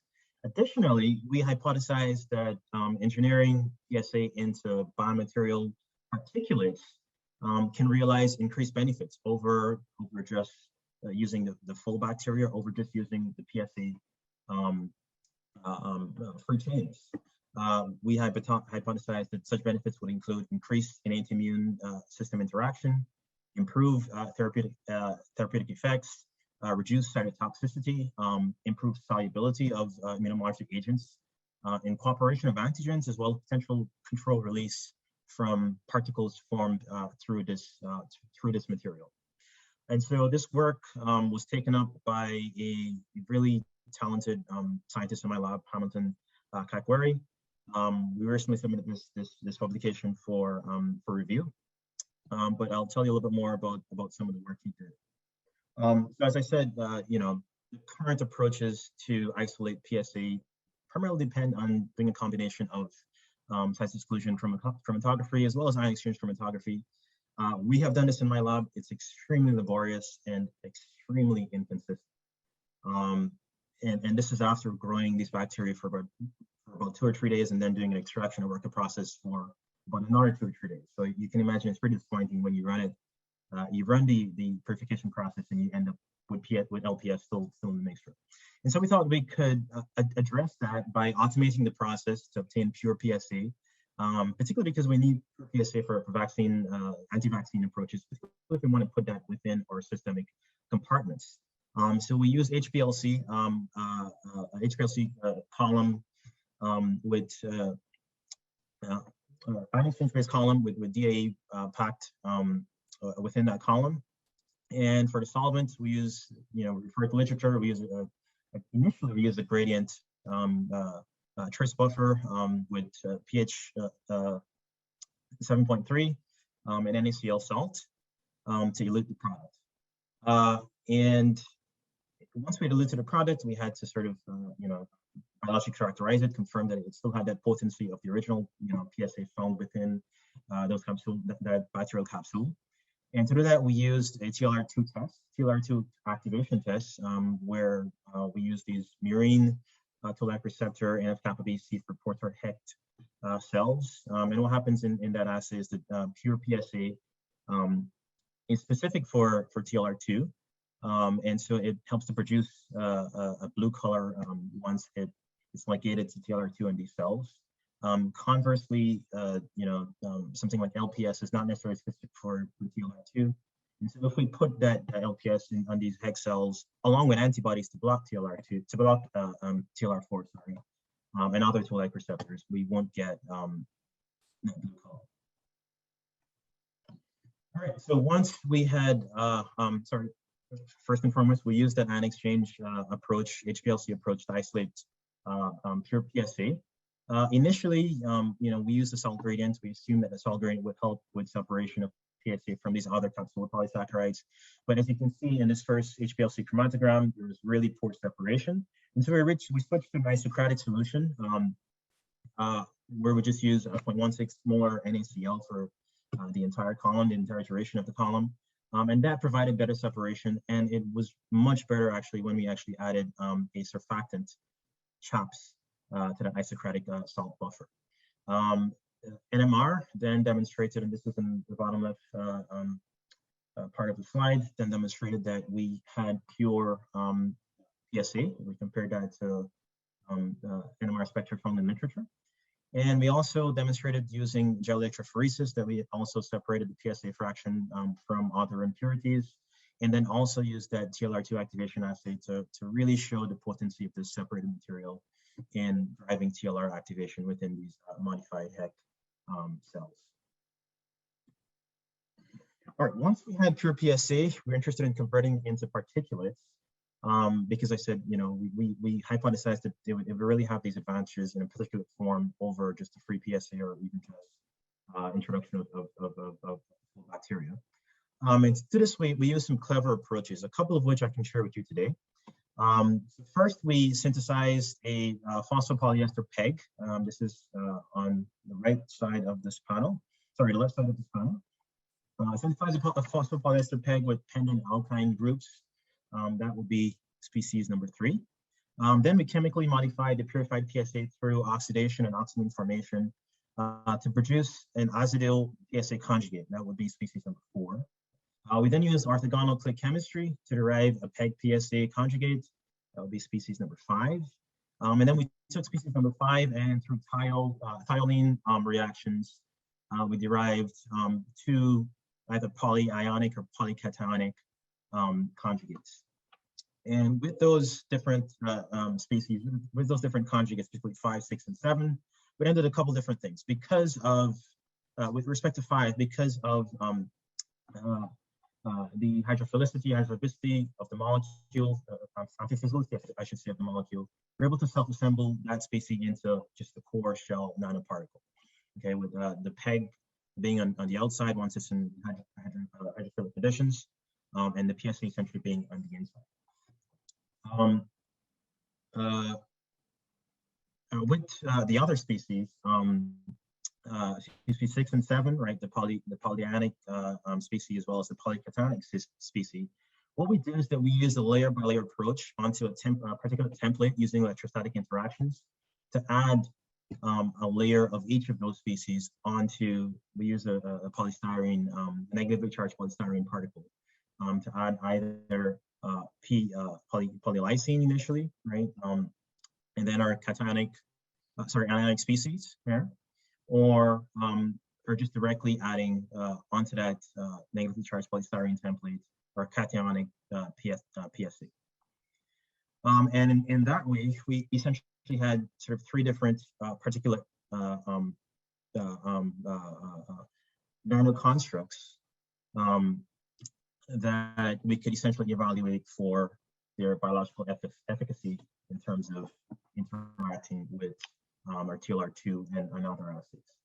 And this is what these constructs look like. So PSA, purified PSA, once we get that from HPLC, they tend to self-assemble into these cylindrical sheets. And by TEM, this is what these look like. Conversely, once we modify that PSA with with PEG and make that PEG PSA conjugate. You can see we get these self-assembling nano constructs. Alternatively, right, we could also use, again, the negatively charged polystyrene particles, coat them with PLL, and then coat them with a polyanic PSA conjugates, and then we end up with these nice spherical PSA-coated conjugates, which we demonstrate through zeta potential that we've added, that additional layer of that anion, or polyanion, sorry. We then showed that these PSA nano platforms have really strong biological properties or biological potency, even though we've done a number of modifications to them. And what I'm showing first and foremost is that we can, again, use that TLR2 assay, where we, in this instance, I'm just showing the polyanic construct. We put those polyanic constructs on these HEC2 cell modified TLR HEC cells and demonstrate that they're able to produce, again, that color change towards blue in comparison to other controls such as water, just the PS nanoparticles, the polylysine coated nanoparticles, and LPS as well, right? So strong evidence suggesting that, not only is that new polyanic conjugate able to interact with TLR2, but the particles formed from that polyanic conjugate has really strong potency in driving TLR2 activation as well. And downstream, right, if we were to take these dendritic cells that we actually expose to these different particles, expose to these different constructs as well as PSC, what we see is that in a mixed lymphocyte reaction, once we added allogeneic T cells to those dendritic cells exposed to these different constructs and molecules, what we get is again, significant IL-10 production from the T cells in that mixed lymphocyte culture.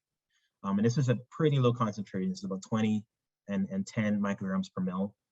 In other papers, most people would use 15 micrograms. And you can see, we're getting sort of a dose response with PSA, dose response in terms of IL-10 production with PSA, with the modified azeto PSA, with or PEG PSA construct, as well as with the two different polycationic, that's species number 7, and polyanic particles. So that's essentially all I have to share with you today.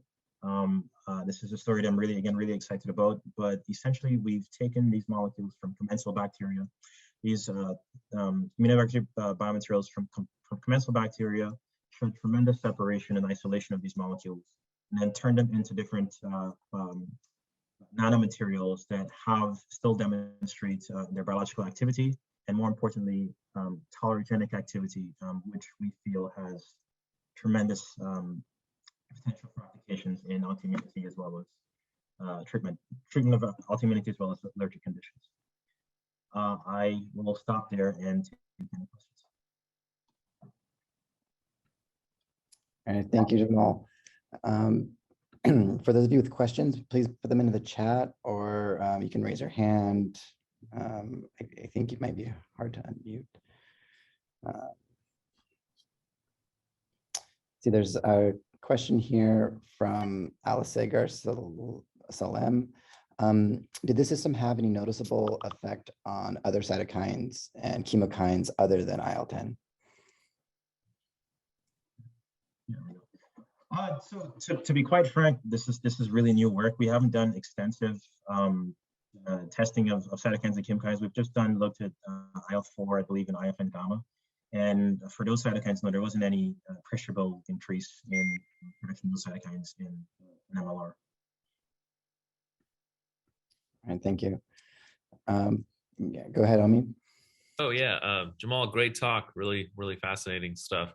One of the things that I'm always thinking about with the immune-modulatory biomaterials is, when we think about re-administration, have you guys looked at whether, because it's interfacing with the immune system, do you see any differences if you administer it to the same animal over and over in terms of the immune responses you get?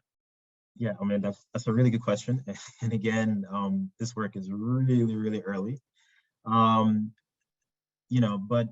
where we're going with this I'll give you a little bit of insight, is that we really want to use this sort of as an oral therapy for things like IBD and things like allergic conditions. And because the material is pretty robust to gut conditions, and so it still sort of retains its activity, and we tested this, I just haven't shown this yet. Because of that, those are sort of diseases we want to target, and we think that in terms of multiple administrations, it shouldn't be an issue, because this is something that your mucosal immune system sees consistently. Because the bacteria is ever present and omnipresent. Great, thank you. Yeah, we have another question from Manu.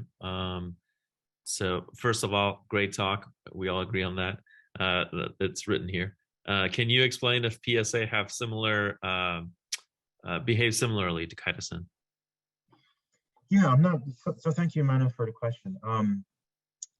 I am not sure if PSA behaves similar to chitosans. I think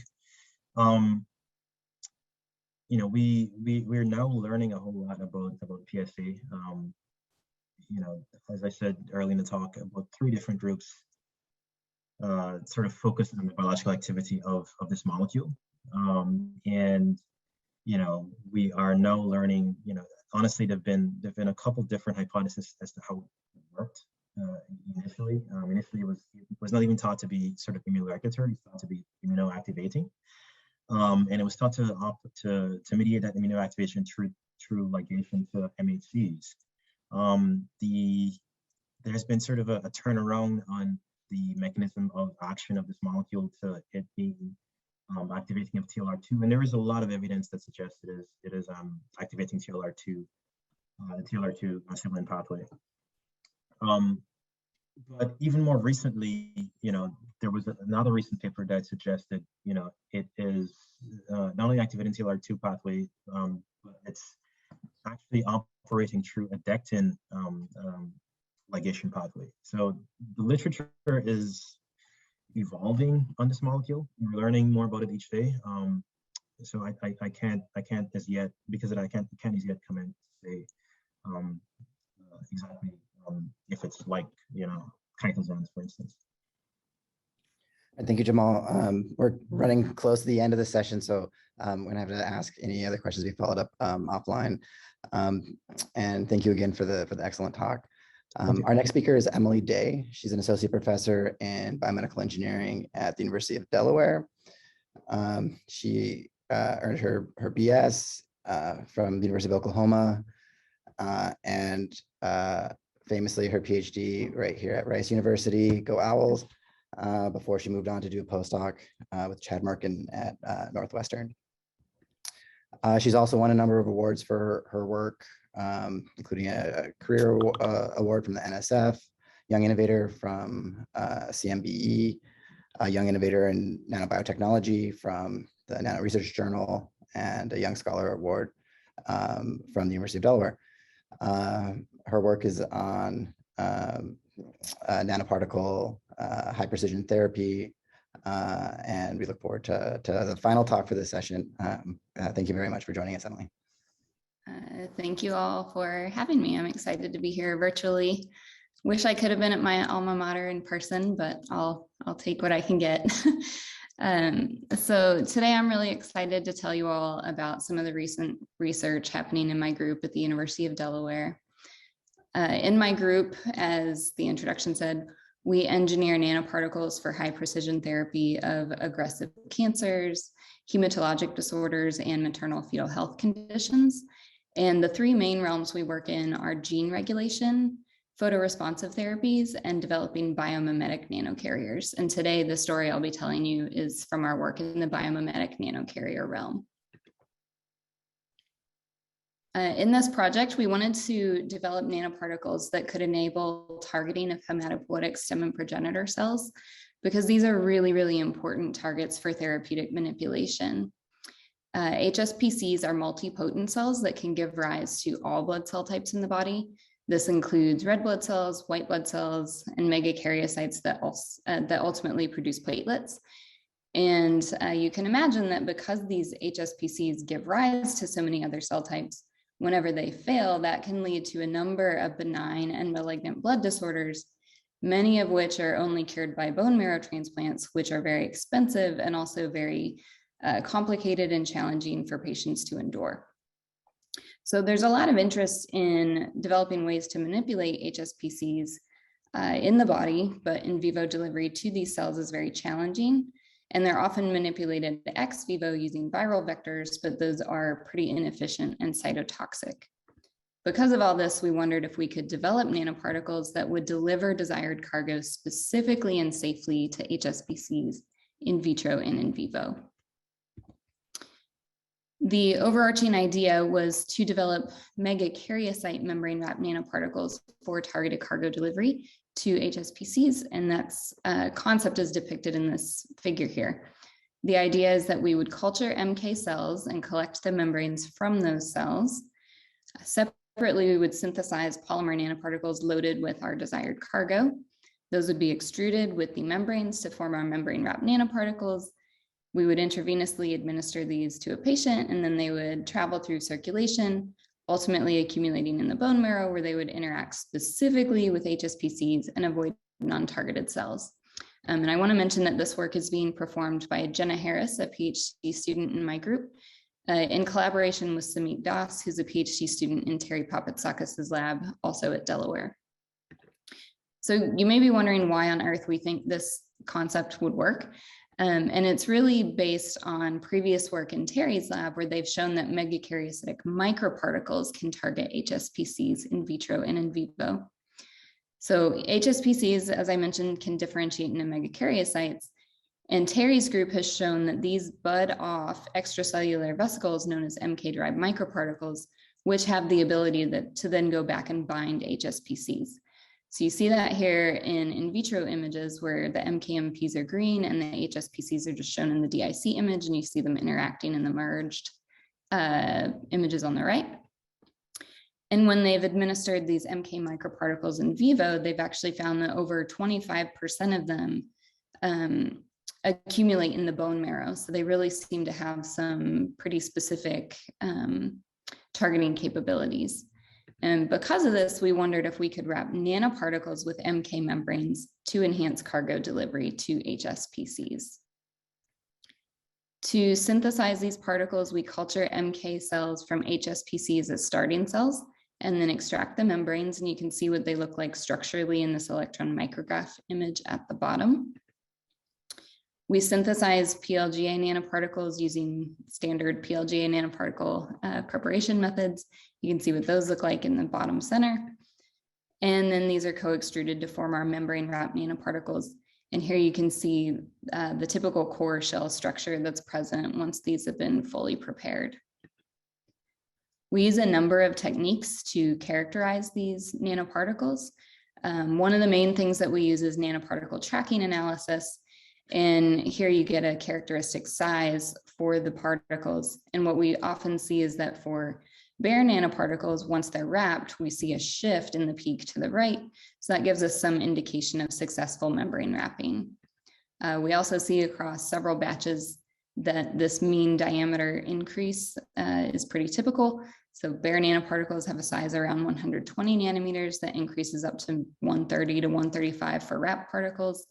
By comparison, empty membrane vesicles are about 160 nanometers in diameter. We also see that wrapped nanoparticles take on the charge of the membrane vesicles, where the zeta potential is around -20 millivolts compared to about -45 for bare nanoparticles. We've made many batches of these particles across the time that Jenna has been in the lab. And I do want to point out that the wrapping process appears to be very repeatable. We have buckets and buckets of these beautiful electron micrograph images showing the nice structure of these particles. And we've also found by SDS-Page that the membrane proteins are conserved upon wrapping. So here you see that the MK nanoparticles have very similar bands popping up as compared to membrane vesicles. We've also used flow cytometry just to confirm that the membranes are right side out on the particle surface, and everything looks good in that regard. So all of this characterization made us feel sure we had synthesized what we wanted. And we were then interested in figuring out if these actually bind and enter HSPCs. So we simply cultured HSPCs with our MKNPs for 24 hours and then performed super resolution microscopy. Here you're seeing a video on the left that's just going through a Z-stack of the cell. On the right is a blown up image just from when the nucleus is in focus. And the arrows are pointing to where our particles are within the cells. And so what I'd like to point out is that we stained both the membrane around the particle and used fluorescent cargo within the particle. And so what we see is that the membrane and cargo are co-localized within the cell, suggesting that these are internalized and they're intact upon internalization. We're also curious if these particles are specific for HSPCs versus non-targeted cell types, such as mesenchymal stem cells. So we did experiments culturing the particles with either cell type, followed by confocal microscopy. And on the top, you can see that the nanoparticles are very specific for the HSPCs. Again, you see both the cargo and the membranes within the HSPCs. But when we took the particles and incubated them with the MSCs, we didn't see any signs of accumulation within these early time point images. To supplement this, we also did flow cytometry to quantify uptake kinetics over time. And if it'll pop up, there we go. What we found is that for the HSPCs, over 90% of the cells were positive for the MK nanoparticles within 4 hours, and that maintained pretty consistent throughout the time point studied.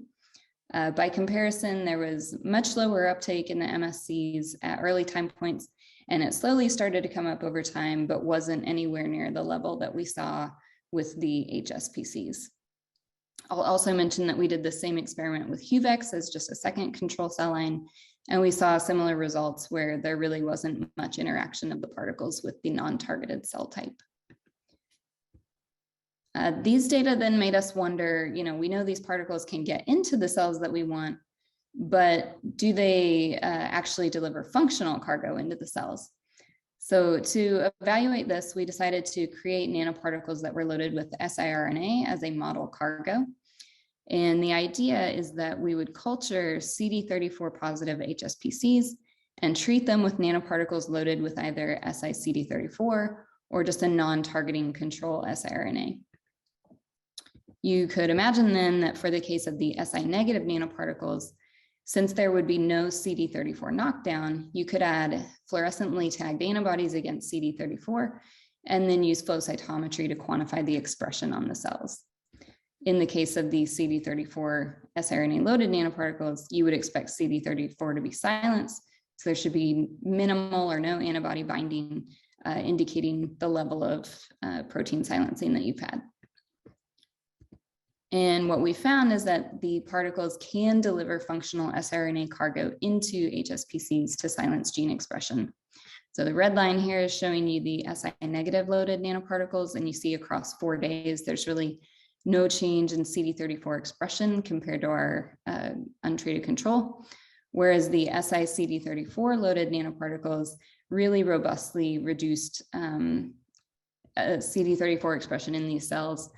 And this was really exciting because these HSPCs are actually pretty notoriously difficult to transfect. So seeing this under, honestly pretty unoptimized conditions where we hadn't optimized dosing or loading of RNA into the particles, and this really made us, at least feel some validation that the particles can deliver cargo into the cell and the cargo remains functional once it's there. Now, ultimately, the biggest question for us was whether systemically administered MK nanoparticles can reach the bone marrow. To evaluate this, we injected wild-type BALB/c mice with our wrapped nanoparticles, PEG-coated nanoparticles, or saline, waited 16 to 18 hours, and then collected tissues for various analyses. The tissues we collected were liver, brain, kidneys, spleen, heart, lungs, bones, and blood.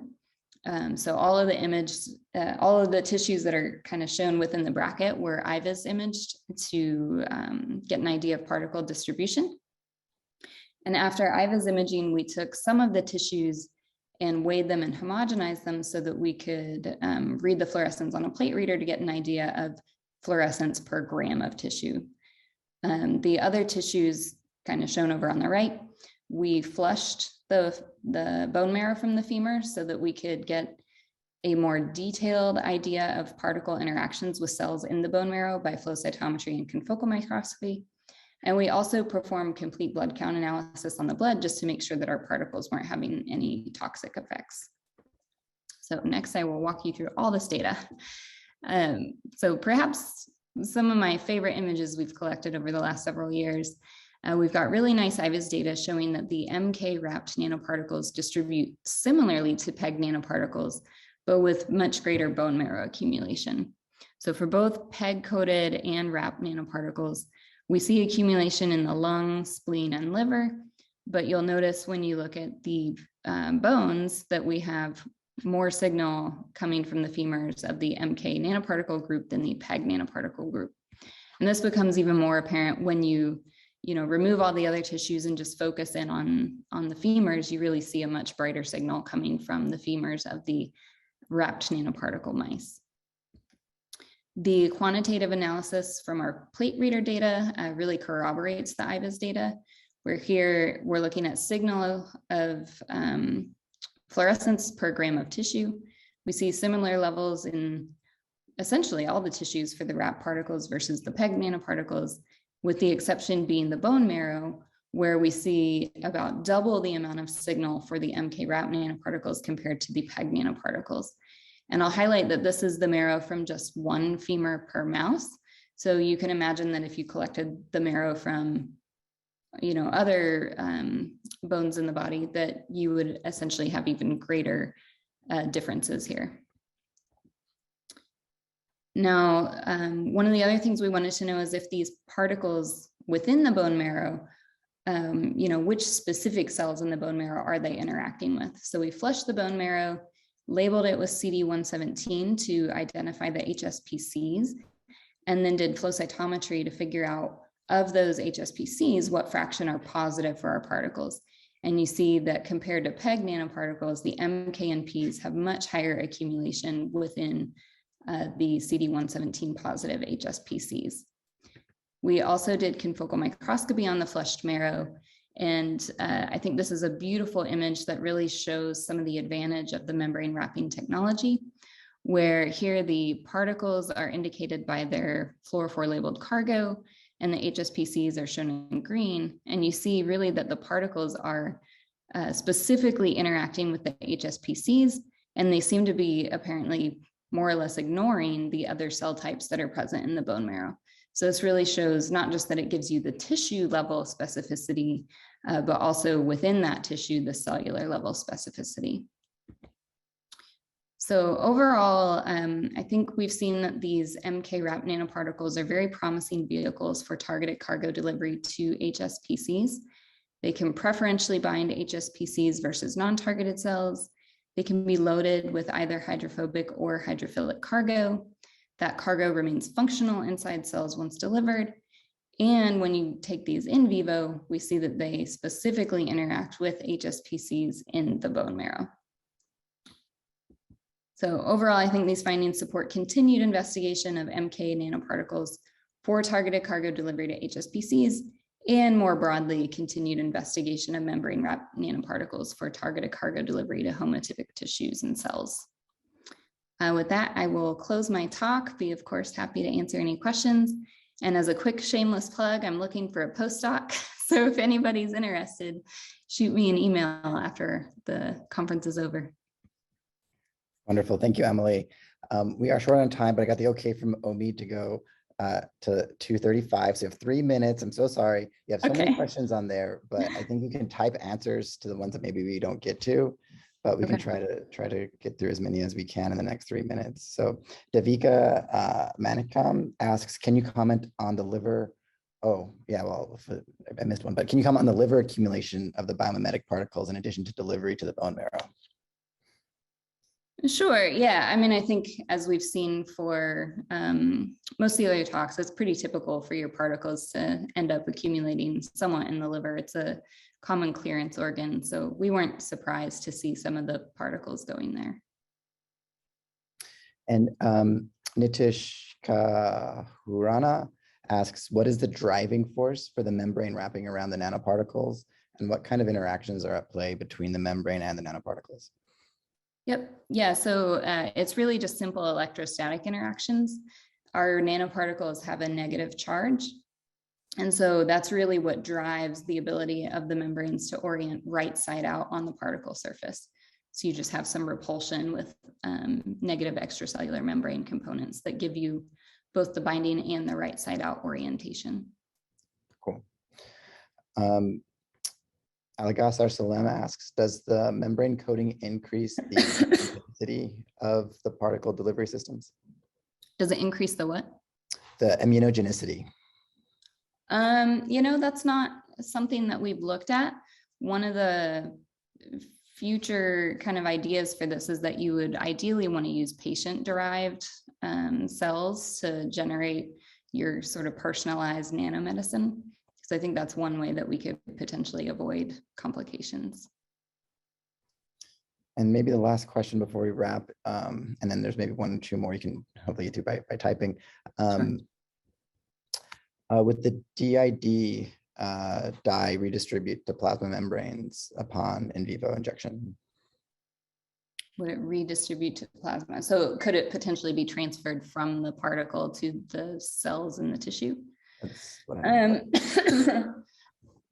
I guess possibly. We're kind of using it as a model cargo. We don't have any indication, I guess, of that happening, because so far, you know, we tend to see that wherever our labeled membranes are, we also see that the cargo is. So it seems that everything is kind of sticking together. But maybe that's something we could probe more in the future. Great, thank you. Thank you so much. And thank you for the wonderful presentation, and thank you for all the speakers in this session. Omi, do you want to wrap this before we go on? Yeah, thank you. Great talks. You know, appreciate everyone's. Yeah, it was awesome to see all these different nanoparticle platforms emerging and where the field can go next after the COVID vaccines, and building off the success that we saw there with nanomedicine. So I'd like to now switch to and just start the fourth session, session 4. And the session 4 is leadership opportunities and challenges in addressing DI nanomedicine research community. I'd like to welcome the moderators for this session. We have Julian Nguyen, as well as Alexander Sasha Kavanaugh. So I'll turn it over to the moderators. Thank you. Hi, everyone. Thanks, Omid, for the introduction. Welcome to the session on leadership opportunities in addressing diversity, inclusion, and equity. We would like to welcome our 3 panelists, Dr. Lola Inyola Adefeso, Dr. Christine Allen, and Dr. Geng Bao. Before we start the session, I would just like to give a brief introduction about our 3 panelists. They are all well-known leaders in their respective fields, so they don't really require an introduction. So we keep that short. So our first panelist is Dr. Lola Inyola Adefeso. She is the University Diversity and Social Transformation Professor of Chemical Engineering and BME at the University of Michigan. She is also Associate Dean for Graduate and Professional Education. Her research focuses on vascular targeted drug delivery, and Lola has received many awards for her research. The latest one is the BMS Mid-Career Award. And she is also the fellow of several organizations. Our second panelist is Dr. Christine Allen. She is Vice President and Vice Provost at the University of Toronto, and is also professor at the School of Pharmacy in Toronto. She has founded several companies. One of them focuses on image-guided cancer therapy. and she is also the editor-in-chief of the Journal of Controlled Release. And then last but not least, we have Dr. Geng Bao. He is professor and chair in the Department of Bioengineering at Rice University. He is a pioneer in nanomedicine and molecular imaging, also fellow of several organizations. So the way it works with the session is we will kick this off with a talk by Lola. And then this will be followed by a panel discussion where we would like to learn from our panelists how we can actually actively increase diversity, inclusion, and equity. And we would also like to touch base on international collaborations, because with the latest change in policies, how can we maintain collaborations internationally across borders to continue advancing science? With that, Lola, the floor is all yours. Thank you. If you would stop sharing the screen, I can project my PowerPoint. Thank you. Thank you for holding this session, and I'm delighted to be a part of this panel. And I think for most people that know me, there's been a lot of effort that I've placed, I think, at this stage in my career in trying to shed light on what we think is a critical issue that links to lack of diversity in biomedical research and biomedical sciences. Are you seeing the appropriate screen here? We can see your notes, Lola. Okay, let's not do that. All right, let's try again. How about this? That's perfect. Perfect, great. So we talk about title Dismantling the Barriers That Hold Black and Brown STEM faculty of color. A lot of the conversation and data that I'm going to show you here is going to be engineering focused because that's my disciplinary home, but much of this can be extended to STEM in general, and certainly the biomedical research enterprise. So here's the data. This is what the composition of the United States population looks like. I want to highlight to you in particular the composition or the fraction of Americans that are Hispanic, 18.5, and the number of Blacks, African American, 13.5. And then when we look at Native American, Alaskan Natives, Native Hawaiian, add up to 1.5. And of course, gender breakdown, there are slightly more women than there are men in the United States population. These numbers are important because this is what America looks like. And we talk about in sciences, we want to leverage the power of the American workforce, which then would suggest that we want to be having all Americans involved in all of our biomedical and research enterprise. But currently that's not happening. I think that's part of why we're having this conversation. And it's happening less when we look at engineering discipline. And so here is the composition right now of engineering faculty by race. You see here that about only 2.5% of the engineering faculty are Black or African Americans, and another 3.7% are Hispanic, Latinx, Latino, Latina. So this is, of course, problematic, and I'm going to go through a series of slides hoping to convince the folks on this call why this is a problem that we should all care about. And hopefully we'll have a great discussion about this in the panel session after this presentation.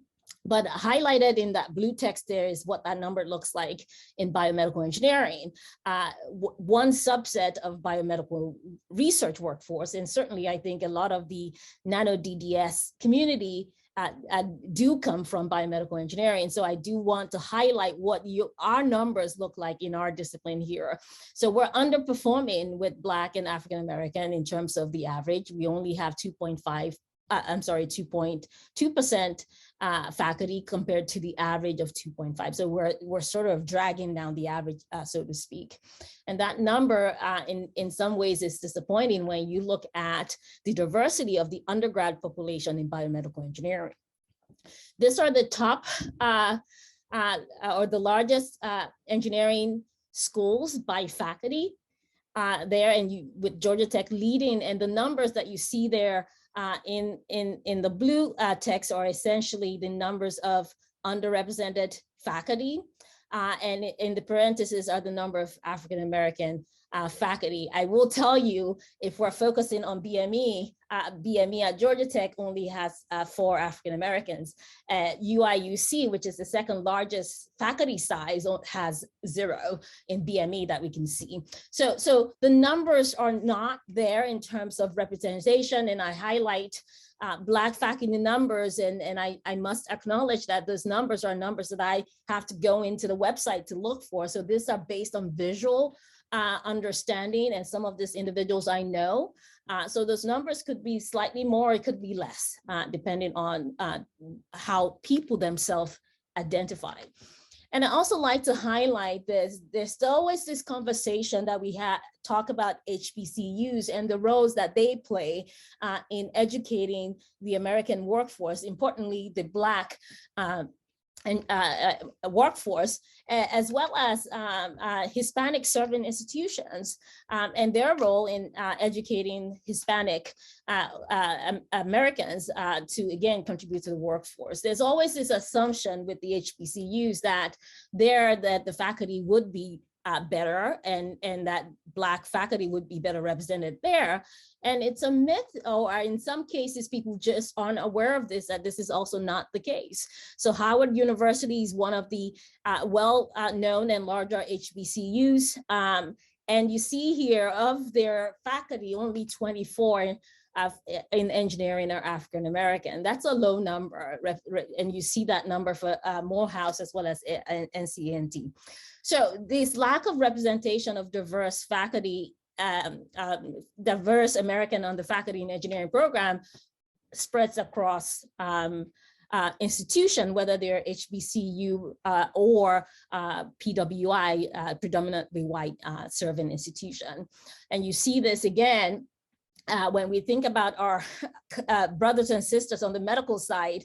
This is an issue that is also existed as well. 4% of doctors are Black, at least in 2020.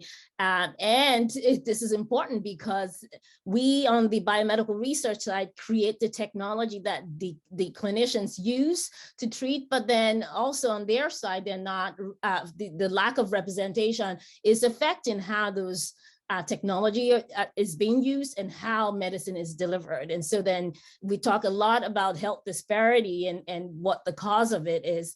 Certainly all of these things are linked in that way. So again, why should we all care? It certainly should not be only Black Americans or Hispanic Americans or Native Americans that should care about this. I think all of America should care about this because we're all one nation. And when you have a significant block of your population, in this case, those 3 groups that I highlight make up 33% of the American population. And so there's nothing that happens to them that's not going to impact the majority. And I think we all know that the COVID-19 pandemic has highlighted to us that there is no segregation when it comes to a pandemic, for example. So one reason why we should care is what sort of I'm alluding to here. When you have diverse faculty, we tackle diverse problems, right? It's the people that gets to do the science that determine what science is done. What that means is many of us really are driven by our own life experiences in the types of research that we want to do. How many of us have had trainees come at our door and banging and saying, I really want to work in your lab because my grandma or because my grandpa had experience with what you were studying. I've had many students come to my lab because I work in blood, and they want to work in the lab because they have experience in blood disease, for example, sickle cell disease that impacts primarily people of African descent. So when we don't have diverse biomedical faculty, biomedical researcher, then we are sort of leaving blind spots in the types of problems that we're going to tackle as a nation, which then means that when we think about treatments, we are not able to cover all grounds in terms of all American being able to benefit from the system. So I'm basically suggesting to you that if there is health disparity, it's because we have lack of diversity in our faculty workforce. And why am I saying faculty? Well, by and large, a lot of the new innovation, biomedical technology, or any technology right now, are essentially generated in academic spaces, right? A lot of the companies, large companies, have really scaled back on R&D. So technology starts from academic institutions. And so if our faculty who are doing the research are not diverse, then this is going to extend beyond our boundaries. You need diverse faculty to train diverse workforce. And this is where a lot of people push back and say, we don't understand that. Why does a Black student need a Black faculty to teach them? Okay, and the reality is human nature. There's a lot of the way we're driven by sight. What we see is what we believe in most cases. And you see that when students are in the classroom and they're not seeing themselves represented, it's very hard for them to hang on when they hit those rough patches. And when you have discipline like engineering that's actually very intense, it actually is very difficult for the best human to not internalize their failure when there is that visual lack of representation, okay? And so, and the data tells the story. Our faculty in engineering is not diverse. We're not given that many degrees to diverse people, right? African Americans make up 13%. We're only given 4% engineering degrees. It's same thing with Hispanic. They are 18% of the population, 12% bachelor's and 6% PhDs. Okay, so now you see that circular problem. We're not graduating enough of them to feed the faculty pipeline, and we're not having faculty is part of why we're not having diverse graduates in the system. This is what BME looks like in that space.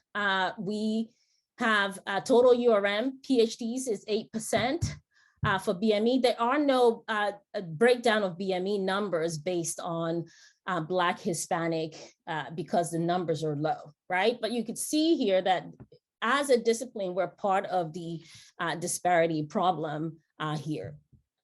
So I wanted to sort of highlight my journey real quick, just to make that case of that you need diverse faculty to train diverse engineers and diverse biomedical researchers to graduate them and supply a diverse workforce for American companies. I was a product of interaction with people that look like me, right? I started at UMBC as a transfer student, and my first real engineering course, I was startled because I started in a community college. I was startled to see that I was the only person with dark skin, all right, in that course. And I say dark skin rather than say Black because I want to emphasize the visual, right? I'm sitting in engineering classrooms. I'm the only one that looked like me. You know, at first glance, I don't think it's a big problem until we start doing homeworks, exams. And when I hit that rough patch of my first engineering course, immediately, even I internalized the failure to say, you know, maybe I don't belong. And maybe that makes sense because I look around and nobody that looks like me is in this classroom. Okay. And the only reason I stayed and finished that course was because my instructor then, Julie Ross, who was an assistant professor, she's of course now Dean of Engineering at Virginia Tech. I went up to her and I said, I'm out of here. Engineering is not for me. And she immediately busted out laughing. And I was actually taken aback by how quickly she said to me, that's the silliest thing I've ever heard. Of course you belong. And I always wondered why she was so certain that I belonged in engineering until much later, a year or two later, I found out that in her same department, so she's assistant professor of chemical engineering at the time at UMBC, her colleague and faculty mentor was Janice Lumpkin. Okay, Janice Lumpkin was at that time one of probably the first Black female faculty in chemical engineering nationally, and she was next door, her next door neighbor, office mate. So Julie Ross was certain that I could do engineering because she's seen somebody that looks exactly like me to do engineering. And that mattered in how she interacted with me. And that interaction, again, kept me in engineering. I finished, I did, a couple more classes, and then it was time to do research because, I'm hearing that if you don't do research, you're not going to be able to get a job afterwards. I panicked again, because at the time my goal was get a good degree so you don't have to work at McDonald's for the rest of your life, right? And so, of course, scanning the website of the chemistry department at UMBC, this is the person. As soon as I saw her image, I stopped. That was it. I cold email her, right? Why is that important? As an undergrad, I'm a nobody. I need to email a faculty member, people that I don't know. There is some level of comfort that I've got with, well, she looks like me. Let me contact her. What's the worst that could happen? She, of course, responded. I ended up doing research with her. Her story is amazing. She's one of the, as I mentioned, first Black female faculty in engineering. She had her undergrad at MIT doing phenomenal stuff there. And I ended up doing wonderful work with her. Unfortunately, she passed away before I finished my degree, but she did introduce me to the Meyerhoff program. And Meyerhoff program is an interesting program. Again, another critical turning point for me personally, because it was the first time that I was thrown in a room where everybody in there looked like me, and all of them were STEM majors. They were all smart, right? And so this was an interesting experience for me to have had. And I think having that community and visual reinforcement that I can be smart and I could do engineering and I could do STEM was very helpful for when I go back to my engineering classroom, where I am one of two or one of one in those classrooms. So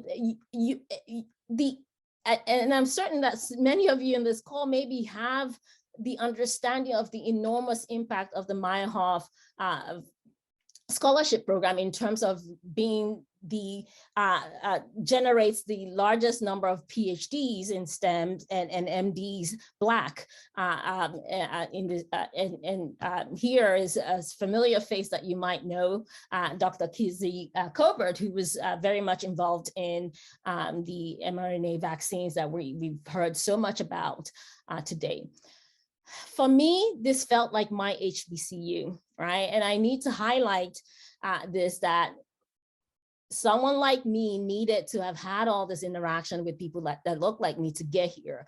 You will find that a lot of the Black colleagues that would have had an HBCU link somewhere, okay? So these are all circumstantial evidence of why making the case that diverse faculty lead to diverse workforce.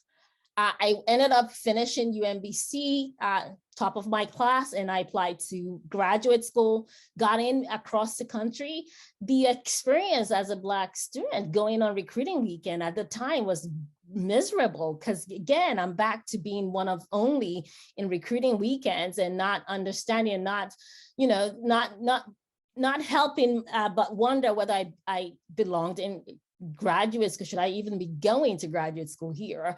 Until I ended up visiting Penn for my recruiting weekend, and I met with Dan Hammer, and the interaction he had with me and the energy he put into convincing me to come to Penn. And Penn was not ranked great at the time, sorry to say, but they're much better now. Was interesting to me until I went back to my dorm. I was still thinking in my head, I'm supposed to go to the top 5 programs I got into, and here's this school, Penn, and I had this wonderful experience of them trying to tell me they see a lot of value in me and I must come. It was until later when I got a note from Dan that I now understood better why my experience visiting Penn was different. It was because of Janice Lumpkin. I did not know at the time, but she got her PhD at Penn in the same department, while Dan himself was a PhD student at Penn. So again, Dan has seen somebody that looks like me, who was brilliant and did a phenomenal PhD at Penn. So of course he knew that I was going to be a wonderful PhD student even before I knew that. So again, those interactions matter, and those connections that the students see, of being able to see people that look like them is very important in their ability to push through, especially in engineering curriculum that we so design. But it's not working the way we need to, because again, our faculty is not diverse, as I've shown you that number. And when we don't have diverse faculty and not training diverse workforce, we have all these other downstream problems that continue to persist in the United States. When your workforce is not diverse, you leave blind spots in the way you design technology. And I think, again, this pandemic has highlighted many of that, including stark visuals of what we mean by this. There was that story that came out at the end of last year with the pulse oximeter not reading oxygen measurement in folks that have dark skin. And this was the technology that clinicians at the height of the first wave of the pandemic were using to determine who gets admitted into the ICU and who gets sent home to go wait out the virus. And the poor reading, they were sending people home that really should have been admitted. Now, you think, how in the world did we create a technology, get it through FDA approval, and it's being deployed heavily in the clinic, and we're just finding out it can't read well on Black skin? Well, it's probably because somebody on the design team, it didn't occur to them to ask the question, will this have differences in reading in a different skin tone? Again, when we have lack of diversity, we have blind spots and we make bad technology. In some cases, it's just bad that not everybody will use it, but in cases like medicine, it actually could be life and death for some Americans. So we need everybody at the table to be able to cover all ground. So we just make better technology anyways in that. When we have non-diverse workforce, it's bad for our economy, right? Companies. There have been many examples that I won't go through in the interest of time of companies making technology that not everybody that they think will like it. It's because they design based on a homogeneous population and they expect the rest of America to just retrofit their interests to that technology. I think in my backyard here, Ford Motor Company learned the hard way when for years they did not have women on their design teams for cars, and they were making vehicles marketed to women, and women were like, what the heck was this? Ford Flex is that example. And as soon as they started getting more diversity, gender diversity, they were better able to sell more cars. So things like that happens in many other technology that is expected to be marketed to all Americans, and 33% of Americans are underrepresented minorities, as we call them, right? If you're not designing with their understanding of their mindset, you're not going to be able to sell those technology to them. If we don't have diverse workforce, we can't compete because we're leaving a significant fraction of Americans out of the workforce, the technology and engineering workforce, which means right now there's a labor shortage. We don't have enough manpower. In the past, it was okay because we can always import talent. But when you have borders being closed across the globe and people are not letting their citizens out and we're not able to let them in, all of a sudden we're realizing we don't have enough trained Americans to be able to be in this high technology jobs. And so this is potentially something, a bigger issue if we're not working hard to correct it now. Of course, when companies can't sell technology to all Americans, they're leaving money on the table. The analysis recently is that combined buying power of Black and Latinx is about $3.1 trillion. And if you're not designing technology they want because your workforce is not diverse, then you're leaving those dollars on the table. Engineering jobs, STEM jobs are still one of the quickest way to get to cross social lines in this country because they're high paying job. And yet we are basically, because we don't have diverse faculty, we're preventing some a significant fraction of Americans from having access to those high-paying jobs. So then they're not going to be able to have the cushy life that we all enjoy, stable healthcare, roof under our over our head, high-speed internet. And so we were all surprised when the pandemic hit, when only a small fraction of us could work from home, only a small fraction of us could afford to not go out. Really, at the end of the day, all of those inequities built up, and we wonder why more Americans, brown and Black, were dying from the virus. It's an extended period of stress that they live in, and stress, we know, is directly linked to health, your state of health. Okay, so all of this are linked in ways that maybe we're not thinking about. But more importantly, for our own bottom line, our own survival, undergrads pay the bill. I'm in admin now. I now know this more than I did maybe 6 months ago. Undergrads pay academic bills. And that's fine if we can continue to fill our classrooms with the same kind of students. But this is what the population of high school graduates are beginning to look like. And that number will continue to go the other direction, beyond 2030. What this means is if we're only in engineering catering to the homogeneous population majority, we won't have enough students to fill our classrooms. And when you don't have enough students, you have more bills to pay than you are able to find revenue to do that. And of course, when there's no student, departments go away. And when department goes away, tenure goes away. So again, as faculty members, our security and tenure is only as good as the existence of a department. So we need to care about this for our institutions, otherwise we're gonna have issues. Okay, so all of this recognition really in the past summer with the height of George Floyd and everybody wondering and being in pain across all Americans, me and a group of women BME faculty started having conversation about these things. And that really led us to ask the question, why are we not diverse in STEM faculty? There's always that we can hire them, but look, there are plenty Black and Hispanic and Native PhD graduates that we could hire. So they are there. They're not, the number's not great, but they are there. And certainly there are more of them than we have on faculty right now.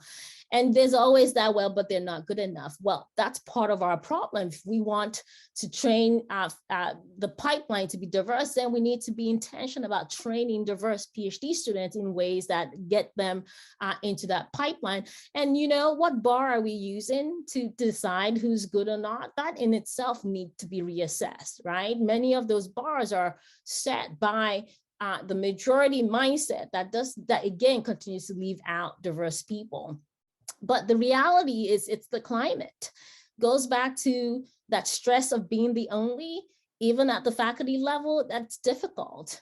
The extra burden as a faculty member of color, a Black faculty member of would have to deal with. I ask any Black faculty how many times they get email nationally from students that are not even within their institution asking to meet with them, to talk to them, right? So there's all this extra burden that many of this faculty have to deal with that you don't see as a majority, that actually weighs on their ability to be productive towards research, which remains the matrix by which we measure success in academia. So all of those things are there. But then, of course, they're still trying to find the energy to compete, write grants, get funded, do their good work, all of the above. And you have this issue that has existed that I've spent a lot of time the last 6-7 months talking about, that there's this funding disparity. So not only do they have to work hard like all of us to write proposals and get funded, for them, there is this gap that exists in their ability to get money.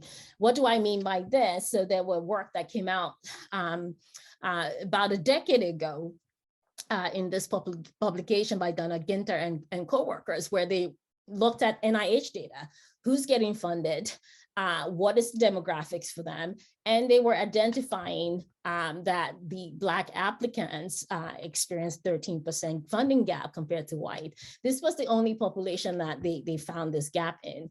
And they went in and matched investigator based on the institution they're in, the training they have, all of those things, and they still found that there's this funding disparity gap, so that they are basically 55% less likely to have their grants funded, despite the fact that the PI has the same quality, et cetera.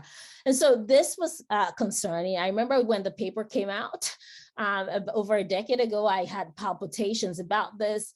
And what does this mean? When you're not getting the same level of money, your ability to get promoted is hindered. So we may hire them, but they're not coming in and getting tenure, and they're leaving. Talk about the leaky pipeline. Because they're having to write twice as many grants, they're still having to mentor as kids from all over the country, as well as kids within their own institution that's not necessarily working with them in research. So all of these things drain their energy, low productivity, less publication, low citation, because you don't have the high impact publication. It takes a lot of money to publish in Nature. So if you're not funded, it doesn't matter how brilliant you are, you're not going to get those results to be able to compete in there. And those are the papers that we love to cite. So they're not going to have citation. And we all love to measure everyone else by the H index, right? They're not going to have that. And so again, they lose out on awards, they lose out on talks, invitation, all of the above. So again, it's a loop that just continues to go. And so there's a paper, that came back and looked at 10 years later, there is still that disparity. NIH forgot to fix this over a decade ago. So then the frustration of this all is when you look at there's only a tiny number of Black applicants to the NIH. That really is a tiny dot, 10 million, that it would take if each institute funded one additional application from a Black PI, there will be no funding disparity. Then we'd all be in the same boat of really crying about how, the funding rate sucks, right, with NIH. So it's a tiny pool. They did not do anything about this a decade. So we wrote this editorial commentary in the Cell journal highlighting this problem and really calling on NIH to do something immediately.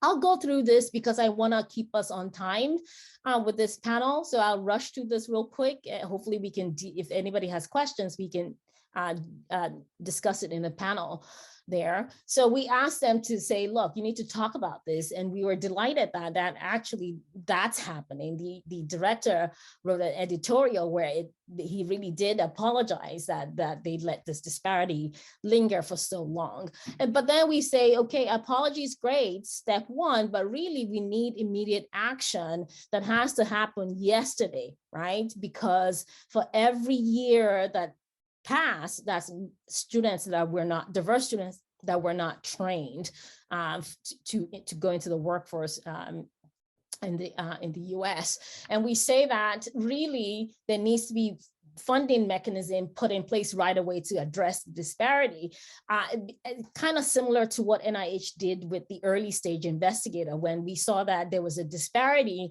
in the rate at which junior PIs were getting funded versus senior PI. They just created a pipeline to fund them. And why can't they do that for correcting this disparity? NIH still has not answered that, right? So diversifying the study section is one. Part of the issue is, again, visual. We know that the disparity is coming out of the study sections and how these proposals are rated. They're more likely to be triage, X, Y, and Z. Why don't we think about diversifying the study section? The issue, of course, is most of the study section is drawn from faculty at university, medical faculty, engineering faculty. And so if they're not diverse, your study section inherently is not going to be diverse. So we then say, you know, why don't we think outside the box? We can bring folks in industry who have PhDs. In fact, they are the ones that push our technology to clinical use. So they do know about medical research and medical technology. Why not leverage those pools as well? Because if we're graduating PhDs and not staying in academia, they're out there in the world doing brilliant stuff. Why don't we leverage them there? There's so much data out there that talks about diversity driving innovation. It is real. Companies have tested this out. University researchers across all disciplines have evidence showing this, that when you have people that looks at problem in different ways, and we all have experienced this when we interact with a colleague in a completely different discipline is one example of that. You see that your ability to generate creative solution goes up exponentially. Yeah. And NIH has this written on their website, but they don't put that as a criterion for grant scoring. So we said, maybe you need to start doing that in some way or the other to maximize innovation. So in the same way, if we think diversity drives innovation, then we need to think about funding diverse teams. It really is going to help America compete better in the global stage. We're not winning. If you have time, go look at the number of patents generated in the US versus patent generated from other countries. We're not anywhere close to where we need to be or where we think we should be. And so the other thing we talked about is in the pay lines and how program officers, what role they play in this, that they themselves need to be looking at the diversity of their portfolio and being careful in terms of how they fund proposals out of range, because they are creating part of their action is creating the disparity in not being intentional about that. So I want to just skip to the end here. One of the major ways since the commentary came out that NIH wants to tackle this is to create this UNITE initiative. And the goal of the UNITE initiative is to establish and identify and address structural racism within NIH supported and the greater scientific community. That's a text that I took from their website. And they have all these committees: understanding new research on health disparity, improving healthcare culture, transparency, communication, extramural. So I did an exercise. I said, let's pretend that UNITE is an R01 application. What score would I give it as a reviewer? Well, significance, I'm going to give it a 1. Lack of diversity in NIH investigator pool is a big problem. I've sort of highlighted it throughout this talk. But innovation, I would give them a 9, because their approach right now is to listen more. 10 years ago was when they should have listened and do a listening tour. Not now, not in the middle of a pandemic, not when we're close to that cliff in terms of high school student population. Training URM is the other way. Oh, if they're not getting the proposal, it's their problem. Let's just teach them how to write an R01.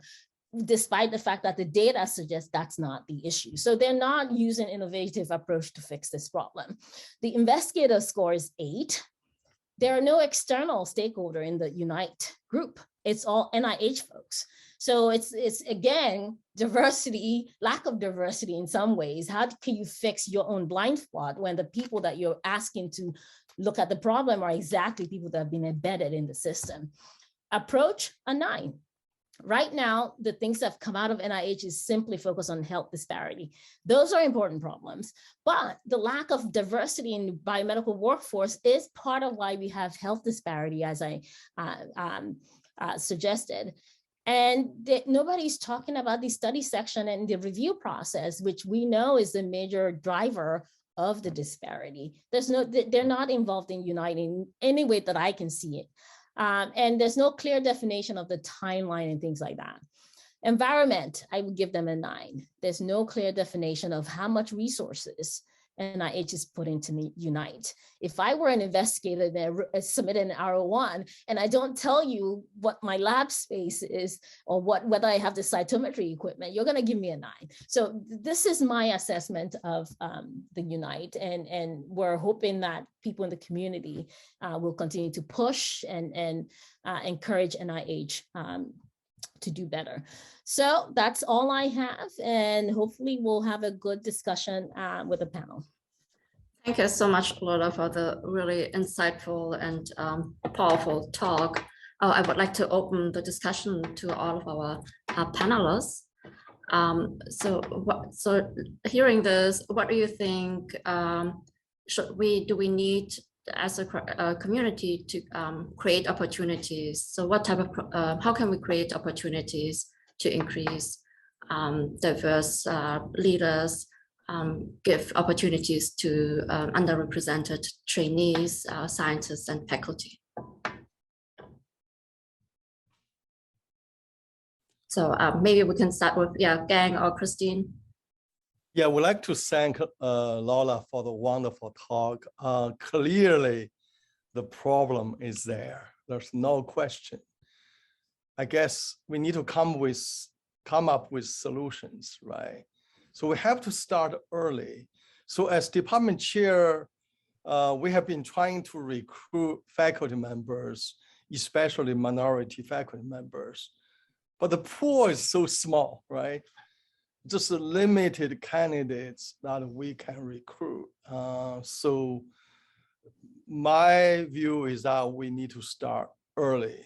How early? Very early. Yeah, we need to start with even having high school students getting into research universities, then to have undergraduate students, minority students, to get into graduate schools, right?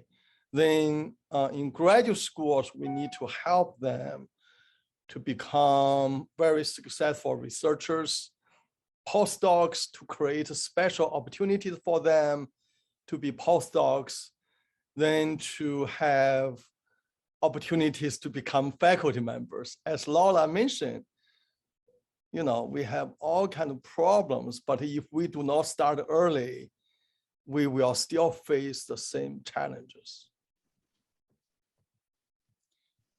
Yeah, no, I think that's an excellent point. And the point you raise is actually part of, I think, it's been difficult to move the needle, right? The problem is so large and it's a circular problem, and it can sometimes be so challenging to figure out where to begin to fix the problem.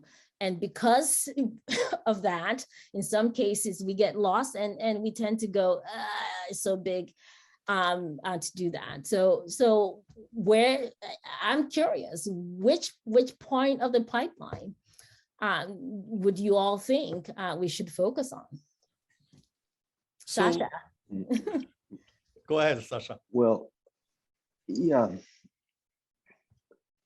obviously, I don't know if you hear me well, because somebody wrote me that there was some sound issue.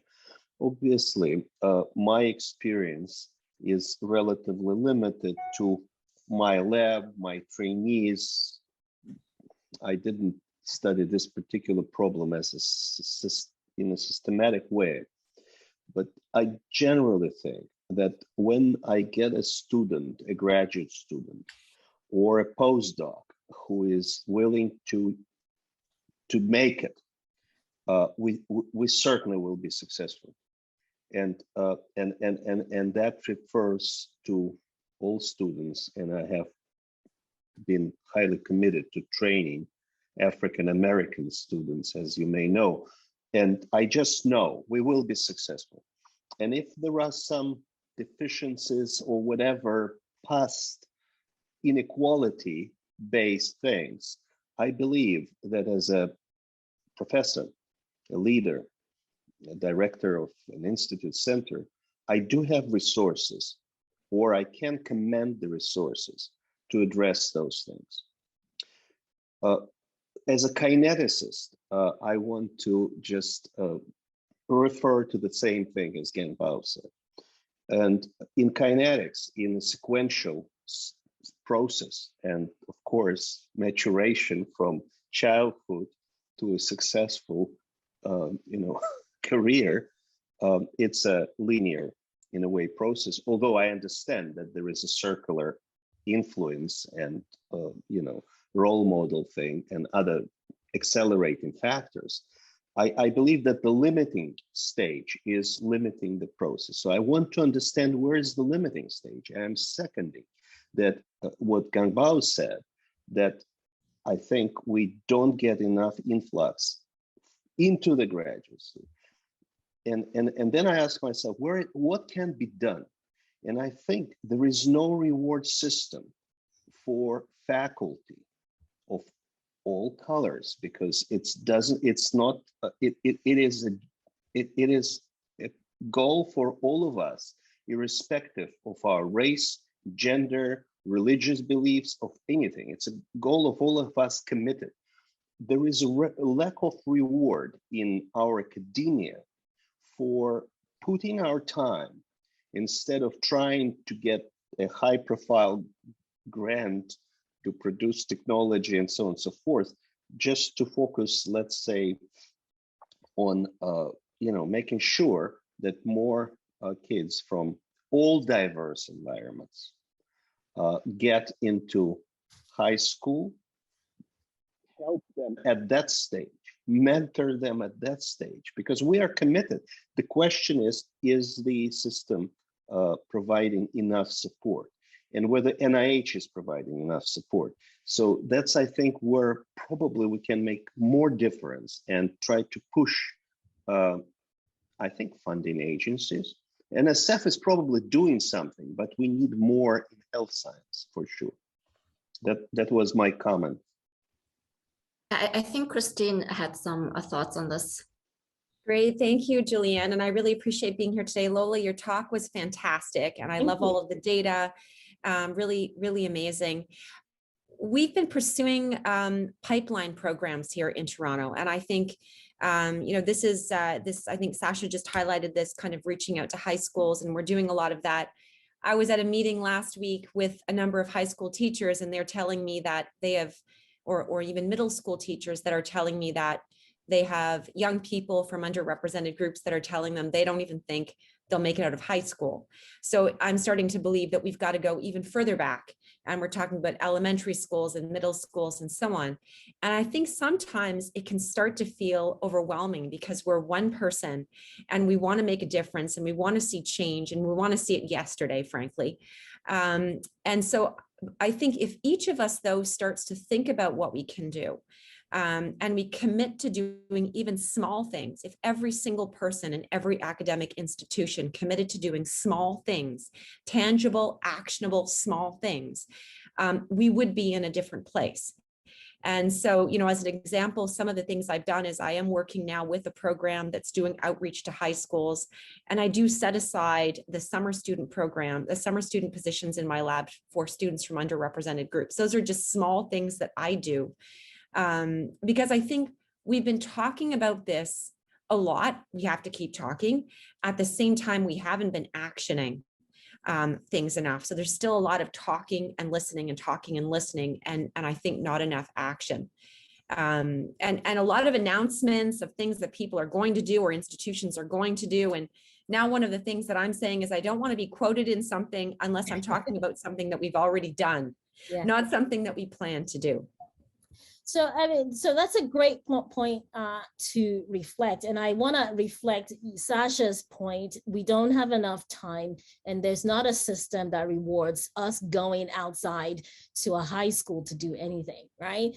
And I would say that being overwhelmed by that is really what actually prevents us or allows faculty to disengage, right? Because I clearly don't have time to go into high school, but I will tell you in the numbers that I show, 14% of URM bachelor's degree that we give in engineering or in biomedical engineering, as an example. That's BME, right? 14% URM graduated. Our faculty in BME is only 5%. So we have a pool that we can start with that faculty in engineering do not need to go into the high school. You just need to go into your classroom when you're teaching. And looking at those undergrad, they show up as freshmen in our engineering classroom. Again, in BME, 14% are Hispanic and Black, right? If we as faculty members are intentional in our engagement of those individuals that show up in our engineering classroom, we will get more of them showing up at the graduate school pipeline, right? That's a big drop-off point. And then as faculty members, we don't need to do anything other than what we normally do: hire graduate students and train them.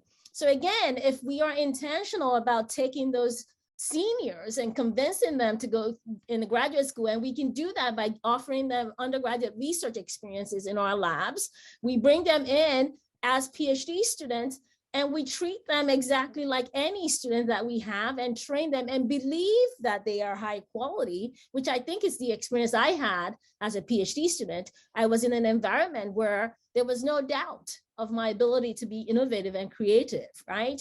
If we do that as faculty, which is not anything outside our job description, we will move the needle significantly.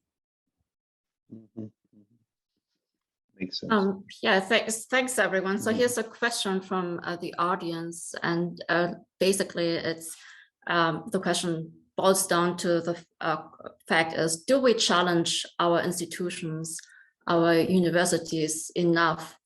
Do they do enough? And what can we as individuals do to challenge them? Yeah, I'll let Christine go. Yeah, I think that's a great question, and definitely we still need to do more, absolutely, because we're not where we need to be. So we can't stop talking about this and pushing. I truly believe, though, that there has to be top down, there has to be leadership must buy into this, live it, breathe it, talk about it, action it. So it's got to be top down, and there also needs to be the grassroots efforts. But if it's just grassroots and leadership haven't bought in, it's not going to move fast enough and far enough. So there are things that we're doing now as an institution. We have a Black Research Network, we have an Indigenous Research Network, and I know that they have networks like that set up at a number of US institutions, and I'm sure elsewhere as well. But we're definitely not doing enough. So we need to do more. But I think that's the one thing that I have come to realize, is that we need senior leadership that have bought in, as well as grassroots efforts. So it can't all be, reliant on folks on the ground pushing for change. The most powerful thing from my perspective is when you have it both ways. And that's when you really see action. Yeah, I fully agree. I think things have been changing now since last year. For example, at the Rice University since last year, now we have a vice provost for DEI. In our engineering school dean's office, there's a director for DEI. In my department, we have been having a DEI committee. The committee meets very often. Every faculty meeting, we have an agenda item for updates on DEI activities. Right? Things are changing in the right direction, but we need to do more. Yes. Okay, so here's another question from the attendees, from Lisa Valpati. How do you balance having a more diverse group, for example, reviewers in an NIH study section, without overburdening them? Yeah, no, that's a question that we got all the time when the commentary came out, that, oh, you're going to end up making them do more work. I think we all know in academia, there are things we do that is work that leads us to getting visibility, and then leads us to more likely getting proposals funded, more likely getting invitation to conferences. So that NIH study section work is actually viewed as honorific. Many of us have them on our CV. So that's the kind of work where minority faculty like me are happy to do, versus the kind of work Sasha described that nobody sees and nobody rewards, and certainly can't put it on my CV that I went to, high school somewhere in Detroit. It's not going to pay dividends in terms of what people the reward structure in academia. So I think it's a question that's sort of a bait and switch. in the sense that, oh, we don't want to overburden URMs. No, I think we want them to have access to the kinds of service that pay dividends, and not so much, and buy them out of those other things that they're doing that is not going to lead to visibility, scientific visibility.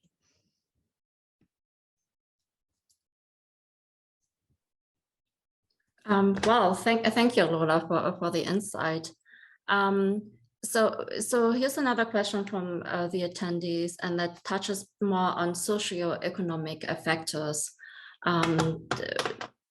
People from with lower socioeconomic factors, or from background with from areas with lower income, it's really challenging for them to pay actually to go to college, and they are often not exposed to what are the lucrative jobs you can actually get out of after you graduate from college.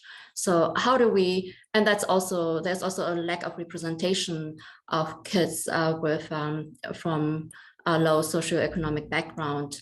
How do we increase the diversity in terms of that respect? Yeah, no, I'll kick it off, but I'd love to hear what my colleagues is saying here. I think there's a lot of conversation in social media world and even in our institution in terms of the stipend for graduate students, right? And we're putting that sort of, we're juxtaposing that with the lucrative pay that engineering and STEM discipline bachelor's degree students can earn. This is a big problem in computer science, for example, where a bachelor's degree can come out and get a paying job, 120, 150K they can earn with a bachelor's degree. And we expect them to come into graduate school and earn and spend 5 years plus earning 30K, right? It has become, unfortunately, we don't think about this, going to grad school is becoming more and more a privileged thing, right? Only the rich kids can afford to get a PhD. The poor kids can't afford that kind of leaving money on the table. And we need to recognize that. So that's one piece where that socioeconomic issue comes in. The other place it comes in is undergraduate research. More and more, it's very difficult to get into PhD programs unless a student has research experience. And now I hate to confess that I'm part of the problem, where we get excited when we see an undergrad with a publication. We get even more excited when it's a first author paper from an undergrad.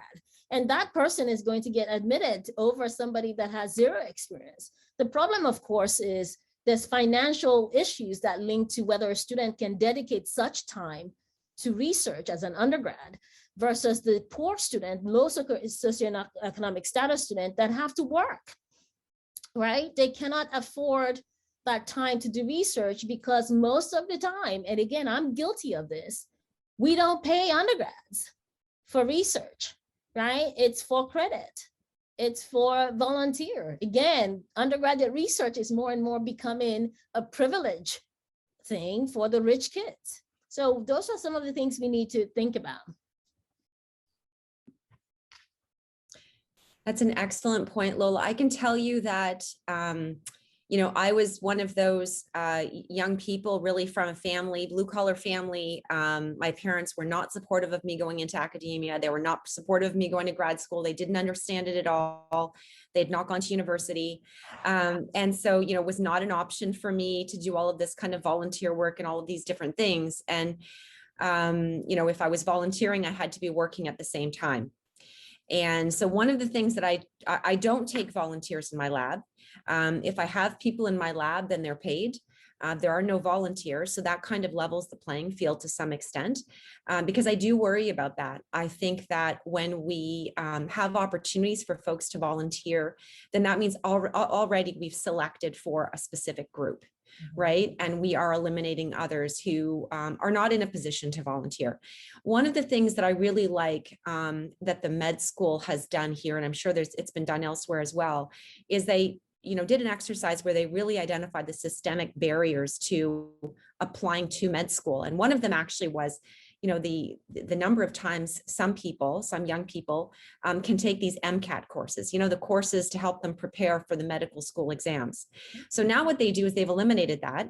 So they actually identify individuals who can't afford to do that, and they offer their own courses in-house, or they will pay for the courses. So not exactly sure the direction they've gone in, but they've seen a huge increase in numbers of applicants through these efforts from underrepresented groups, including in particular Black students. And they had the highest number of Black students admitted in the last year. And so I think these are the kinds of things we need to be looking at. What are our practices? And we're doing it out of the goodness of our hearts. Somebody wants to volunteer. How can we not let them volunteer? But when we do that, what we're saying is you get this opportunity and you can't even think about having this opportunity because it's just not possible for you. And so all of a sudden then we've increased the gap. And we just don't even realize that we're doing it, right? So I think these are all of the small little things that we're doing that we have to take a close look at. Yeah, and I love that point that you highlighted with the MCATs, because we have the analogous problem with GREs, right? One of the things we look at, especially when we're not sure what schools people are coming from, is their GRE scores. But what we don't think about is how much prep material it takes these days to get those high GRE scores. And there are testing places that, for money, $2,000, for example, guarantee to a customer that they will train them on how to get high scores. So we're potentially, again, selecting for rich kids in our use of those metrics, because as a poor student who has to work as an undergrad, I worked throughout my undergrad degree. I always had a job, right? So my ability to sit down on my own and study the GREs is inhibited, right? And I certainly did not have $2,000 to go and hire ETS to train me on how to get a high score. So again, there are just so many points in how we select who gets into our graduate program that is soaked in privilege, rich kids. So again, the conversation we really need to start having in our academic spaces about this. Hi, Lola. Hey. Hi, good to see you. Good to see you. Vlad was, of course, on my thesis committee, so that's why I remember Lola, from the time of your graduate school with Dan Hammer. I was on your committee. Correct. Well, Lola, I agree with you. I agree that the major reason for inequity is essentially economical. I have no idea what to do with this because it's capitalism. And there is no, and unfortunately, there is no system better. Trust me, I was born in a socialist country. It's worse.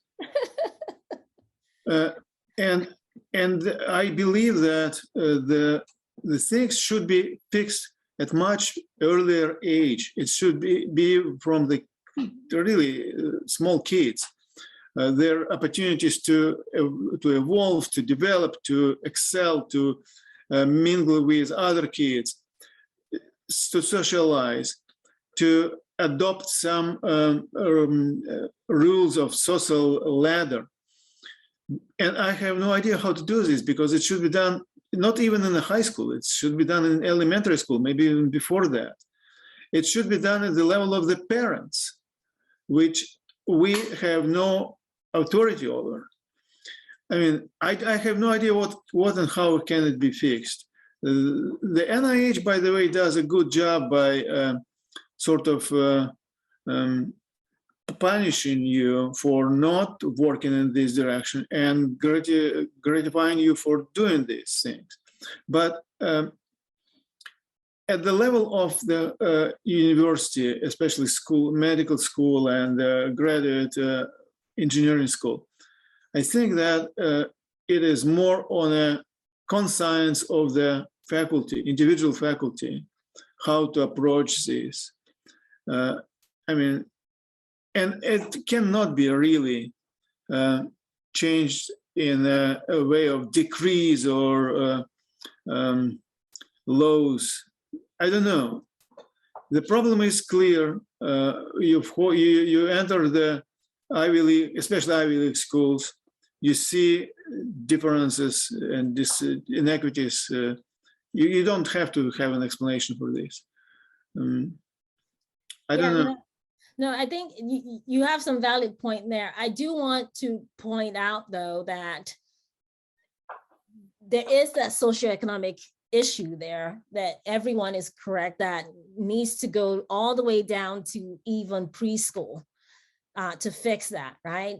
Who gets to send their kid to a pre-K program where the child learns how to do the ABCs at 3, whereas the folks that cannot afford preschool, the kids at home, the kids not learning to count until kindergarten, right? So now kids show up in kindergarten, some of them are already reading, and I kid you not, and some of them are just learning ABCs first day of school in kindergarten. So all of those are there. But look at a place like Michigan, look like a place like Penn. By and large, the Black and Hispanic students there are rich kids, right? They can afford to pay to go to Michigan. And I remember having a conversation with some colleagues a while back, and we're talking about our Black students, and people were talking in the space of poor. And I had to say, wait a minute, some of these kids are not poor. They are rich. They're paying raw cash. They're coming from out of state to Penn, to Princeton, to Michigan, and they're still having issues in our classroom that is linked to our assumptions that we project on them, right? So for example, a rich Black kid who shows up at Penn or at Michigan, in our classroom, quite possibly is the first time that they're experiencing being Black, right? Because all of a sudden, their parents' money cannot protect them from the assumptions that we're projecting on them, that they must be poor, they must be from a low socioeconomic background, they must have had poor math training, because of course, that's what happens. You know, so we do need to sort of balance, and really us, the way I operate in life is I don't try to fix a problem that I can't fix, right? I cannot fix the high school classroom. I cannot fix K through 12 because it's just outside of my power. I can cry about it and complain, but I know I can fix my classroom at Michigan, right? So that when I go in there, just kind of like what Christine describes, she's equalizing her lab by paying. So everybody that shows up in that lab is at the same level. In our classroom, we should make the assumption that if they're in our classroom, then they are in our classroom. And so that we need to really put the playing field leveled and treat all of those students equally without assumptions, right? And if they're struggling, we need to ask ourselves, in what ways am I contributing to the student struggling? In what ways can I help them not struggle, right? So again, it's a circular problem. We all have to pick a point on the circle to move it so that we snap ourselves away from it. Why not focus on the ones that we have control over, the students in our classrooms, the students that are showing up in our PhD programs, right? We do lose students too. They come in, we admit them into the PhD program, and they are more likely to leave without a PhD. Why is that? Well, right? I don't know where you get this information about the financial state of your students. I don't. I have no idea whether they are from rich family or from poor family. I view them essentially on the basis of their knowledge and their performance. I don't want to be condescending to anybody based on my perceptions of inequities. I feel that doing this might become very subjective and to essentially defeat the purpose. Yeah, no, I think we're saying the same thing. We are saying exactly the same thing, that we should treat them all the same, and not, once they're in our classroom, let's treat them the same. Let's teach them and let's help the ones that struggle, right? Our job is to teach. Let's focus on doing that and getting everybody, as many of the people out on the other side as possible. So we're on the same page, actually. Yeah, so if I could add to this, actually, Vlad, I think most people who are in a PhD program actually also have a high percentage of those students have parents who are scientists or have a higher degree of a higher college degree, either BS, MS, or PhD. And there's only a small percentage of students who actually make it that far with parents from blue collars who just only have a high school degree.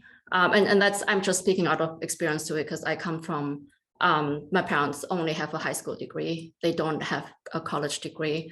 And so when I went to college and look around, most of the people, I didn't feel like I belong most of the time because I was the only one with parents who don't have a college degree. Yeah, so just that as a comment. If I could actually expand this aspect of belonging and diverse culture, inclusive environment, lately there has been some policy changes in terms of scientists from different immigration background, scientists who have connections to China, do collaborations with China, Russia, Mid East. They feel they've been targeted or policed by the government, and that kind of compromises collaborations, international collaborations. And we know that collaborations are important to solve medical issues, collaborations within the United States, but also across borders. And so this question is for Gang. I know that you have been very passionate about this, and maybe Sasha and Vlad. Yeah. So what are your thoughts about this? How can we ensure that we pursue science actually, in an inclusive way? Yeah, I am so glad you bring up this point. Science has no boundary, right?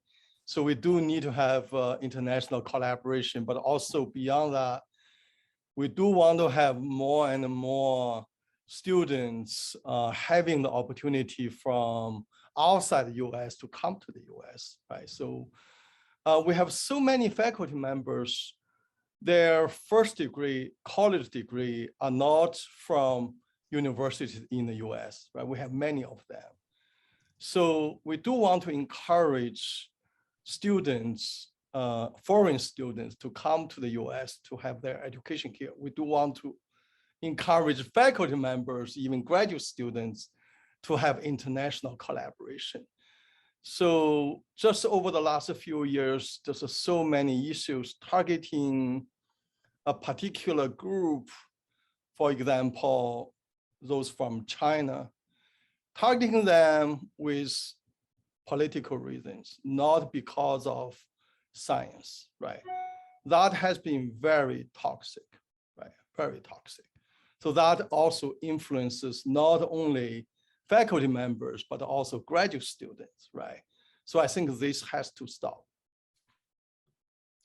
Yeah, I could not agree more. And I think there's always that wisdom of together we're all strong, and also this I don't want to misquote MLK, this issue of when one group is suffering injustice, we all need to jump on it, because soon enough it will turn to us, right?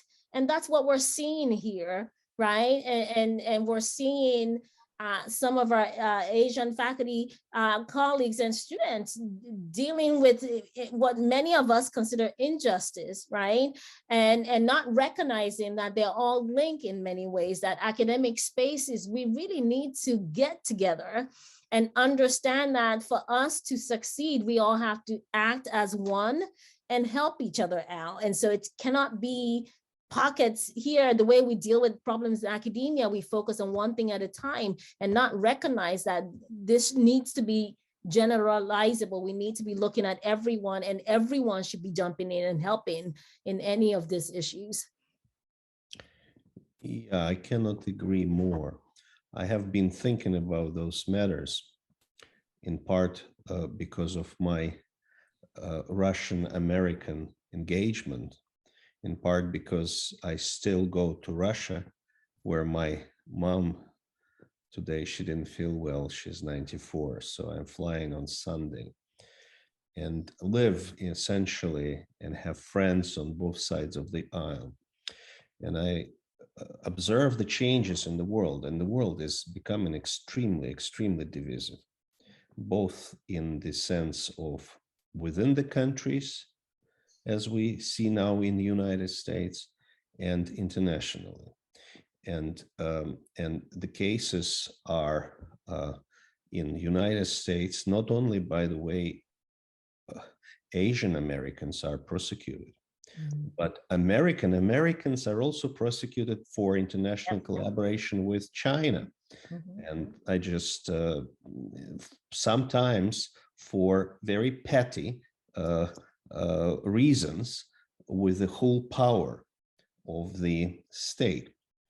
And to me, someone who grew up in a very repressive country, and it's very, very familiar. In fact, right now in Russia, scientists are arrested for very dubious accusations of espionage, usually to China or Western countries, misappropriation of the grants, or simply political views which do not satisfy the government. And this is, of course, horrible, because any country which is treating scientists as criminals is doomed. And United States, in this regard, my country, United States, and my country, Russia, by the way, are doomed because of that. Russian scientists, again, are immigrating, and young generation is leaving Russia.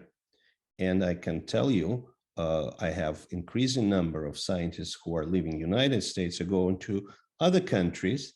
So this is a bad politics. And I think that we need to do something about it. And I fully agree with what you've just said. We cannot be silent, because it's so easy to be silent. Well, they are prosecuted for something. Government knows what they do, because it's not about us. And so we have to change that. And I cite Andrei Sakharov, who was essentially highlighting the relationship between all our noble goals, that you cannot achieve one without achieving another. That's why I advocate, and it's the first time I speak this way to our community of nanomedicine scientists. I was speaking in American Physical Society, and I will be speaking in American Physical Society again. We need to get together and essentially come up with joint positions and joint policies. We have to advocate our governments to do something about scientific collaboration, because science is impossible without international collaboration. Without international collaboration is no science. Policeman doesn't understand that. He doesn't understand that we need to talk to each other, not because we are releasing some secret ideas, but because we live in because science is a living organism. Publishing papers is like breathing. And that's what it is about. Clearly, we have to be conscientious of economic espionage, theft of technology in Russia. Since I've been involved in the Science Council of Russia, for which mega grant council I was used to have one of the first mega grant in chemistry. I simply proposed the bona fide rules. So you do not duplicate your research you do in different institutions. You are fully transparent, and you do not use somebody else's intellectual property. You know, Christine, you know it very well. You consult different companies. It doesn't mean that you are stealing technology from one company to another. There is a code of conduct. And so we need to really have this international agreements about the code of conduct. Look what happened in pandemics. When the pandemics happened, I reached out to my friend in Russian Academy of Sciences, and I was trying to convince find a way for governments, or not governments, somebody to cooperate and share information, how to treat this disease, how to treat the patient. There was so little collaboration. It's still surprising how little collaboration happened between the nations in course of pandemics. WHO is highlighting that we should send vaccines and pay vaccines to the world, to the countries which cannot afford that. So all this is a subject for us as a scientists to step in, and therefore I advocate creation of international council of scientists that will focus on the matters of equality, human rights, because actually diversity, equality, equity is a basic human right, and on matters of international collaboration. Yeah, thanks, Sasha. So Lola may have to log out because she told me she has another appointment. Thank you so much again for the really insightful and inspiring talk. We have 3 more minutes if one of the panelists would like to add a concluding remark or anything. Otherwise, I will hand this over to Umit. I just want to thank the Nano DDS leadership for organizing this session today. Extremely important topic. I thought Lola's talk was outstanding, and just delighted to see that you're spending time on this and keeping the conversation going, and that so many amazing scientists here are really committed to the cause and want to see change. So thank you. Yeah, and I'll say real quick before I have to run, thank you for organizing this. And we should keep talking. I think part of the issue over the last decade is we all avoid talking about this. People are uncomfortable talking about this. We're all in this together. It's a big issue. If we, let's not reverse back to pre-2020. We're all having conversations. It's okay if we don't have the right answer. It's okay if we get it wrong. It's okay if we disagree actually on what the problem and how to fix it. Certainly none of those things will be fixed if we don't talk. So thank you, Nano DDS, for putting this in your conference. And thank you so much for all of the people that hang on to have this conversation. You're all needed in the conversation. I'm going to run. Thank you so much. Thank you so much. A big thanks. I would just add one thing. We've discussed, or we tried to discuss, very complex social issues here, which are connected to science. But I think that we need to focus on something which we really can do and what only we can do.